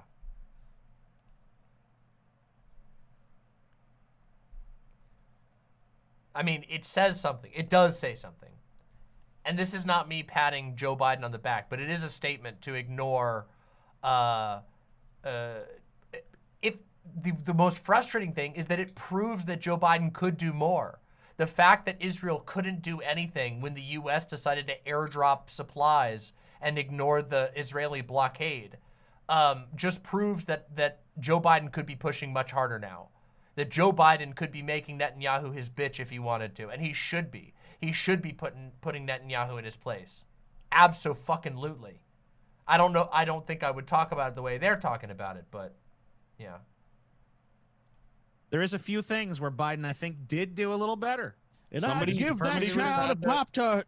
Somebody just had to break down the Pop-Tart economics of the situation for me, you know? I mean, think it, Paul. You're sitting in a fucking refugee camp. Would you rather be sitting in that camp with no Pop-Tart? With a Pop-Tart? Absolute Pop-Tart. I mean, and there is a little bit of, I gotta say, it does come off pretty fucking bad. To be like sitting in comfort in your streaming studio making jokes about Pop-Tarts about people who are fucking starving, like one way or another. That's not, maybe cool that a little bit. Cool that just a little bit. I mean, there you go. I mean, the calculus is there, guys. It makes might be able to even trade a Pop-Tart for a whole bunch of other stuff, you know? You know what I honestly think will happen? We elect Biden, right? Mm-hmm. And then people are going to see, when Biden sucks, people are going to see, they're going to be like, you know what? Things still suck. And because the electorate's really smart, they're going to be like, oh my God, this shows me that the whole system is the problem and it's not just left or right and stuff. So that's actually going to be an enlightening experience, and Trump will be fucking done by then. So, you know, it's all going to work out. So we just got to vote for Biden. That's the only thing we got to do. Wow, I am so glad that everything's going to work out without me having to get off my fat ass and do anything. I know, it's beautiful. Well, you got to do one thing. You got to go vote in booth. We've got to get past. I don't have to because I'm in California. Let's be real. Okay. But you know, But other we've people, got to get other past people this have got whole to get Trump off their asses and vote. Yes. Go vote, people. Yeah, very so important. we get past Trump and it's utopia. At great detriment to my channel. So I think I did okay on that issue, but I've neglected other issues. And I want to give an example of this immediately, which I have prepared. Man, I really hope this example is he's totally demented. How am I supporting a demented man having the nuclear codes? That would be based. Sort of thing that my real example is more based. It's the sort of thing that I've made mistakes about. And I do feel bad about it because I have in many over the years of my show, and my show has changed a lot. I'm not saying like I've done a critical disservice or whatever. You know what, dude? I really do. I did love having Demon Mama, but sometimes I feel like she belabors the point a little bit.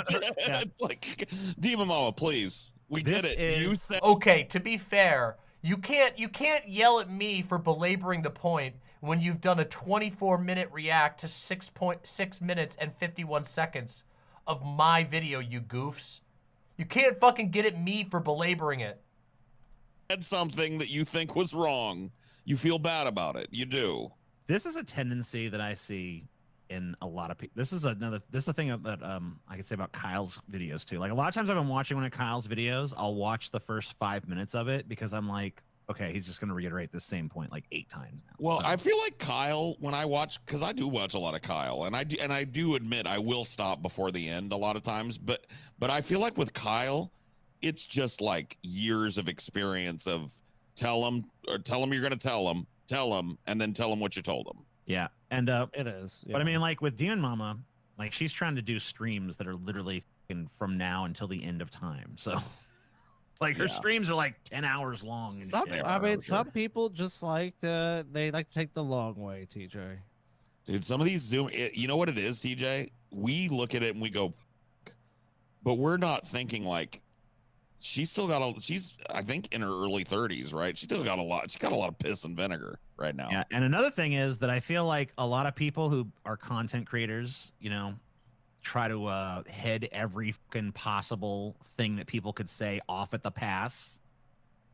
Like they're trying to preempt any sort of fucking, like pushback and criticism, so they feel they need to fucking vocalize every possible little insecurity about what they're about to say Yeah. to like counter any sort of like narratives that might pop up about it before they even get brought up. Like they're anticipating responses and then trying to like account for them before. Yeah, I that's what I was talking about in my previous video. And I know I have a small tendency to do that, but also it's because of the way that like that is a bad habit that I've learned as a result of people being completely fucking deranged about me on the internet. And I mean derangement that most content creators can't even fucking imagine. The degree to which my statements have been distorted beyond belief and misrepresented, clipped out of context. But yeah. And but in the history of my show, I've spent a lot of time going after Donald Trump. Obviously, I've spent a lot of time criticizing Dems in various ways, but I don't feel like I've done a good enough job on this particular issue, and that is on transitions. And that is an issue that is of incredible importance to me. And I feel like I haven't done a good job of criticizing Biden on it. And Paul's critique of me is what made me realize this. So I have to give credit to Paul for that. Yes. sweet revelation. Yep. So Paul, you did it. Nights in white satin. I don't know why I'm singing that song. Oh, I think we all know, That's the Paul. song that came to my head. We all know why, Paul. We all know why. Oh goodness. But that's a sick song, though. No, I Wanna mean, make love to you, woman. Like, all right. I watched it. No, I'm just joking. I don't want to turn what is a nice relationship with another content creator into a creepy fucking I don't know, Paul. You know, culture maneuver. sometimes you Let's not. you just gotta roll those dice. You know, maybe I'm you a get married man. I'm a married man, TJ, and she's Maybe in a you get- committed relationship as well. Maybe you get canceled. But maybe you get some fucking nookie. I don't know. Multiple committed relationships. You're gonna have to, no hate to any of you, but you're gonna have to work a lot harder to win my favor. Sometimes you just gotta roll those dice, Paul. Roll them. A little Consider cancel transitioning. nookie is good sometimes. That would give you a though. huge advantage. You know what I mean? That it'll give you a huge advantage. Estrogen gives people a big advantage in my book. Test the waters. You gotta test Gotta the do what waters. you gotta do. Tainted Love. Nights in White Satin and Tainted Love are going on our love making playlist. That's all I know. Yep. Don't touch me, please. I cannot stand the way you tease. I No, love you though you hurt me so. this is okay. true. I mean, she's right. She kind of gives herself shit. I've watched this video. She kind of gives herself shit for like, not like kind of maybe carrying the water for Biden when he really hasn't been an ally to trans people at all. Yes. Like he used lip service on the campaign trail, paid lip service to trans people and trans identities and LBGT people in general, and migrants and immigrants. And he has pretty much snubbed or f***ed over every one of those groups in the 4-year term he's had. And yeah, I don't hear a lot of lefties, especially in our space. You know, I know that's not all lefties or whatever, so I guess not all lefties as a caveat, but here on the YouTube red tube kind of space or whatever that we're adjacent to, I just really didn't hear a whole lot of lefties going like, Biden's a fucking monster on trans issues. Biden wants to take HRT and fucking surgery away from soldiers. Biden wants to, you know, Biden wasn't there for trans people and has done nothing to stop these fucking restrictive bills that are passing at the state level, and has not even really spoken on trans issues once or twice, even during the entirety of his 4-year presidency.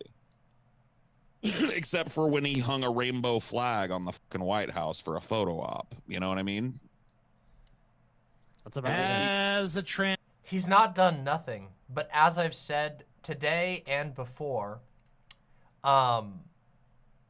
he's not even come close to stepping up to even meet the derangement that is being directed at trans people by the right, and that's a huge failure. Saying you're going to protect trans people and then basically doing a handful of little things, but nothing in the face of the most ridiculous and overwhelming hyperfixation from the most hateful parts of the right, that's a failure. That's a failure. Trans person, I'm not voting for Biden. So a Trumper, huh? So you go ahead and throw your vote away and Yeah. vote for Donald Trump. You might as well at that point. You know what? You're voting for Trump now. You'll be, Biden. you'll be the first in the gulag, Abby. You will be the first that Donald Trump shows up and snatches you up and puts you in the Time to fucking go. gulag. And we will see you guys if you're patrons. Which, if you're not, why? You probably should. Why be. aren't you? You Yeah, should be. listen to Go Demon join it. Mama if you don't listen to us. Go join. Yeah. I mean, we've said it, but we have a vested interest in it. But Demon Mama has also said it, so fucking join our Patreon. I mean, Come I on. think the direct quote was greatest Patreon ever to exist in the history of humanity. Yeah. That sounds about right. That Yeah. sounds right. Give or take so a few words. we will see you guys imminently for sloppy seconds. But yeah, this show is done. This show is Patreon, Oh, Blu-ray. they didn't even finish the video. Well, okay, Paul watched it. I do feel like TJ slightly misrepresented my position, but that was fun anyway. I had a fun time reacting to that reaction, and we ended up talking more about it. But yeah, I look forward to talking to them more in the future. For sure, about various topics, and even I don't know that we'll revisit. I'm sure we will. I'm sure we'll end up talking about Biden and stuff. I was never on the bully Biden thing. That was never my thing. I said we should criticize Biden. I've always said that, and I acknowledge in this video that like I feel like I didn't do a good enough job.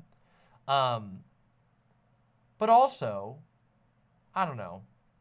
It's not been easy to know, exactly what to say. I've been too busy. Most of my time has been devoted to directly fighting with conservatives. For the 4 years of Biden's presidency, I have spent most of it, directly working to improve, in my own little way, to create content to encourage and empower trans people, and then also to fight directly against their opponents. I haven't devoted, enough, much time to criticizing Biden. And I do agree that I could have done better, but I've also had other things, to work on. So, yeah, I don't know.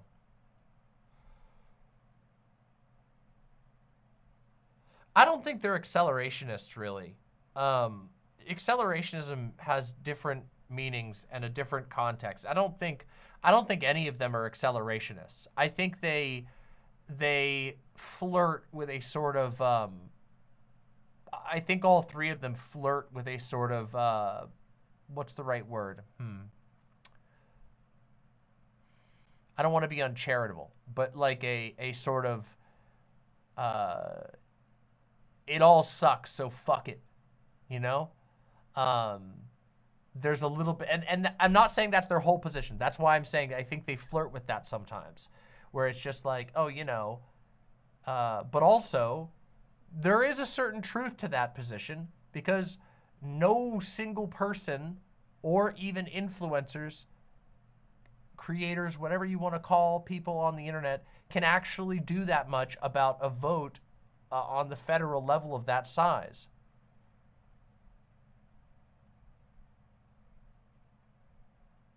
It's not really, I don't know if I'd say they're doomer, because I don't think that, Paul doesn't really come off to me as a doomer, really. It's more just like, I think he's like, he doesn't trust political institutions. And I can't really argue with that, because I don't trust political institutions, and I don't think anybody should trust political institutions at all. I think the political institutions largely serve to perpetuate themselves and to consolidate power for a state apparatus that is a power management apparatus. It is a apparatus of control. So I don't know if that's doomer. I don't think any of them are doomer. I don't think any of them believe there's no hope. I've met doomers. I've encountered doomers, and I don't encounter them. They don't come off to me as them.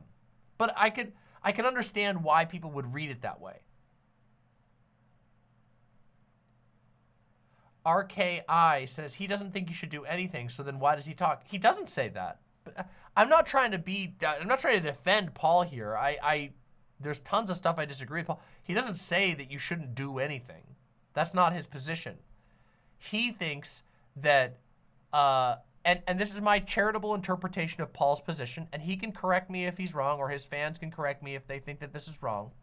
But I think, from what I can get from Paul's position, is that Paul is very strongly pro-union, and he believes that unions and lefties generally should essentially come together to attempt to create a meaningful third party that if it can't immediately challenge the Democratic Party, can threaten the Democratic Party to such a degree that it must be listened to. Which I think that's like what would largely be considered like a unionist position.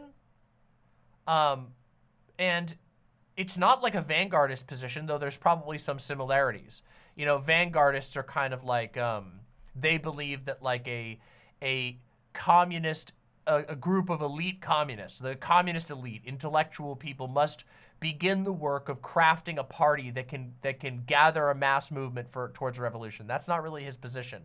His position is closer to like an electoral unionist. He believes that unions and everyday lefties should come together to try and form a voting bloc that can threaten the left. So that's my charitable interpretation of his position. I don't think that's a do-nothing position. I don't necessarily 100% agree upon it. And part of the reason is that I don't think that the answer to our future lies in electoral politics. Yeah,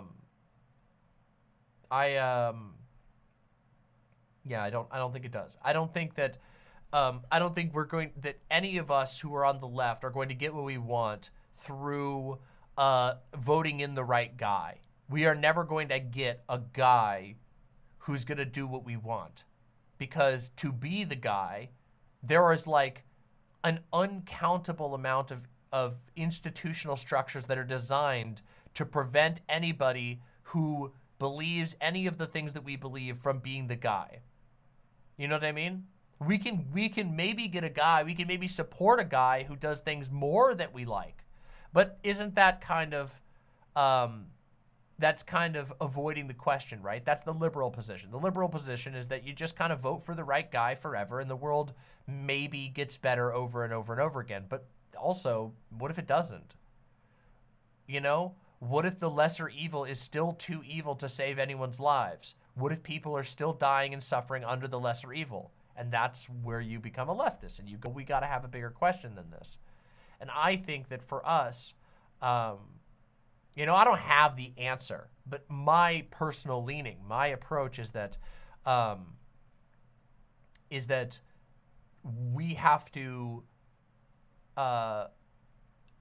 engage in the process of activating communities of marginalized and unliberated people, that we have to together teach ourselves, teach each other how to, the process, the material process of liberating ourselves, of finding ways to thrive and strive and live freely, to cover for one another, to watch out for one another, to provide shelter for one another. And the more of us that we are able to actually do this, and connect and teach each other, that the coherency of the nationalist state project will begin to wane.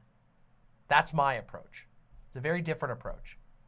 It's I think that engaging with the electoral system can be beneficial and necessary at certain points, but I am not a party politics person. So that's where our main difference is. Steel Griffin says, as a longtime Paul's Ego fan, I think that's pretty much it, what I was saying. Okay.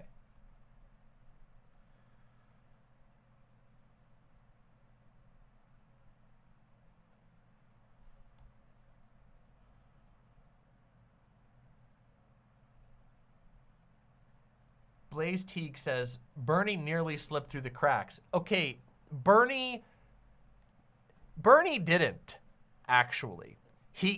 He got further than any of us have seen in our life, but he still didn't make it past Iowa. Like, he didn't even make it that close. And he still got filtered. And he's a sock dem. You know? And he couldn't even get close. America is the heart of capital, okay? And there are so many institutional barriers that prevent anyone who is not a controllable interest to capitalism, to capital, from ever attaining power. And a lot of people have a sort of fantastical view. A lot of people buy the mythology that anybody can become president. No, anybody cannot become president. That's not really how it works. There are certain paths that you must take, and the closer you get to that power, there are things that you must accept, lest you will never reach that point.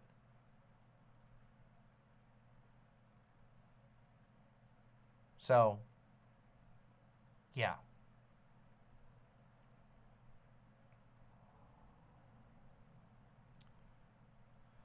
Ashmar says, I've been reading some anarchist theory, Rudolf Rocker specifically. I'm not actually super familiar with Rudolf Rocker, but, and I have a quote from him. Just as you cannot see with your ears and you cannot hear with your eyes, so too you cannot make the state act in the interest of the working people. The states are not designed to benefit working people. States are a power structure designed to benefit the state. It is a structure of controlling power. It cannot, almost definitionally. This is why the theory, the statist, the leftist position of the dictatorship of the proletariat was a usurpation of the state.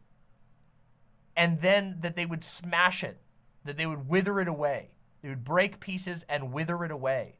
But that they acknowledged that the state was at odds intrinsically, definitionally, to the idea of a free working people. That states are instruments of domination. That's what they are.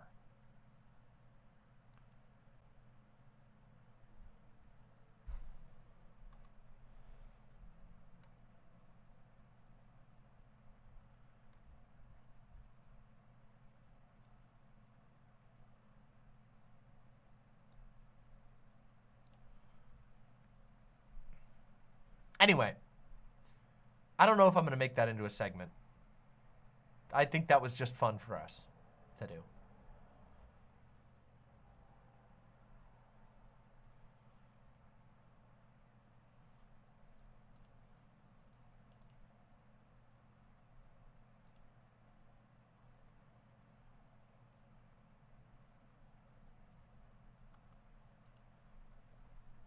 Maybe I will. I don't know. Regardless. Who knows? Who knows?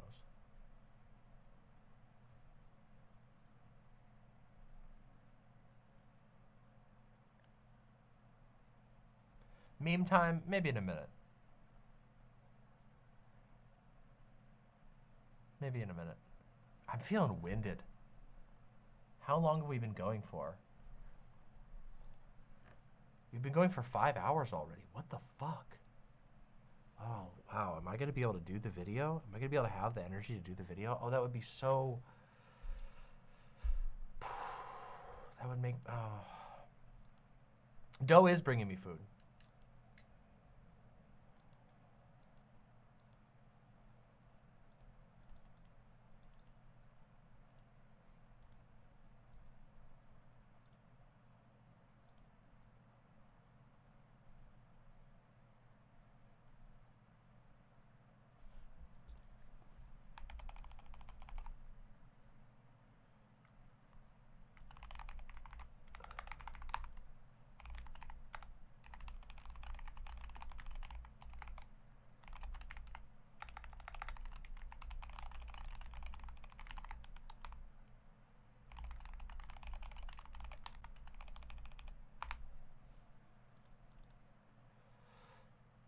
It's already 1 a.m. over here in Central Time. Yeah, it's getting late. It's 10.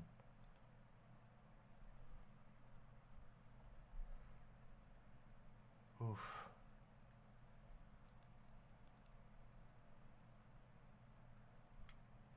Oh, wait. CT. Oh, wait. It's Connecticut. Oh, yeah, that makes sense. Central Time is only 2 hours ahead. So, yeah, Connecticut. Okay, that makes sense. 3 hours ahead. W 5-hour stream? Yeah, I know. I gotta learn how to do slightly shorter streams.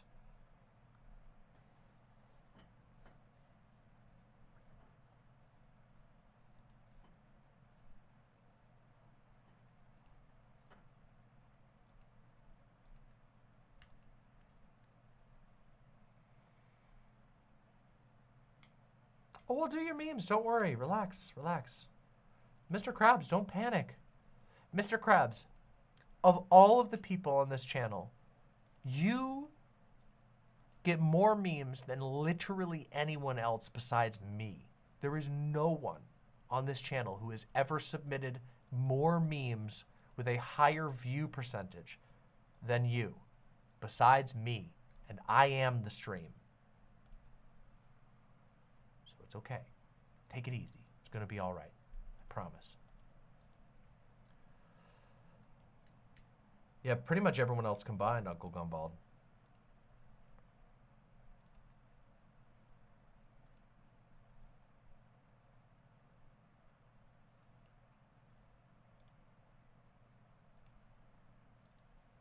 What's this?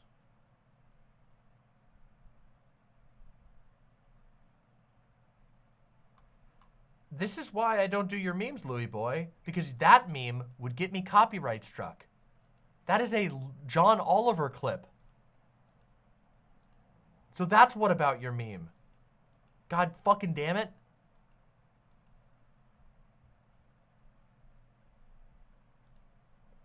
Crows83 with the tier 2 sub. Thank you so much, Crows. I really appreciate that. I hope that I hope our conversation was fine. I don't want to come off as mean or whatever, even when I disagree. Fruitcast says Demon Mama is transgender.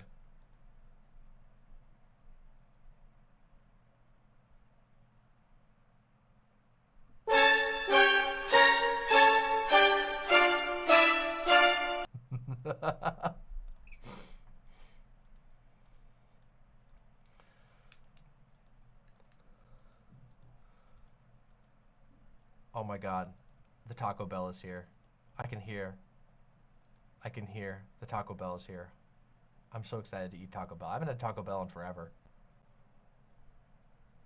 I got news that Doe got Taco Bell, and I can hear that it's here.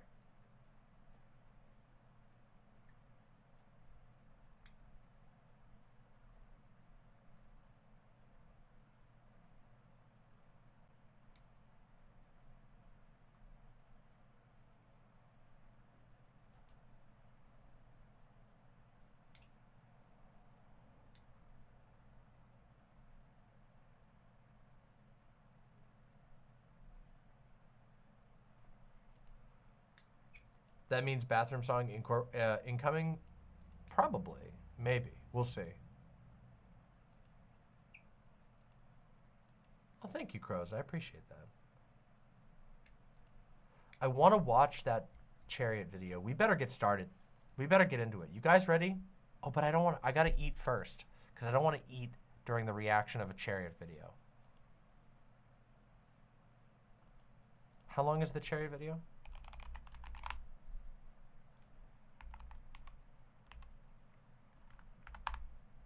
Please do, Mother Mirsan. Okay, 46 minutes. Okay, we can totally do that. We will totally do that. George throws the player out of the window. Whoa. We will totally do this one. What's the video about? It's a Halo Reach retrospective. Specifically talking about the politics of Halo Reach. And I have been told that it gets into some pretty good stuff. And Chariot recommended it for a live stream view, knowing my community will probably appreciate it. So I have a good feeling about it. I don't know. I haven't seen the video. So I just trust that Chariot did a good video.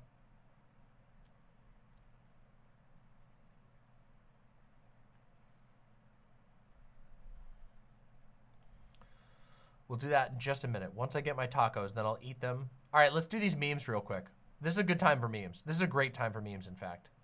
All right, let's do the memes. Memes, first meme, first Mr. Krabs meme of the day. Let's see it. Actual shit! Where did Amy go? She was right in front of me! Eggman, come over here! Ah, my bones! Oh, I know I should have. Why are you doing this? Happy April Fool! The Tails voice, or I don't know if that's supposed to be Tails. I guess that's supposed to be Dr. Eggman's voice, but it sounds like Donkey. Oh my God! That's it. I'm calling the police. 911. I am the police. What the? I miss my wife, Tails. I miss her a lot. I'll be back.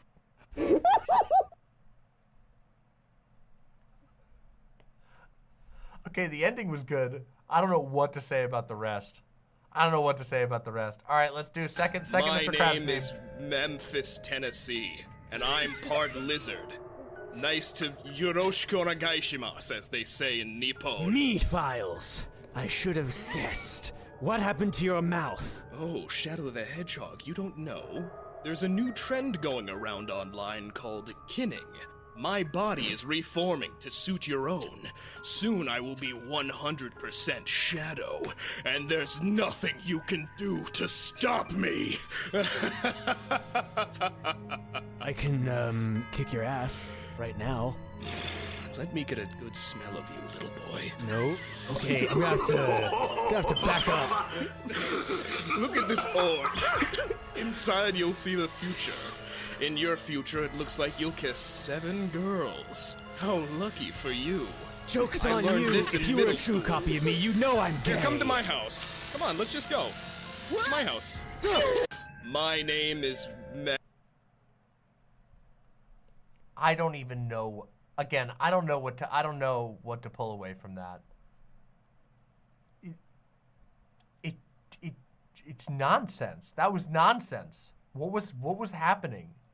I don't know what to pull away from that. It was very random. It was certainly random. This is some Sonichu shit. I don't know about that. I wouldn't go that far.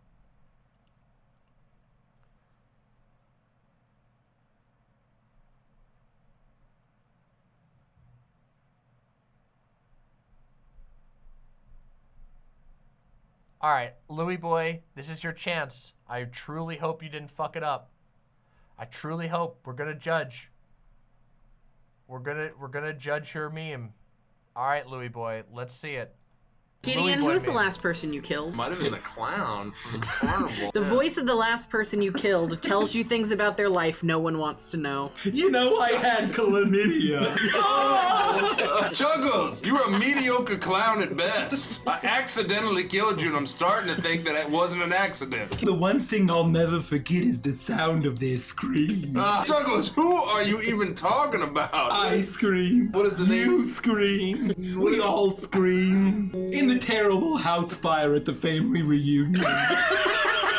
If I'd known that he'd haunt me all my days just because I punched him in the body and killed him, I probably still would have done it. Yeah, you broke every rib I had. Gods, you were strong then. They never tell you how they shit themselves. They don't put those in the song. Gosh, I wish there was wine in hell. All right, that's pretty good. I don't know these people, but that's a pretty good setup, all right? That's pretty good. That's commitment to the bit is what I see there. And I can always respect commitment to the bit. Good job, Louie boy. It's pretty good. It didn't make me laugh out loud but it was pretty good. It gave me a hearty, it gave me a chuckle. It gave me a sensible chuckle. Yes, I have TechnoGal, and I have no desire to be involved in any way, shape, or form. That is a radioactive shit mess, and everyone who can should avoid it, so I am. Fruitcast says, I appreciate the political discussions, but when are we getting to the Dark Souls Let's Play? I hate to say it, but probably not tonight. I don't think we're going to do some Dark Souls tonight, because I want to watch this video by Chariot. But probably next stream. Probably next stream. Yes, I have heard about that strange fellow, Blaze.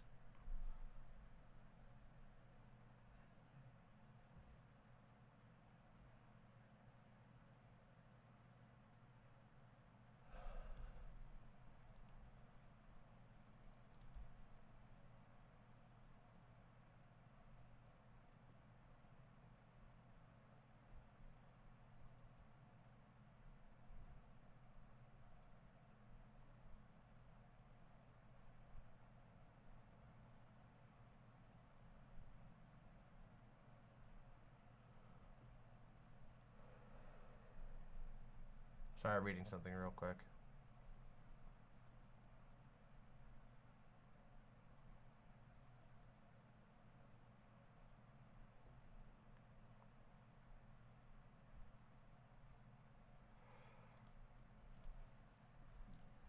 No more memes. My food is gonna be here. Serendipity that the one stream I can't play Dark Souls 2 is also a stream that DemonMama can't. I probably could, but I don't think I will. Like, I could do lots of... yes. Yes, thank you so very much. Oh, yes. Wonderful. Oh, amazing. Thank you. You're welcome. You're cute. It's time. It's time for me to enjoy. I don't know what I got here. Looks like I got a potato soft taco and some beefy 5 layers or something. With some fire sauce. Always ready for fire sauce. There we go. I'm so excited. I'm so hungry. Wait, 2 potato soft tacos and a beefy 5 layer or something.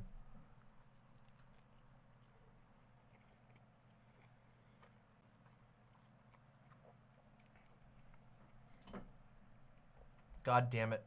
I fucking love Taco Bell. It's so bad and it's so good at the same time.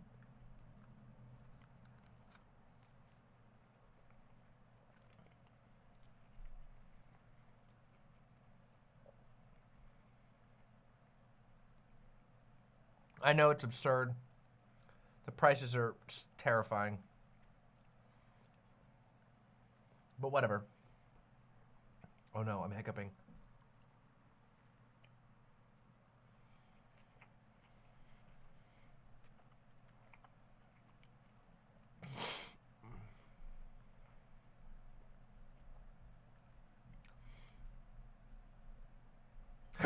Oh no. No! not the hot sauce hiccups. Oh, I got hot sauce hiccup. I love you. Thank you. Thank you so much. I'm so hungry. It's actually crazy. My head hurts. I'm so hungry. No, it's okay. I just didn't. I realized I didn't eat basically anything today. Well, I ate some chips and an orange. Or not chips, crackers and cheese. At least it was nice cheese and crackers. Anyway, thank you. I love you. Oh, God. What did I just get hot sauce in my hair? Oh, no. What did I do that for? Okay, I didn't. Okay, I just thought I did. I didn't actually.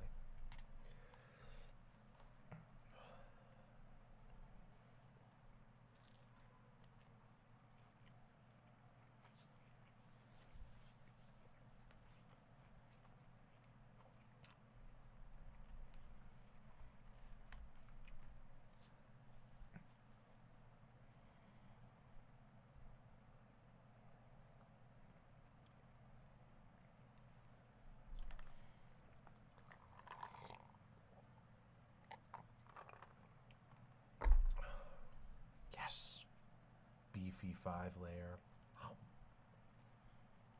Wait a minute, this isn't a beefy 5-layer. What the hell is this? It's got Frito things in it. What the heck is this thing? Oh, I don't know what this is. Not a beefy 5-layer.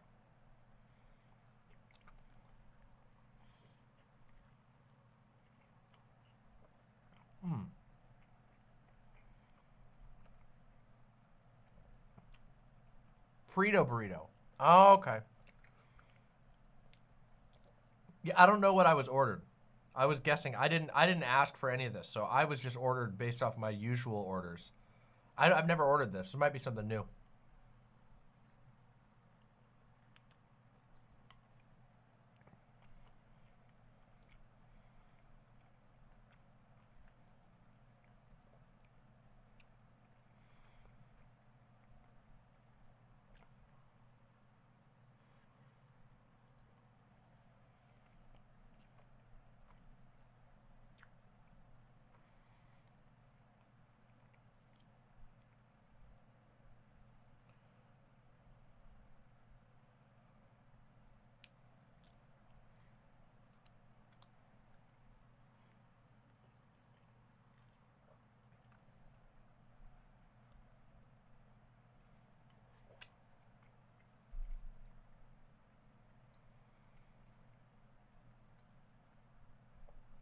I'm relaxed, aren't you all?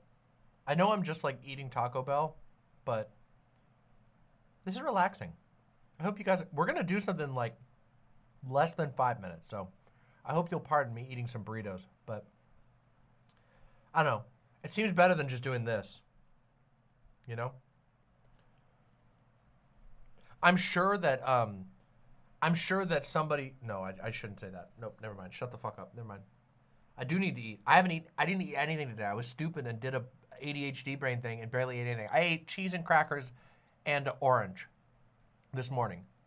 And that was like 8 hours ago or something. More than 8 hours ago.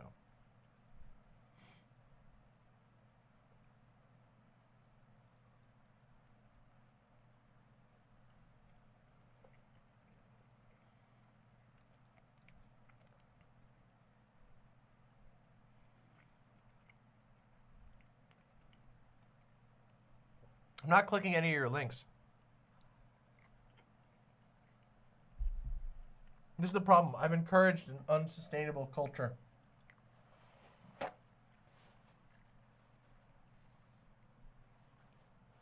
But the great thing about my stream is that even if I've encouraged an unsustainable culture, it's incredibly easy for me to crush said unsustainable culture by simply refusing to give in to the demands. So that's fun. Okay, all right. Don't try to make me feel guilty now.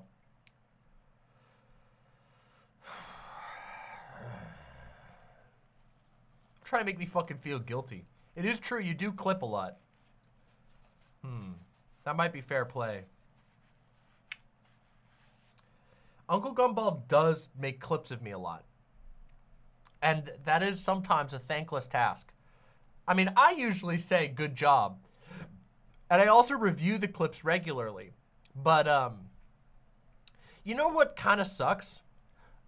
We need a clip, we need like hype, we need a hype team. How do I organically get a hype team? You know? I think it's just you reach a certain point and you eventually get a hype team, you know? We need somebody who does like clips of me, the best moments and stuff like that, and then tags me and does all that. Uncle Gumbald gets tons of great clips, but we need somebody who goes, oh my God, check this out, and goes and shares it to people. I know people do that for other streamers. And I know that my material is better than that of some of the streamers that people do the hype stuff for. So where's the Demon Mama hype industrial complex? Huh? Huh? Huh? Where is it?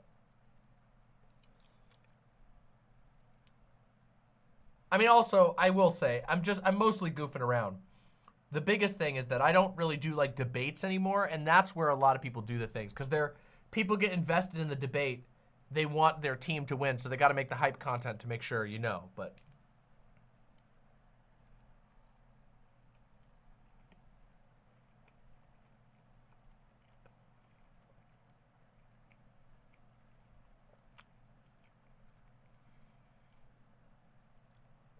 I have an editor, but my editor does tons of work getting our videos out. You guys don't understand. Big channels, one of the reasons that some big channels get so big is because they have completely volunteer, not even asked for, free marketing and PR. I'm not even joking. Like, do you know how many clip channels there are for like some of the biggest streamers out there? They'll have like 20 channels of people who they didn't even ask them. They don't even know who they are. They just do hype stuff. And so you get free marketing and reach new audiences, and it all links back. Yeah, exactly, Louis Boy.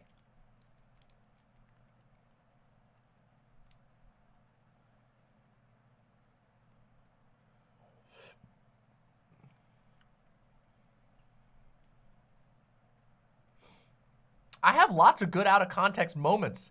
We just got to figure out what inspires the moment. I'm invoking it right now. I'm summoning. You know? I'm summoning a passionate individual who wants to have fun and also help the channel. We did actually once have one. Anybody remember Tragic Hero?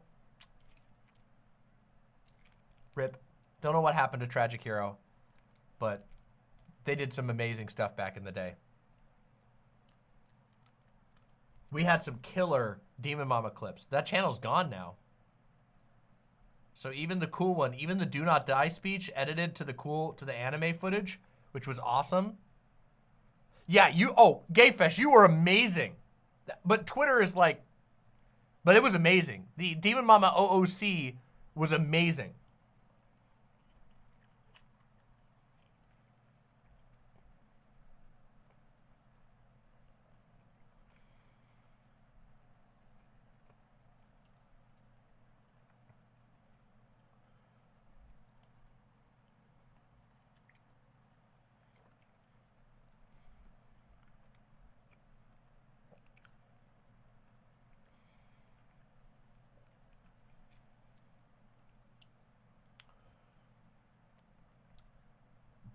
All of my team, you know, Danny, myself, Nasty, all the production side team, we all work very hard at getting this stuff out there. Shorts and videos and beautiful thumbnails. It's just a lot, you know?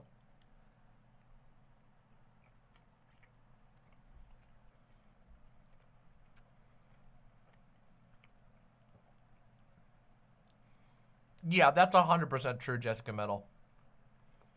Twitter is just unusable now, so it's harder to share content. It is.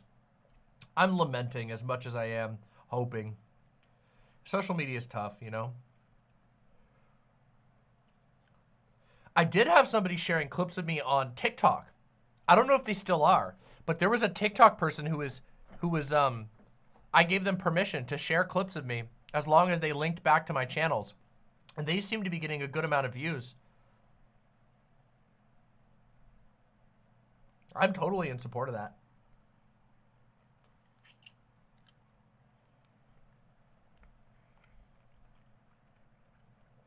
But TikTok might be banned soon.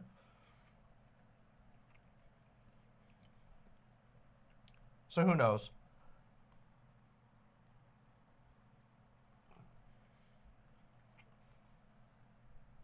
All right, Uncle Gumball. Fine. If this gets me copyright striked, I'm gonna permaban you.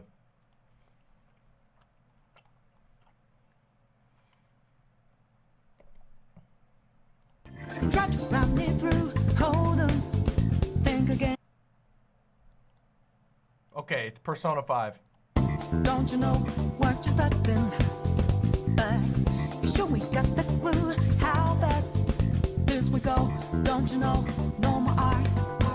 And as I look to the horizon, not the cloud, but then stormy weather's go too cold.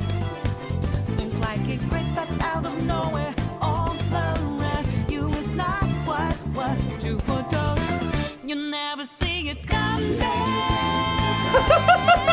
You see that my mind is too fast for eyes. You're coming, but the time it hit you, you're not surprised.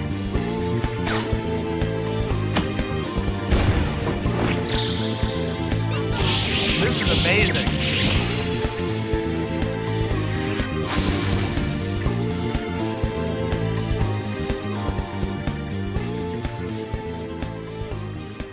All right, that was a banger. All right, Uncle Gumball, that was a banger. I'm afraid it was a banger.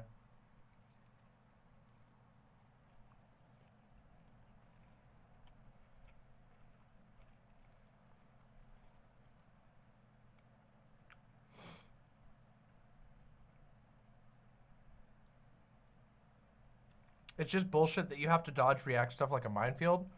Oh, what you mean like with copyrighted content? Yeah, it's terrible. It makes life terrible and it ruins the YouTube environment and it deletes fun.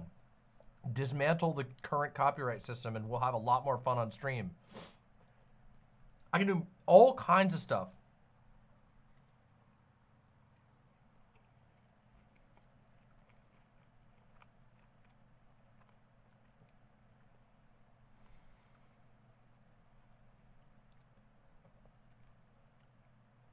That was a banger meme. Yeah. All right. 1 second.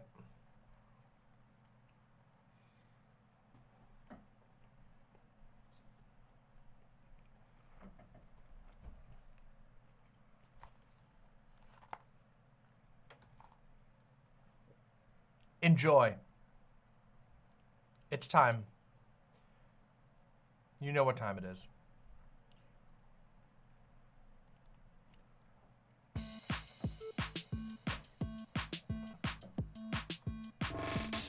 That Demon Mama has to go to the bathroom to listen to the Demon Mama bathroom song. Streams 20-hour days and 9 days a week, so let's give her and her bladder a little fucking break.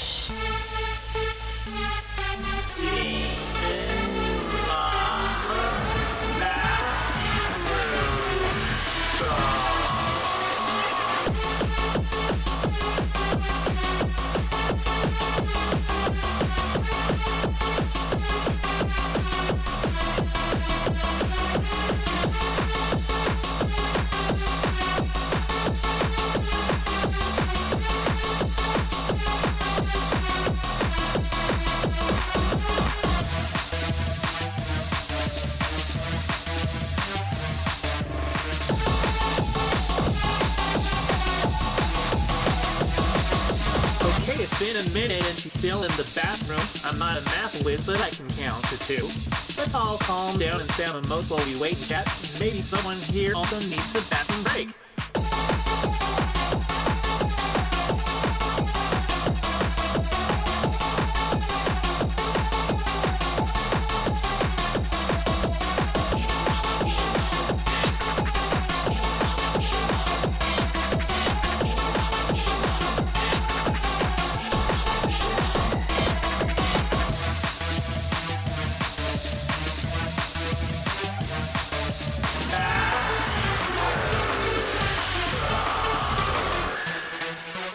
bit since Demon Mama went to the bathroom. Not like I'm counting, but distracted. So don't you fret, my little list, cause I wrote this track down to give you something bobbing while she's taking the break.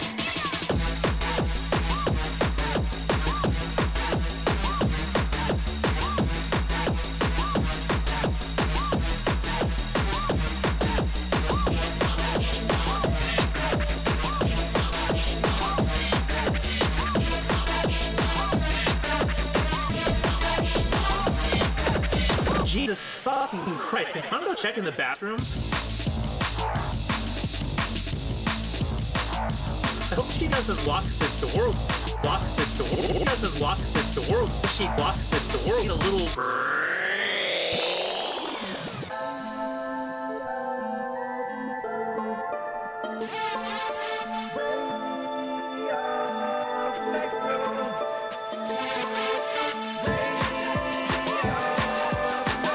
Okay, you're just fucking with me now.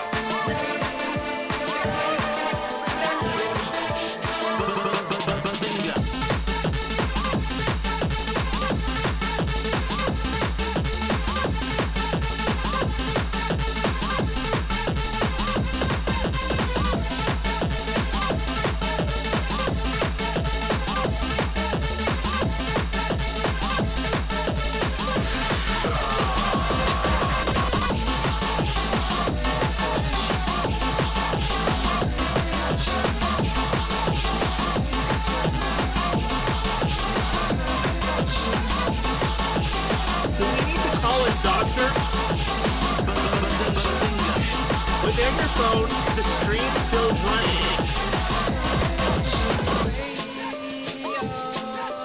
Song's over. Stop. Somebody like and subscribe. I missed some donos. All right, I will go back and catch them. Arachnoid with the tier 2 sub. Long time no watch. Happy to my favorite demon type streamer. Fanning the flames of flamedom?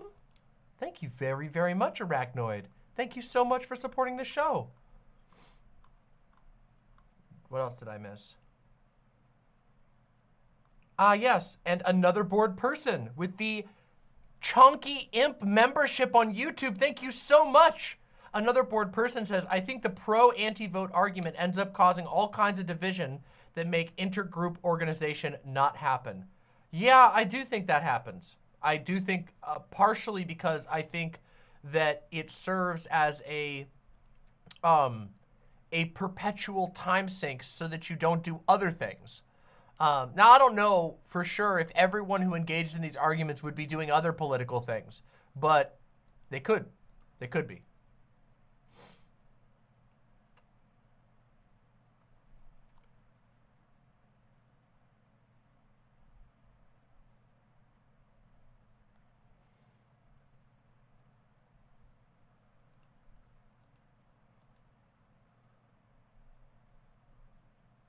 That is too long. I can't do a 4-minute watch. I'm so sorry. I'm so sorry, Rhodes. I can't do a 4-minute watch. We got to watch this video. It's time. We got to do the react. We got to do the planned react. That's too long. Can't do a 4-minute meme. Oh, I may have missed it. Let me double check. Let me double check, Mistress Lynn. I apologize if I am forgetful sometimes.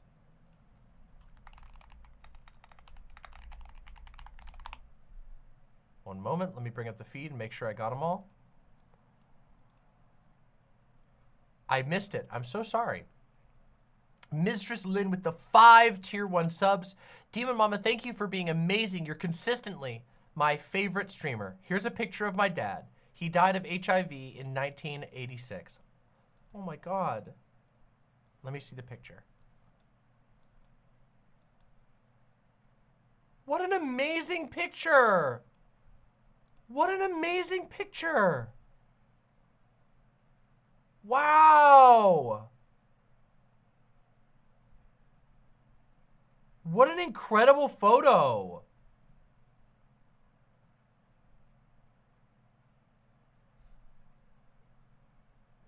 Damn. What an amazing photo to have.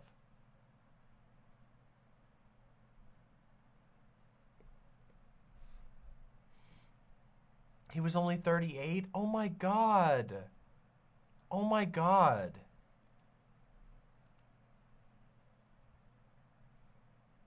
Worth the time, but okay, I guess you've got too little faith in me. It's not about faith. I have other shit I gotta do. You know what? Oh my god. That's it. That's fucking it. I'll do it. I'll ban it. I'll ban link submissions altogether. Don't make me do it. Don't make me fucking do it. Don't make me ban link submissions. I won't. Just because I can't do your link. Fucking 4-minute submission doesn't mean I don't like you or that I think that you're bad or anything. I got a show to run. Okay? I didn't even get fucking I got one segment recorded today, okay? God. It's my fuck. Shit. I gotta do this. Do you know what the linking culture is like on other channels? I challenge you. Go see if any other channel will play nice with links. There are channels, there's a lot of channels that'll insta-ban you.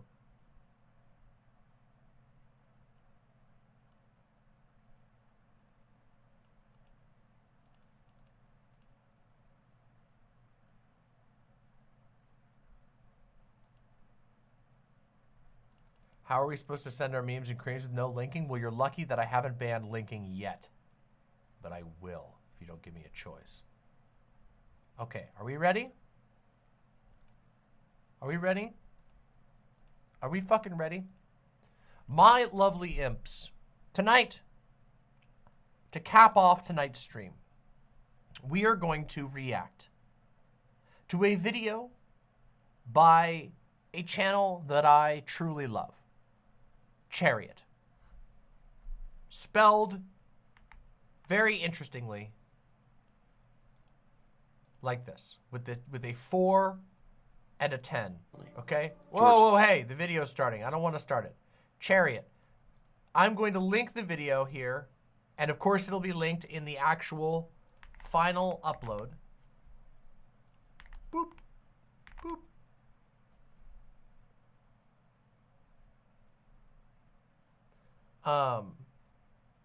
So there's the link for the video. And we are going to be reacting to this video by Chariot. Chariot has been undertaking a series of incredibly in-depth, incredibly thoughtful, incredibly high quality video game retrospectives with a critical eye towards the poetics of gaming and towards politics, which is just a perfect match with the general culture of my channel. And tonight, I have been recommended to watch Chariot's video on Halo Reach. Now, I played Halo Reach. I never beat the single-player campaign, but I played a lot of the multiplayer. So I'm super interested to learn about the political themes that were present in the story. And I think a lot of you will be too. So without any further ado, let's watch Chariot's video, The Winter of Mankind, a Halo Reach retrospective. Let's go. Granger looked into the fire. Phoenix. What? There was a silly damn bird called a phoenix back before Christ. Every few hundred years he built a pyre and burnt himself up. He must have been first cousin to man. But every time he burnt himself up, he sprang out of the ashes. He got himself born all over again. And it looks like we're doing the same thing, over and over. But we've got one damn thing the Phoenix never had. We know the damn silly thing we just did. We know all the damn silly things we've done for 1,000 years, and as long as we know that, and always have it around, where we can see it, someday we'll stop making the goddamn funeral pyres and jumping in the middle of them. We pick up a few more people that remember every generation. He took the pan off the fire and let the bacon cool, and they ate it, slowly, thoughtfully. Now, let's get on upstream, said Granger. And hold on to one thought. You're not important. You're not anything. Someday, the load we're carrying with us may help someone. But even when we had the books on hand a long time ago, we didn't use what we got out of them. We went right on insulting the dead. we went right on spitting in the graves of all the poor ones who died before us. We're going to meet a lot of lonely people in the next week, and the next month, and the next year. And when they ask us what we're doing, you can say, we're remembering. That's where we'll win out in the long run. And someday, we'll remember so much that we'll build the biggest goddamn steam shovel in history, and dig the biggest grave of all time, and shove war in, and cover it up. Come on now. We're going to go build a mirror factory first, and put out nothing but mirrors for the next year, and take a long look in them.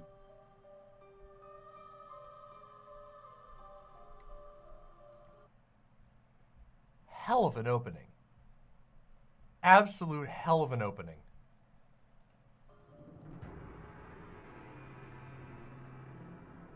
I've made no secret, as I've written about video games, that I was a latecomer to the genre.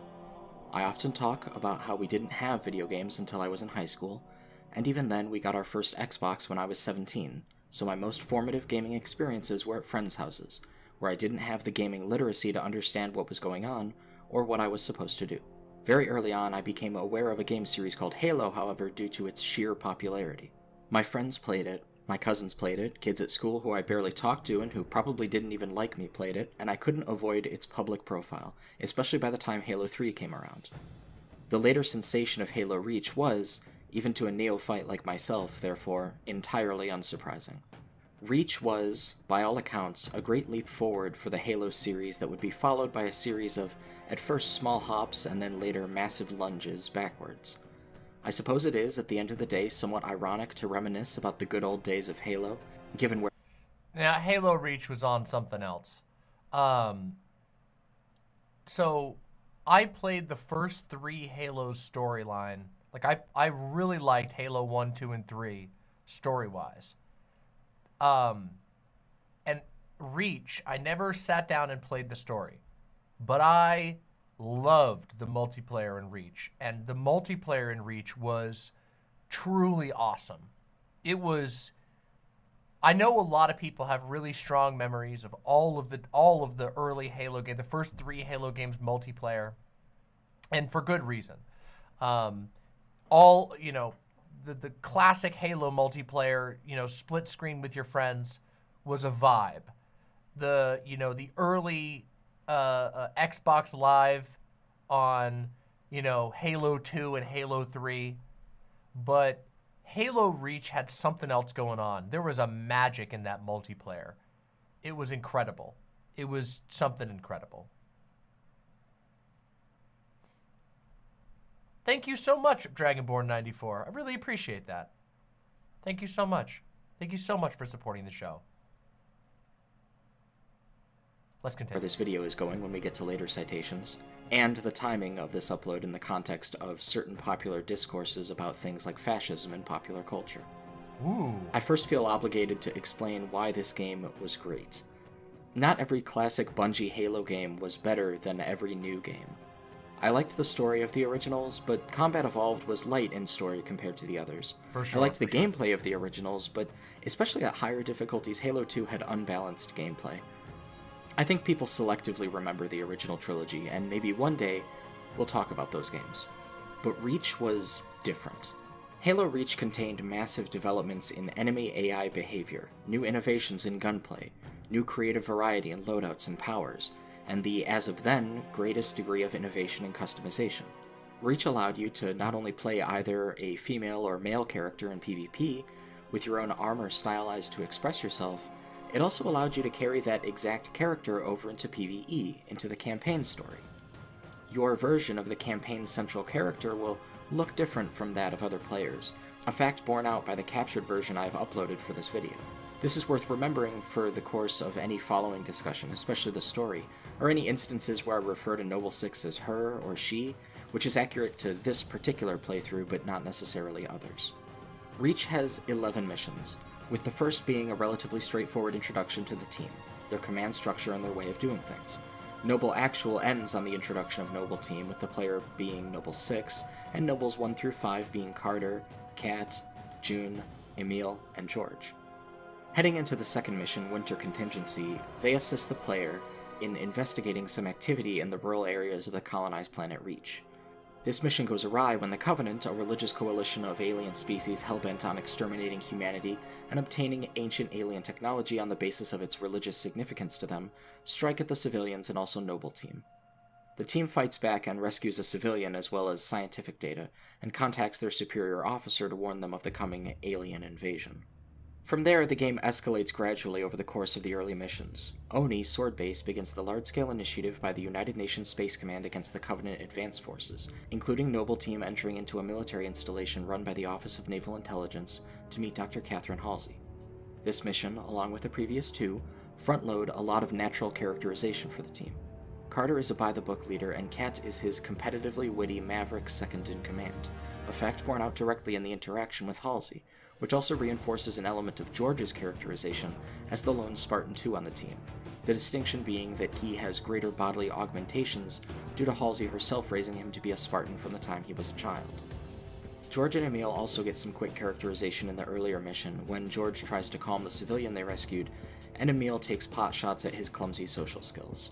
Even the opening cinematic introduces the team with a sort of quick acknowledgement of who they are. Jun is quiet and methodical, shown by how he takes notice of Noble Six, but doesn't stop counting his bullets. Emil is creative and violent, expressed in his helmet carving and preoccupation with knives. Carter is the consummate leader, speaking directly and taking orders as easily as he gives them. Kat isn't what you expect, the first female Spartan we've ever actually seen in-game, who lurches into frame with her cybernetic prosthetic arm. George barely gets any introduction until Noble Team's actual mission is underway, although even at first blush you'd know him. He's the big one. Noble Team delivers the data they recovered to Halsey, but Noble Six and Jun get a stealth mission where they fight through the Covenant to get eyes on just exactly what forces have been deployed to Reach. This night operation harkens back to the original Halo Combat Evolved, where infiltration of a Covenant vessel required sniper combat in the dead of night. The guns handle much more precisely in this game, but the sniper rifle still feels impactful. Yeah, the gunplay in Halo Reach was very memorable. I remember it very well. It's you know, I don't know. I always enjoyed Halo. I had a lot of fun with, like I said, all the first 3 games I really enjoyed a lot. But Reach had something else going on, and I'm a sucker for good gunplay. Especially gunplay that really has some weight to it. And it definitely introduced that. You know, the early Halo games were a little floaty, a little bit arcadey. A lot of shooters were at the time. Not all of them. The Gears of War games were super weighty, and all their guns had a lot of chunk to them. But it was also a different style of shooter. It was a third-person shooter and whatnot. But, yeah. Yeah, me too, Windleby. Windleby says, I only did multiplayer on Reach. That was basically what I did, yep. It was so good. Gears of War was... I really... The thing is, I did not care about the story of Gears of War at all, and I don't think I do, even still, really, that much. But I really, really enjoyed multiplayer, especially the Horde mode in Gears of War. Just because the weapons felt so good. And there were not many games that did weapons like Gears of War did at that time. Gears of War had so much weight and punchiness to it. It had so much of a solid feel to the gameplay that was so memorable. And Reach was the first of the Halo games that felt like they were trying to add more heft to these big, gigantic weapons being wielded by robots. Anyway, let's continue. This level ends with the discovery that the Covenant is launching a full-scale invasion of Reach, which leads into the next mission on the tip of the spear. This level is distinctly memorable to me, not so much for its story significance as for the large amount of time spent fighting in the open field and destroying Covenant pop-up installations, although this is for the end of clearing the way for a large UNSC ship to bombard the Covenant forces directly. However, this ends in catastrophe when a concealed Covenant vessel of massive size reveals itself in orbit and strikes back at the UNSC. The team's goals quickly shift to finding a clever way to take out the massive threat. Kat's idea comes to fruition in the next mission, Long Night of Solace, with the team electing to send the player and George on a small craft to fight in orbit against the Covenant, and with a UNSC ship that agrees to transfer its science fiction slipspace drive to a vessel that can board the massive Covenant ship so that it can be triggered remotely to destroy the vessel from within by tearing it apart.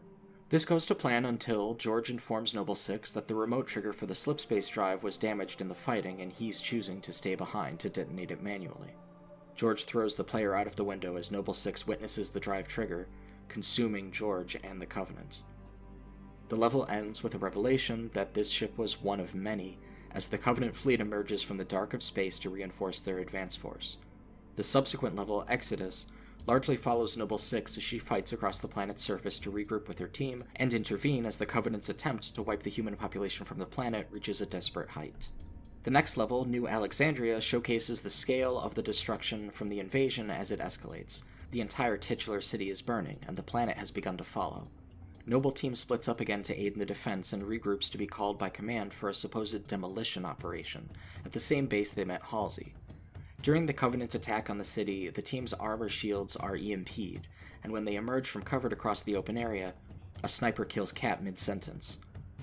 Her dialogue, if the player pays attention, actually implies she's figured out that the mission the team is about to go on is a ruse, and sure enough, following her death, the team arrives at Sword Base for the mission The Package, and is informed by Dr. Halsey that what she actually needs them for is a defense of the technology Oni has developed that could help them win the war. To that effect, in the mission The Pillar of Autumn, the team fights their way to deliver the package, which is actually Cortana from the main series, to Captain Keyes of the first game.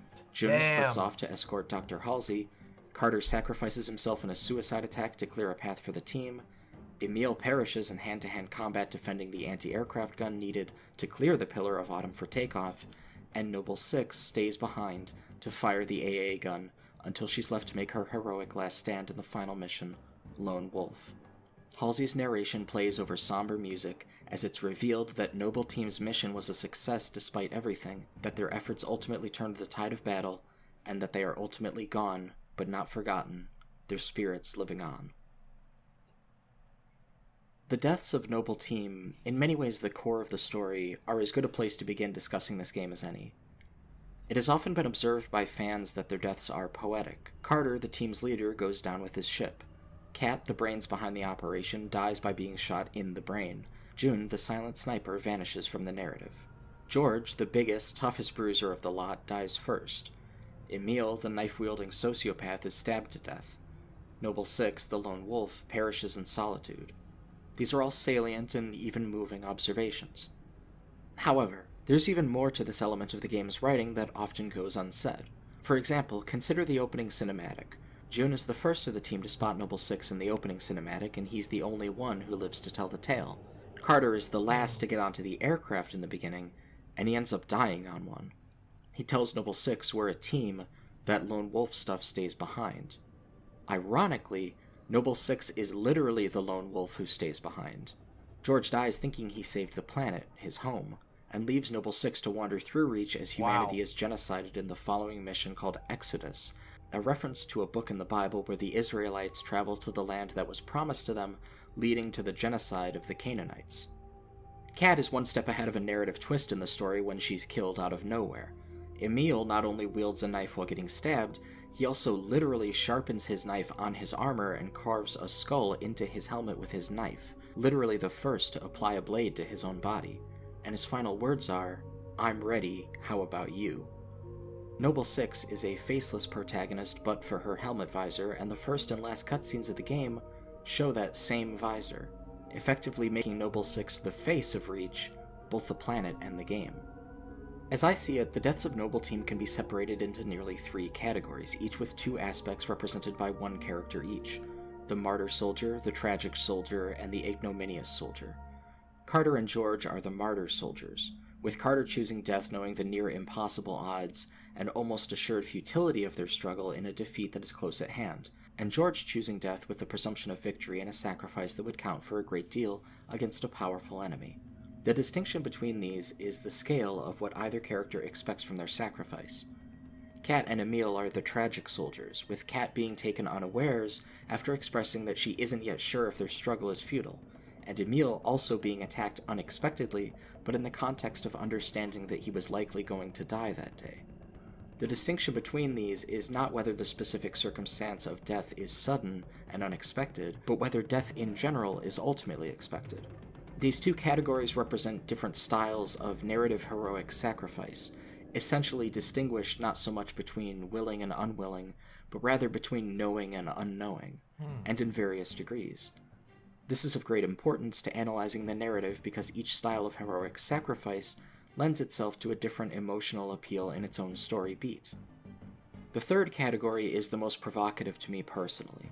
Jun and Noble Six are the ignominious soldiers, with Jun leaving off into the horizon of an uncertain future, and Noble Six dying for certain, but remaining entirely faceless and nameless in the process. The two are distinguished by whether they are knowable in their identity or knowable in their fate. This category of heroic sacrifice creates a narrative impression of the uncertainty of the soldier or hero, either before or after their sacrifice. For soldiers who have yet to fight their upcoming battle or war, we do not yet know their fate. For soldiers who die on the battlefield either in solitude or in numbers so immense that their individuality is removed beyond count, we cannot know their identities. You may also notice... I think this is... I find this is a really good observation. I feel like I've missed out not having played this game. There's a lot going on here. That's some talented characterization of the Spartans from Halo. That the 6 team members are divided into 3 groups of even pairs, mirrored in an alternate... I mean, I've always known that Reach was a fairly lore-heavy game, but this isn't just lore. This is like this is an incredible attention to detail in writing characters that I love hearing about. That's incredible. Pattern of 1 and 4, 2 and 5, and 3 and 6 respectively. This creates a kind of sacred mathematical formula of narrative heroic sacrifice, a trinity of dual reflections. This concept of the ignominious soldier is also reminiscent of the American Arlington Monument, Tomb of the Unknown. I was thinking of that, the Tomb of the Unknown Soldier. Yep. Soldier, which serves at once to commemorate a real soldier whose identity was unknown, but who perished in World War I in France, but also as a larger allusion to American soldiers who perished abroad in their country's wars, and whose identities remain lost, or as the tomb describes its soldier, known but to God. In the current era, this tomb is arguably most frequently invoked, at least in my experience, in discussions of the Vietnam War, which of course came much later. The tomb is a symbol, more than only the resting place of one man. It represents the idea of the nameless, faceless soldier.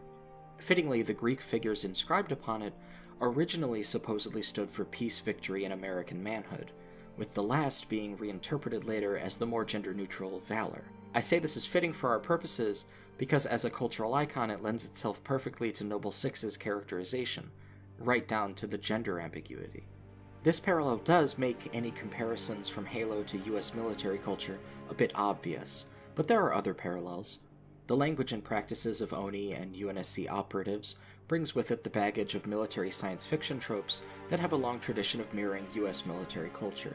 This positions Halo Reach as an entry in a larger continuity of military fiction, common not only to science fiction as a genre, but also to American media.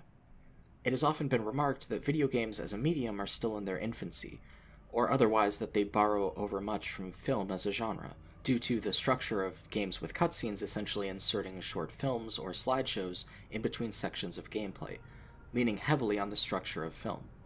In my view, this is neither an unfortunate necessity of gaming, nor is it really a drawback of those games that utilize it.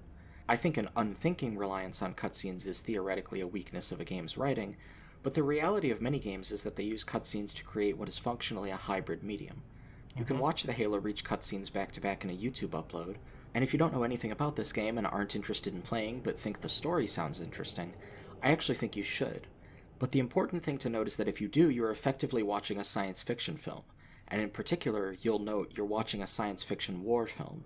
So I think it's beyond doubt that what we're dealing in here is in some ways a work of art that operates in the cultural context of military narrative. But what concerns me primarily in the case of Reach is its deployment of heroism. All 6 members of Noble Team are, in my opinion, fantastic exemplars of the hero-soldier trope. They don't just present the idea in cases of strong writing.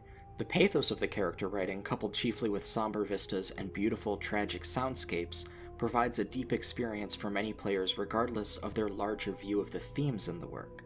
There's been a great deal of discussion of late in online spaces on the nature of fascism, for example, and its relevance to different science fiction works presenting tropes and notions common to military science fiction. Halo has not been the chief subject of that discussion on any front that I've personally seen, but it has lingered, festered even, in the public consciousness.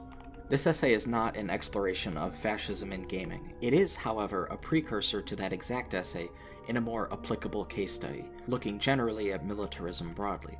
Notions of militarism, in addition to tangentially relevant ideas around nationalism, xenophobia, etc., are important to understanding fascism in media, but it is not simply the case that all these parts, or even one individual part, is equivalent to the broader whole, and an exploration of that concept would require a deeper insight into how the media itself functions, not merely how it can be interpreted. One day soon we will return to that discussion, but what's important for our purposes here is how blurry many of these distinctions are.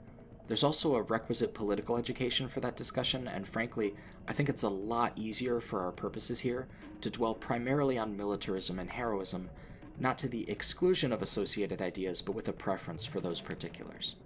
With all of that said, I found I could not finish out this notion of heroic sacrifice and the soldier without touching on the essay which is the keystone for seeing fascism in art, in my opinion, and in the opinion of many with whom I have spoken. Many discourses on whether this or that work of art is fascist tend to reduce themselves to pondering whether a work explicitly advocates or endorses fascism as we understand it. They are bogged down not only in case studies but in a kind of debate that can only yield the style of analysis and discussion that presents a work as qualitatively fascistic on any level on the basis of an essentially exegetic reading, as if for text to contain a meaning, to enact meaning, requires for them to simply be activist works with a call to action.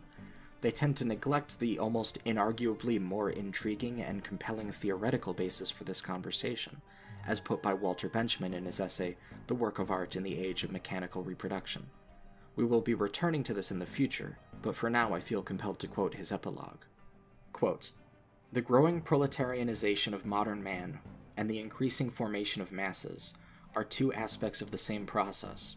Fascism attempts to organize the newly created proletarian masses without affecting the property structure which the masses strive to eliminate. Fascism sees..." This right here, fascism attempts to organize the newly created proletarian masses without affecting the property structure with which the masses strive to eliminate. That is the, right there, that phenomenon is the empty right-wing populism that we see all the time these days. In fact, you've probably not only heard me refer to it, but you've probably heard to basically every lefty content creator you could watch has at some point referred to the sort of anti-elite, vague right-wing populism that is sort of increasingly popular in the Trump era. That is exactly what's being talked about here. It is an attempt to take these sort of dispossessed working people and get them angry at specific structures without ever actually addressing the structure of property in and of itself. Oh, it's this banker, or it's that banker, or it's those bankers.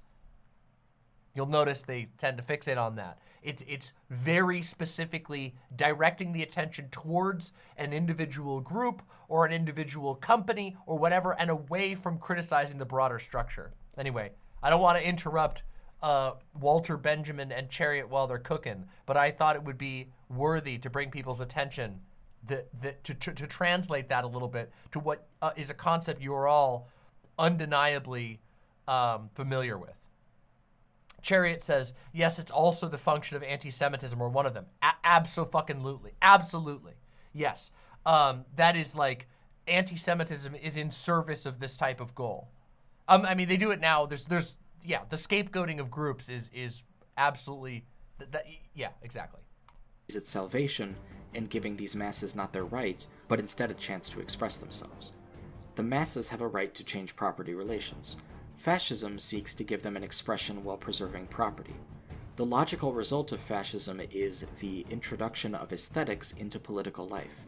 The violation of the masses, whom fascism with its Führer cult forces to their knees, has its counterpart in the violation of an apparatus which is pressed into the production of ritual values. All efforts to render politics aesthetic culminate in one thing: war. War and war only can set a goal for mass movements on the largest scale while respecting the traditional property system. This is the political formula for the situation. The technological formula may be stated as follows. Only war makes it possible to mobilize all of today's technical resources while maintaining the property system. It goes without saying that the fascist apotheosis of war does not employ such arguments. Still, Marinetti says in his manifesto on the Ethiopian colonial war, quote, "For 27 years we futurists have rebelled against the branding of war as anti-aesthetic. Accordingly we state, war is beautiful because it establishes man's dominion over the subjugated machinery by means of gas masks, terrifying megaphones, flamethrowers, and small tanks. War is beautiful because it initiates the dreamt-of metallization of the human body. War is beautiful because it enriches a flowering meadow with the fiery orchids of machine guns. War is beautiful because it combines the gunfire, the cannonades, the ceasefire, the scents, and the stench of putrefaction into a symphony. War is beautiful because it creates new architecture, like that of the big tanks, the geometrical formation flights, the smoke spirals from burning villages, and many others.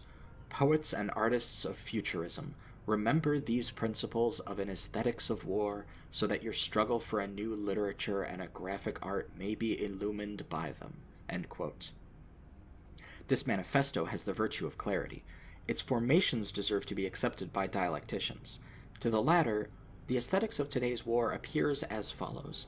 If the natural utilization of productive forces is impeded by the property system, the increase in technical devices, in speed, and in the sources of energy will press for an unnatural utilization, and this is found in war. The destructiveness of war furnishes proof that society has not been mature enough to incorporate technology as its organ, that technology has not been sufficiently developed to cope with the elemental forces of society. The horrible features of imperialistic warfare are attributable to the discrepancy between the tremendous means of production and their inadequate utilization in the process of production. In other words, to unemployment and the lack of markets. Imperialistic war is a rebellion of technology which collects in the form of human material the claims to which society has denied its natural material. Instead of draining rivers, society directs a human stream into a bed of trenches. Instead of dropping seeds from airplanes, it drops incendiary bombs over cities. And through gas warfare, the aura is abolished in a new way.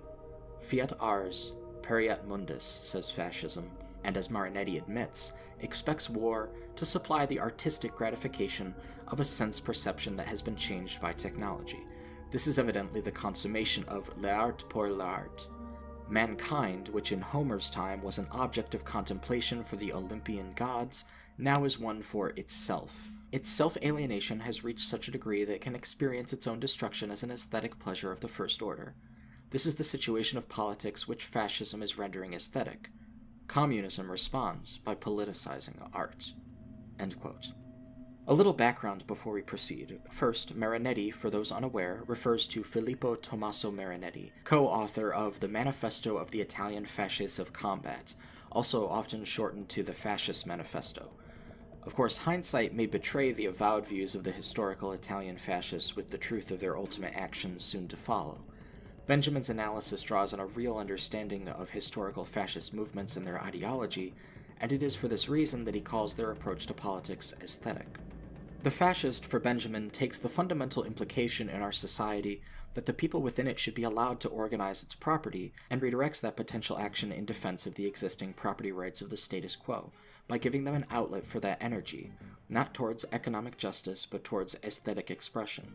One may perhaps hear in this the ring of the words of Andrew Breitbart, whose namesake publication would later become a flagship of the American alt-right, as it was buoyed by the MAGA movement, that politics is downstream of culture.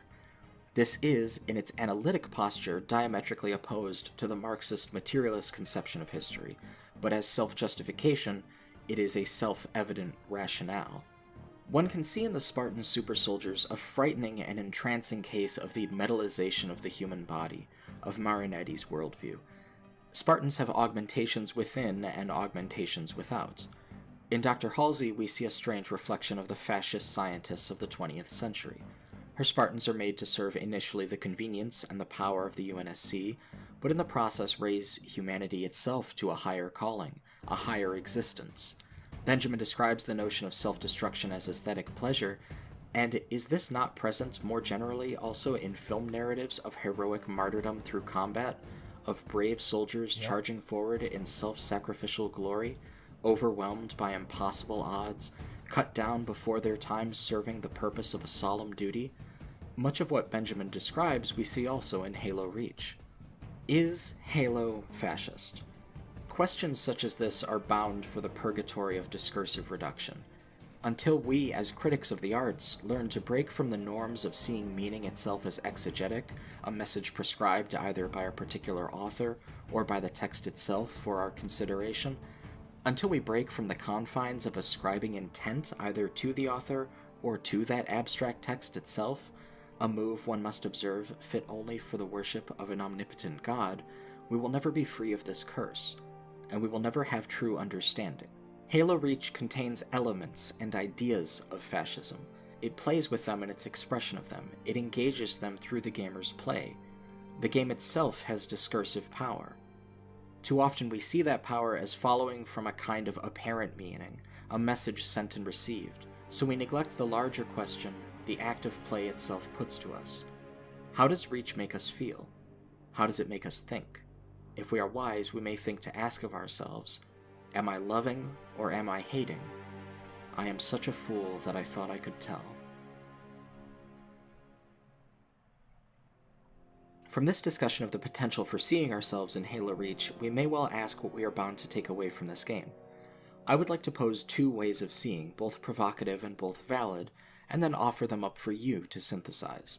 The first of these is, I think, the more cynical of the two. In The Hollywood War Machine, U.S. Militarism and Popular Culture, by Carl Boggs and Tom Pollard, the authors articulate that, quote, one of the remarkable features of American public life today is the extent to which Hollywood studios continue to turn warfare into stunning media spectacles, a phenomenon shared with TV and video games like movies, beneficiaries of the same high-tech assets, and go on to say that, quote, if graphic scenarios of death and destruction wind up as the predictable offshoot of Empire, they are also the stock and trade of blockbusters, both mirroring and contributing to the culture of militarism that permeates early 21st century America. So it has, in some degree or another, continued to be, even up through the continuation of Hollywood franchises, such as those discussed by Boggs and Pollard like Transformers. Boggs and Pollard discuss the direct effect that the United States... Let's continue. Don't worry, I don't think you'll stay lost. Don't worry. Media has had in endorsing moves from administrations like that of George W. Bush to Barack Obama in their execution of policies like mounting civilian drone strike deaths in the Middle East to violence committed by the Israeli government in Gaza, at least indirect, but highly tangible results.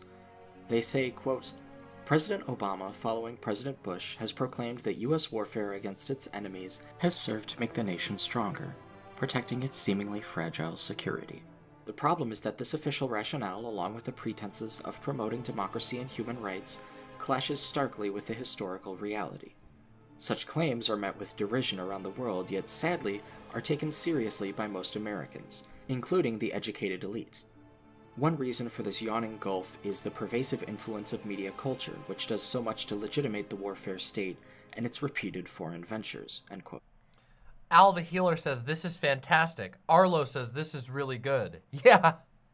There's a reason I promote Chariot's videos as often as possible. Chariot is so talented at this type of media analysis, and I am just brimming with excitement for every new video, but also for the future of Chariot's work. Chariot's always cooking. Boggs and Pollard see media, television, film, video games, and what have you, as part of what they term the always crucial mechanisms of legitimation of empire. This claim may be received in the context of video games by some as overly Thompson-esque.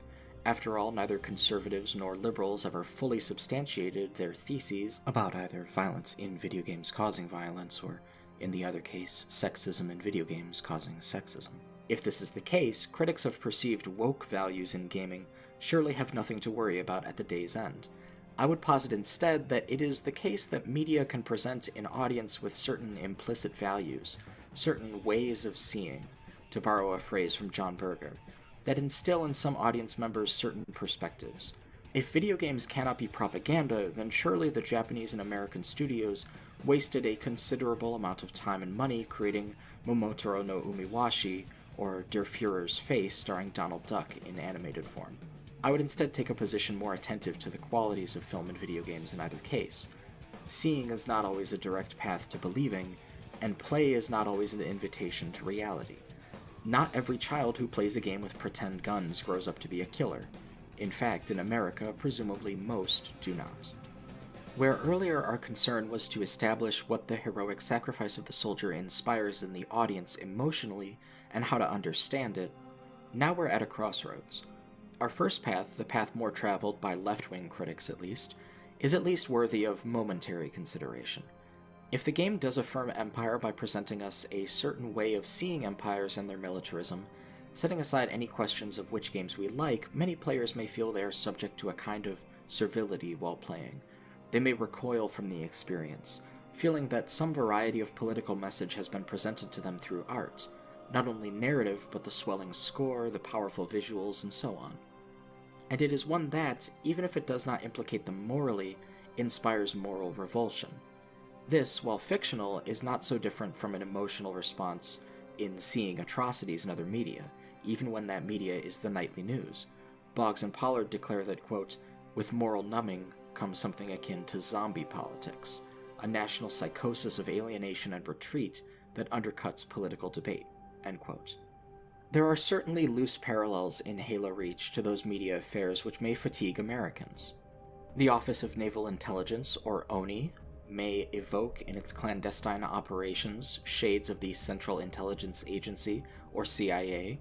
The United Nations Space Command, or UNSC, may strike players in terms of the accents and jargon of its soldiers as reminiscent of US forces backing the North Atlantic Treaty Organization, or NATO. Still, it's not all one-to-one. There are other cultural influences in Halo, and humanity itself is positioned as the protagonist of Halo Reach, not any nation. This often remarked upon feature of military science fiction inspires in turn questions of humanization. Where the human race is pitted against other species in the same way, historical oppression of human beings often involved those oppressed humans being cast as themselves inhuman, lesser races or even lesser species via the false distinctions of scientific racism. The parallel cannot be avoided, and yet, even following that parallel, Halo remains provocative. Reach might be one-sided, but fans of the original trilogy, of Halo ODST, or even those who have played Halo 5 Guardians or Halo Infinite, may see the posture that the series has towards its non-human alien species, at times soulful, thought-provoking, and profound. One might be tempted to take a single read on the trope of alien warfare and interstellar human empire in Halo. Were it so easy. A more cutting read might lean into questions around the portrayal of human militarism and its relationship with religious symbolism in Forerunner technology. Boggs and Pollard write that, quote, American politics has always been informed by a messianic belief in national destiny, merged with notions of historical progress, a sense that people could have mastery over the course of events, a certitude about national supremacy and its entitlement. That's so... It's really funny. We were just talking about an aspect of exactly that when we were just talking about the voting discourse, right? That like people are sort of buy in to the sort of message in American democracy that like your individual vote is a part of the advancement of historical progress, that you're participating in the betterment of the world with every single vote and things like that. It's so deeply ingrained in the national myth of American democracy, regardless of its connection to reality. You know, regardless of what type of election you're talking about, the act itself is sometimes sort of framed as a proof of your mastery over the course of events. A unique civilizing mission. Here we have an ideology simultaneously elite and mass, embracing American exceptionalism, religious fervor, and national supremacy mixed inevitably with the idea of attaining virtue through military action, end quote. The context for these claims also offers up a read of patriotism as secular religion and a case study for some of the aforementioned qualities in The White Man's Burden, a phrase borrowed from a poem by Rudyard Kipling. RKI says, never forget the right wants you dead. You can vote or you can die. Choose.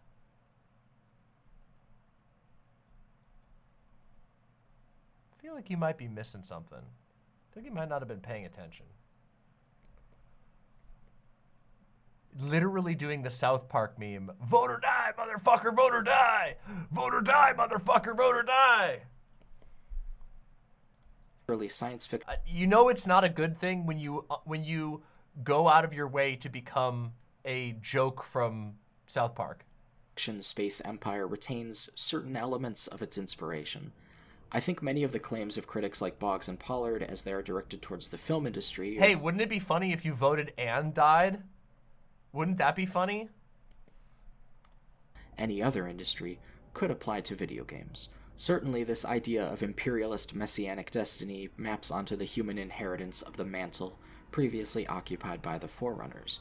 But where Boggs and Pollard note that American politicians understanding the connection between imperialist intervention abroad and reprisal at home appears rare, or that, quote, a reversal of military agendas seems unlikely.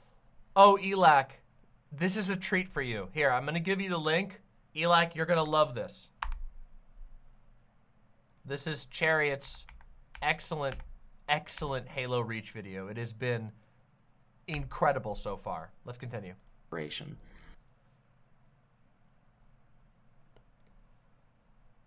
I'll engage you after this, RKI.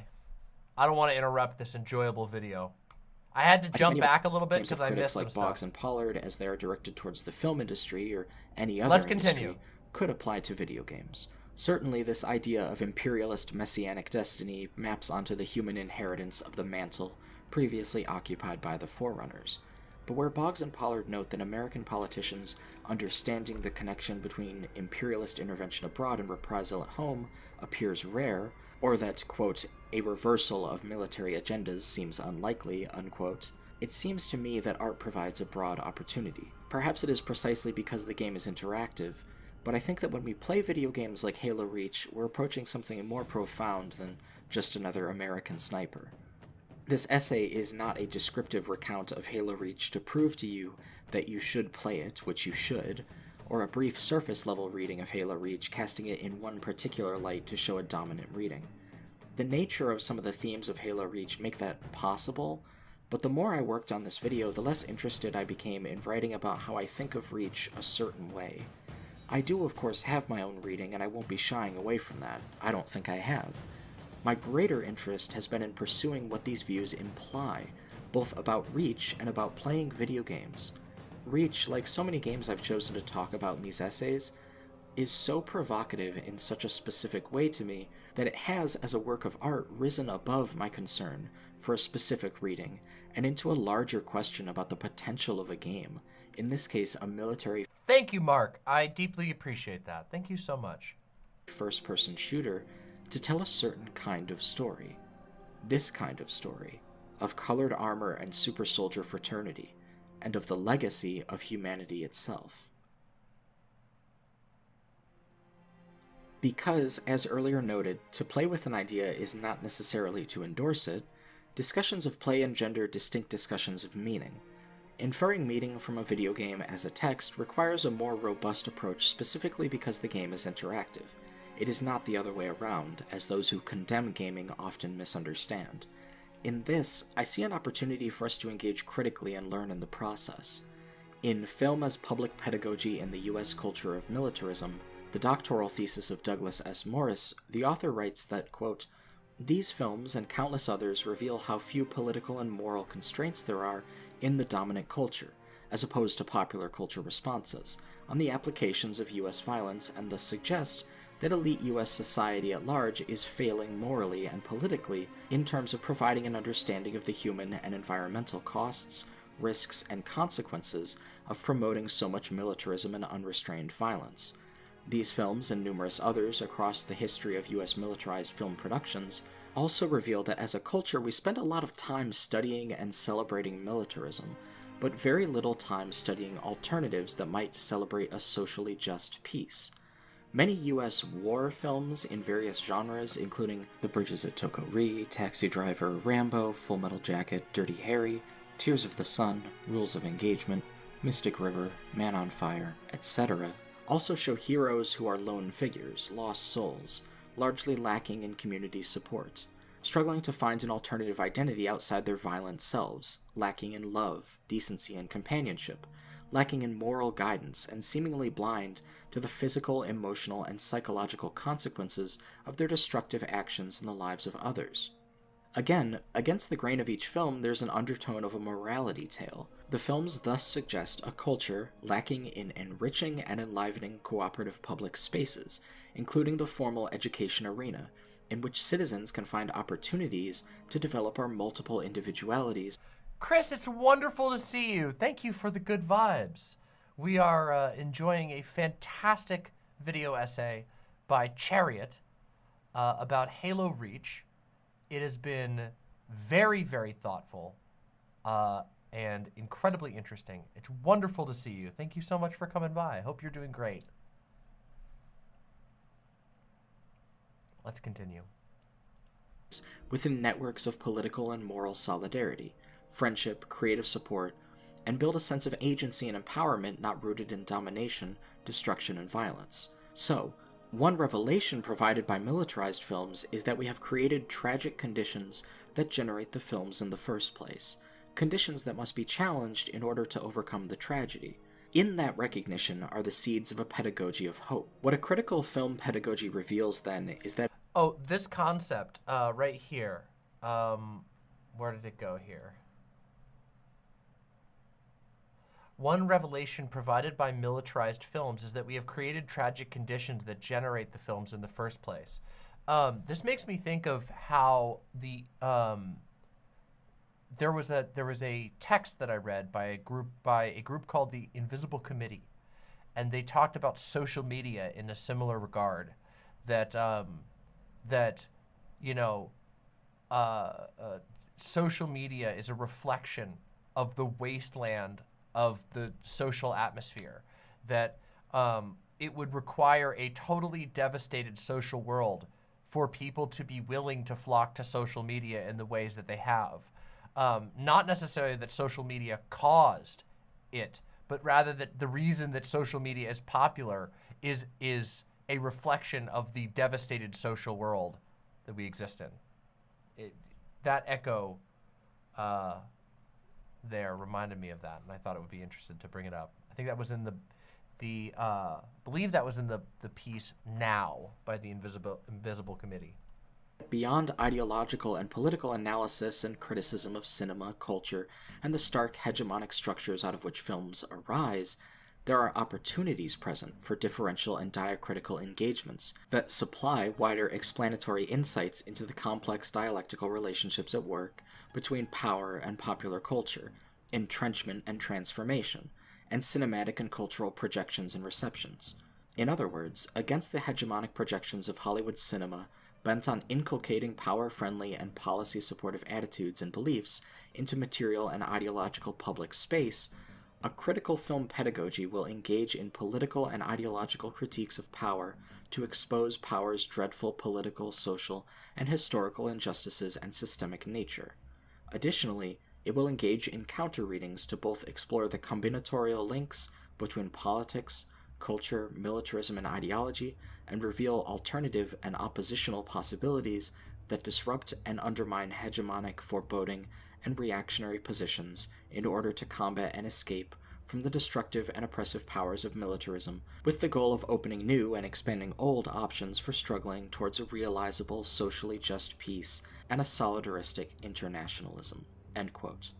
I was quite pleased to find Morris's thesis online when searching for provocative sources on militarism in fictional media.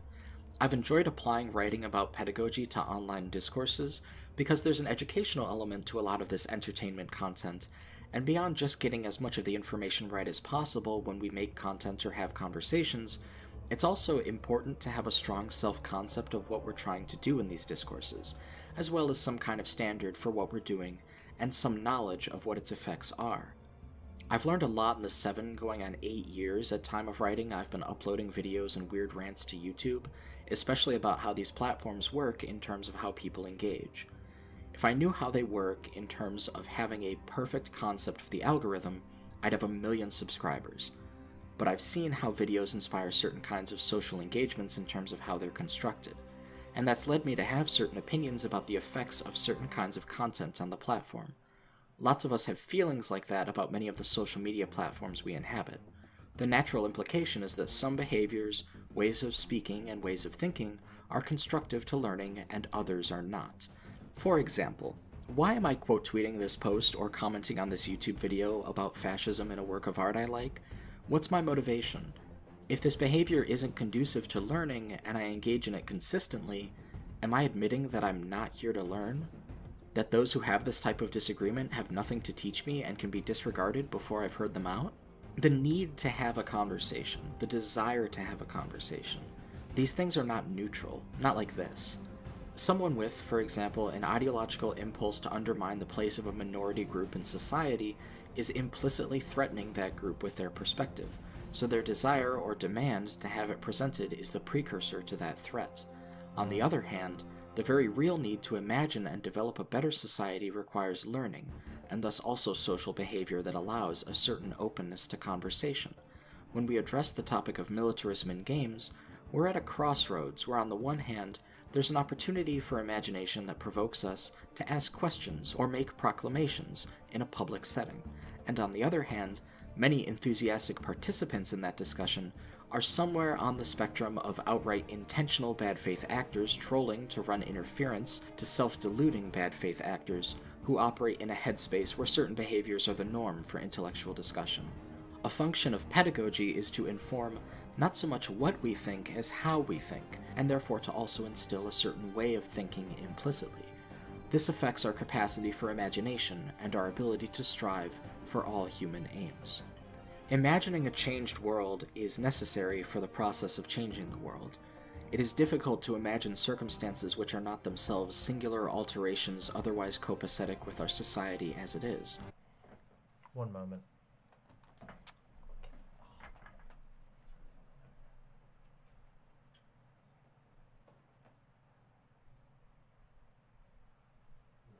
I'll be done soon. Finishing Cherry's video. It's really good. I love you. I hope you rest well. Doe going to bed. Aww. In Morris's own words, quote, "It is difficult to imagine a demilitarized culture operating within a militarized political and economic order, and it is difficult to imagine a demilitarized political and economic order operating within a militarized culture.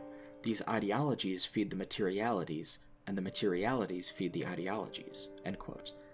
In other words, to imagine the future, we must create the future, and to create the future, we must imagine the future. What better, higher, nobler role could there be for science fiction? In the case of Halo Reach, I posit that the function of gameplay is, unsurprisingly, interaction, at which point there emerges a key question, something I danced around earlier, but which I will now state directly. Per Morris's idea that the art depicting militarism inspires a reaction to that militarism, not merely conformity to its values but commentary on them, the interactivity of the game may also lead to a de-doxification, that being a kind of restating of the theme or idea but on its head, similar to the function of parody. This is at once both a teaser for a future essay and also a fundamental concept to understanding how I have chosen to approach deconstructing games. The implication of this in Reach is that representing militarism directly may have deeper implications beyond a prescriptive representational exegetic meaning purely due to player involvement and interaction. Put more reservedly, representing an idea can inspire opposition to it, which can in turn be invited by promoting player interaction. Reach is deep, precisely because it is a game and is also unreservedly everything that it is, doing everything that it does, nailing down the idea of the hero-soldier striving beyond the limits of human civilization to perfection, elevating the human concept fundamentally beyond where it has historically been in contribution to the Halo franchise. It may seem strange to you that such a positive takeaway from such a reading of Halo Reach is even possible in the first place. Perhaps you've heard that it is possible and even necessary to critique those works of art which compel us, to analyze that which we love. But many... Who said that? Who was the one who said that? Who was it? lesser-minded people would, I think, imply some kind of moral failing in liking a work of art that contains troubled themes. But not me. I love Halo Reach. I don't even love it despite these themes, these ideas, these expressions. I love it because of them, too. Again, this might seem strange, but it isn't to me. Look at the story of the planet Reach, of Noble Team, and all the human beings there. It's a tragic story, but it is also a beautiful story. If we step back, perhaps we can be open-minded enough to see also the tragedy in war, in militarism, and also the beauty in small human acts, in selfless camaraderie, in loyalty and fraternity. These feelings, for me, coexist and are even inseparable. War is the tragedy, but if we can learn from it, then perhaps one day, we or those who come after will deliver hope to a war-torn world.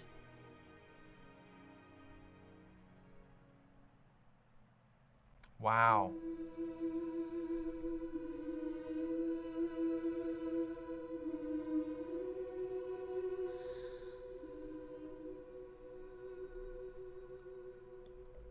Now, before we talk any further about this video, which we will, I'm going to share this in the chat, and I want you all to go over right away. Just click that link.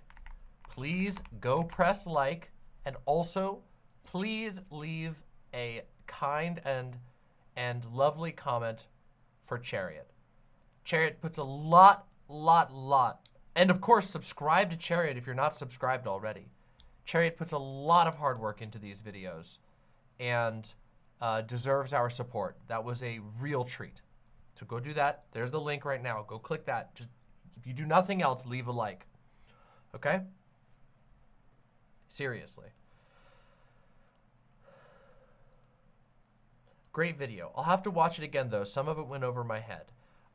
That's understandable. This is a pretty deep look into this, into Halo Reach, and it's understandable that in a stream react you might not catch everything on a first view, but I strongly encourage you. It's a great watch, and that felt like time flew while we were watching and reacting to that.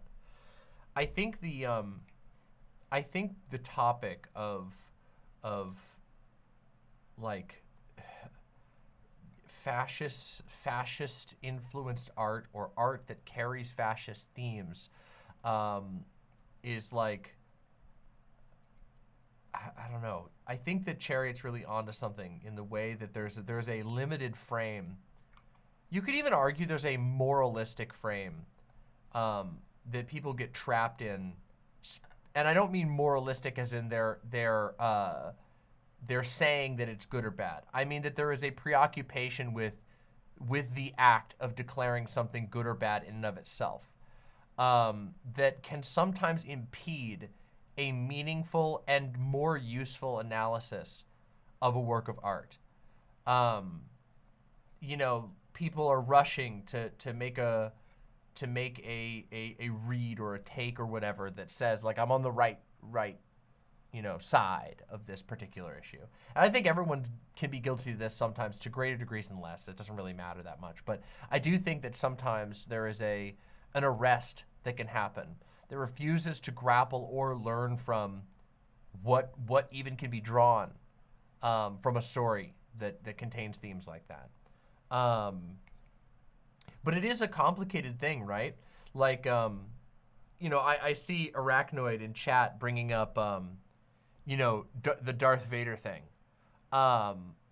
Star Wars is one of those franchises where I think it was for Star Wars that the term, like, maybe I'm wrong. Hold on. Let me double check this before I say something stupid.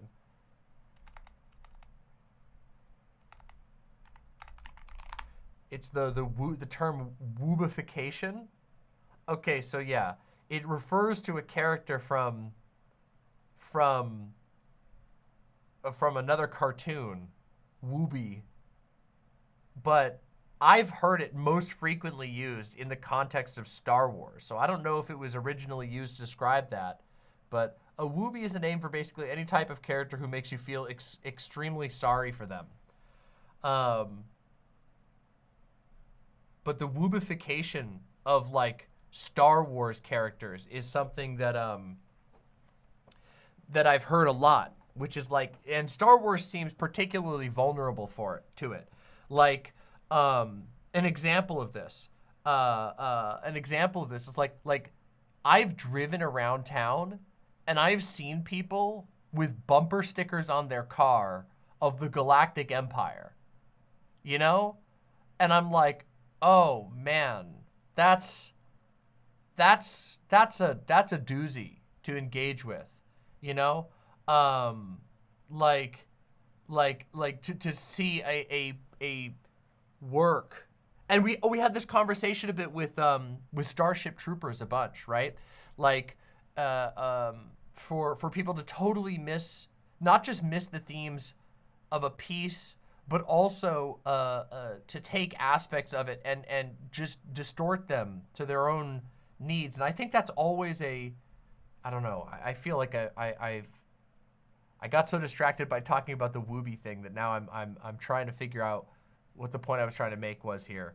What I'm trying to say is that there's like, it's a complex conversation. Well, I understand. I remember where I was going with this. What I'm trying to say is I understand why people are concerned with being able to take a piece of, like, you know, a work that is steeped in, you know, fascist ideology and be able to explain it and make people understand, you know, to be able to criticize it. But I also do think that that can be a limiting frame. And so I appreciate the approach that Chariot has here to saying, okay, like, let's approach this from a different angle. Let's approach this from a slightly deeper angle that's willing to, like, talk about these things, but not necessarily in the name of going, okay, this is a fascist work or whatever, but instead saying, well, what can be learned from it regardless? What can we take away from this story that perhaps uses tropes that are popular among fascists? Where can we go from there? And I think I appreciate that a lot. Yeah, learning is hard. But it's just like, and I don't know, it is hard because there are games where some of the stuff that was talked about in this video, like the detailing of different martyrs, you know, soldier martyrs, and the you know, the Tomb of the Forgotten Soldier type stuff, and the martyrdom type stuff. Like, these themes are present in other works, and so much less compelling. And I feel like, I don't know, like, I think of like a Call of Duty game, you know what I mean? And I think it's hard to, like, look the other way when Call of Duty produces a game about, like, soldier martyrs and glorifying the, you know, in a sick way, glorifying and salivating over the role of soldiers, while also taking huge sums of money from the U.S. government and also presenting narratives that are strictly, you know, strictly like pro-American intervention and almost, I wouldn't even say, some of them are like anti-war kinda, but they're anti-war in the like while justifying or completely doing historical revision on actual historical events in which the American empire has culpability. And in a game like that, I can see that I don't know, it seems harder to be able to step back and analyze than in a game like Halo Reach. But it might, I still think it's valuable to do so, right? Like perhaps we fail to actually be able to learn from these things by, I don't know, by rushing to even one that's obvious like that, by rushing to put it in a box. But it is hard, you know, and I don't mean to go back and forth all over this, but I guess the conversation being had here and the ideas being touched upon by Chariot are very compelling to me. There was a section in this video in which Chariot mentions the like that dynamic of like, oh, well, somebody, you know, why won't you debate us about our insert bigoted opinion here?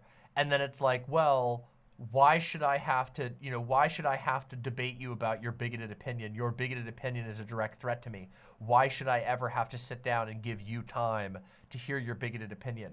That is something, that is a topic and a subject that I have struggled with for a very, very long time. And I do think that there's like, I think there's it carries over into art, into, you know, why should we give works that have themes that are distasteful or bad or even opposed to us the time of day? Should we? And I think the answer is maybe, depends on the context, right? Yeah. I think it depends on the piece. Chopped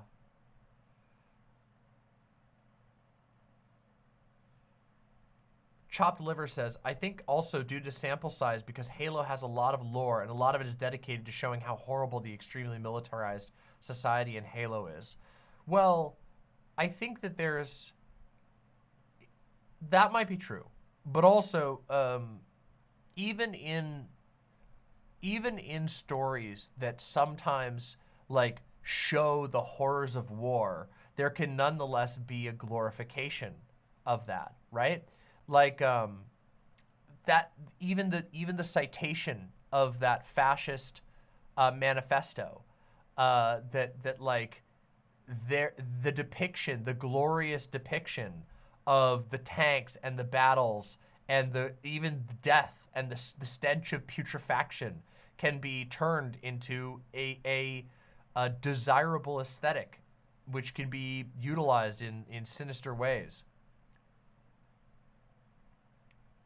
But I think I agree with Chariot's aim in advancing the ability to talk about these things to a better and more useful level, to encouraging people to develop a way of talking about these games that can be more helpful, that can allow us to pull more, even from games that might present ideas or might present worldviews that are totally opposed to ours. Yeah. I feel like I'm going to be thinking about this for a while. I really enjoyed this video. And now I kind of want to play Halo Reach.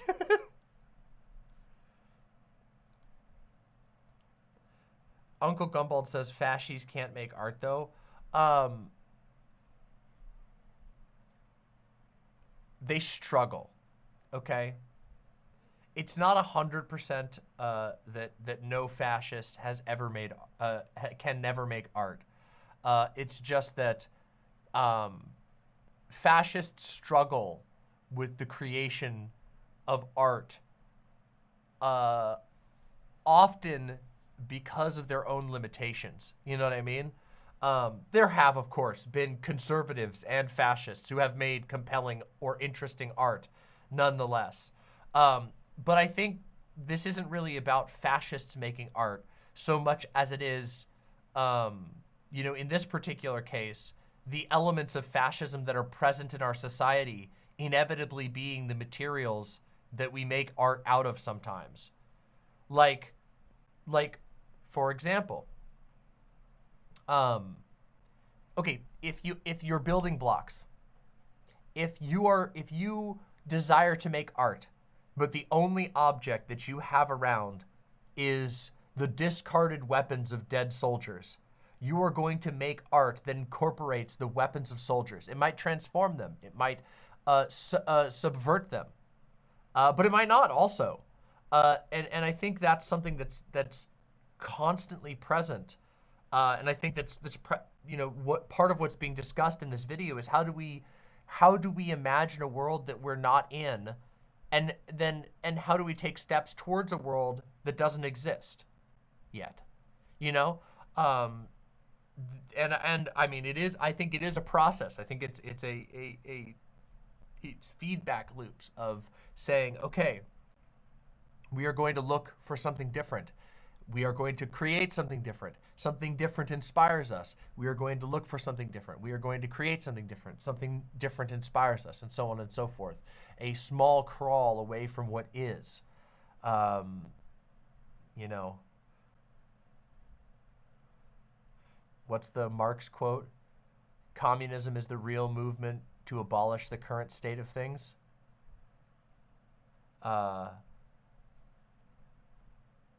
Yeah.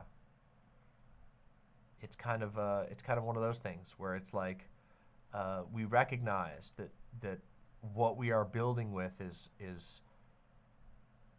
you know, we live in a war-torn world.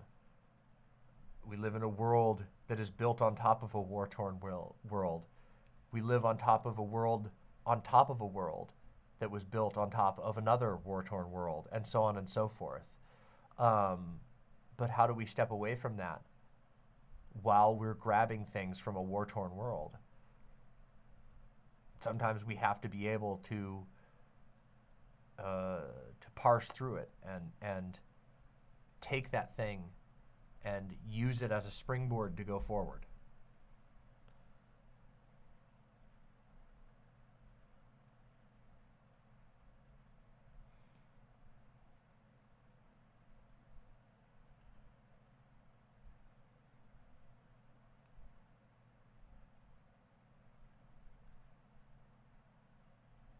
I hope that everything that I said there made sense.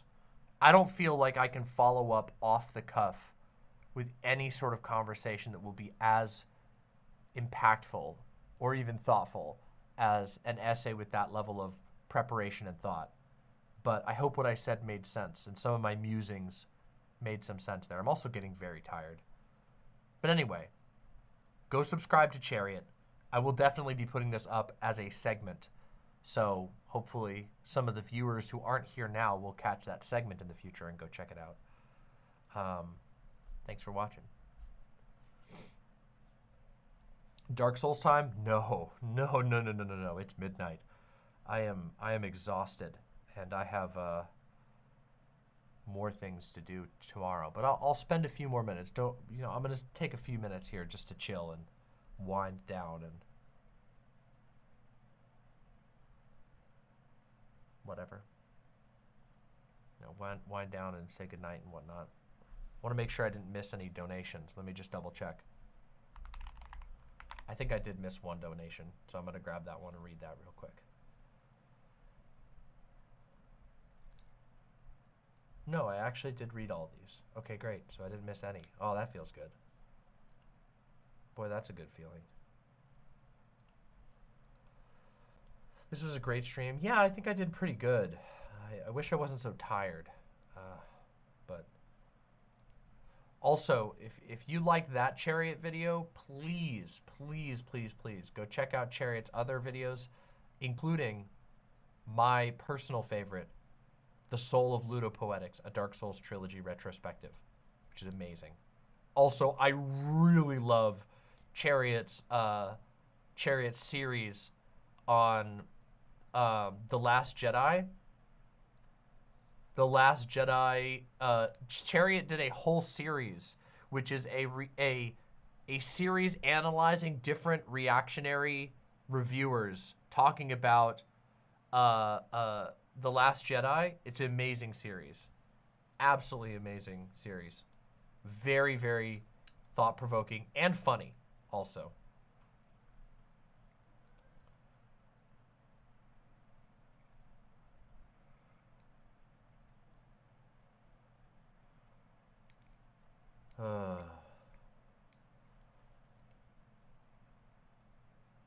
Boy, I'm tired. I mentioned that I feel like I feel like I started stream underprepared today. Stream still went really well nonetheless. But I really did. I really started stream on the back foot today. It was a bunch of shit happened right before, in the hours right before I was supposed to stream, and I barely got ready in time for stream. Oh, you'll love the Last Jedi series. It's great. It's fantastic.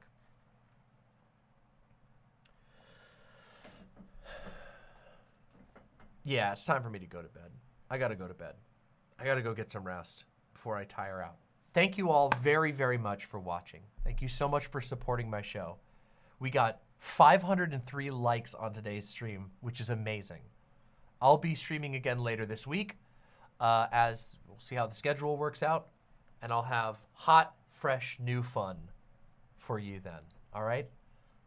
Thank you all for watching. And remember, rule number 1, do not fucking die. More true than ever. Thank you very much. Good night for now.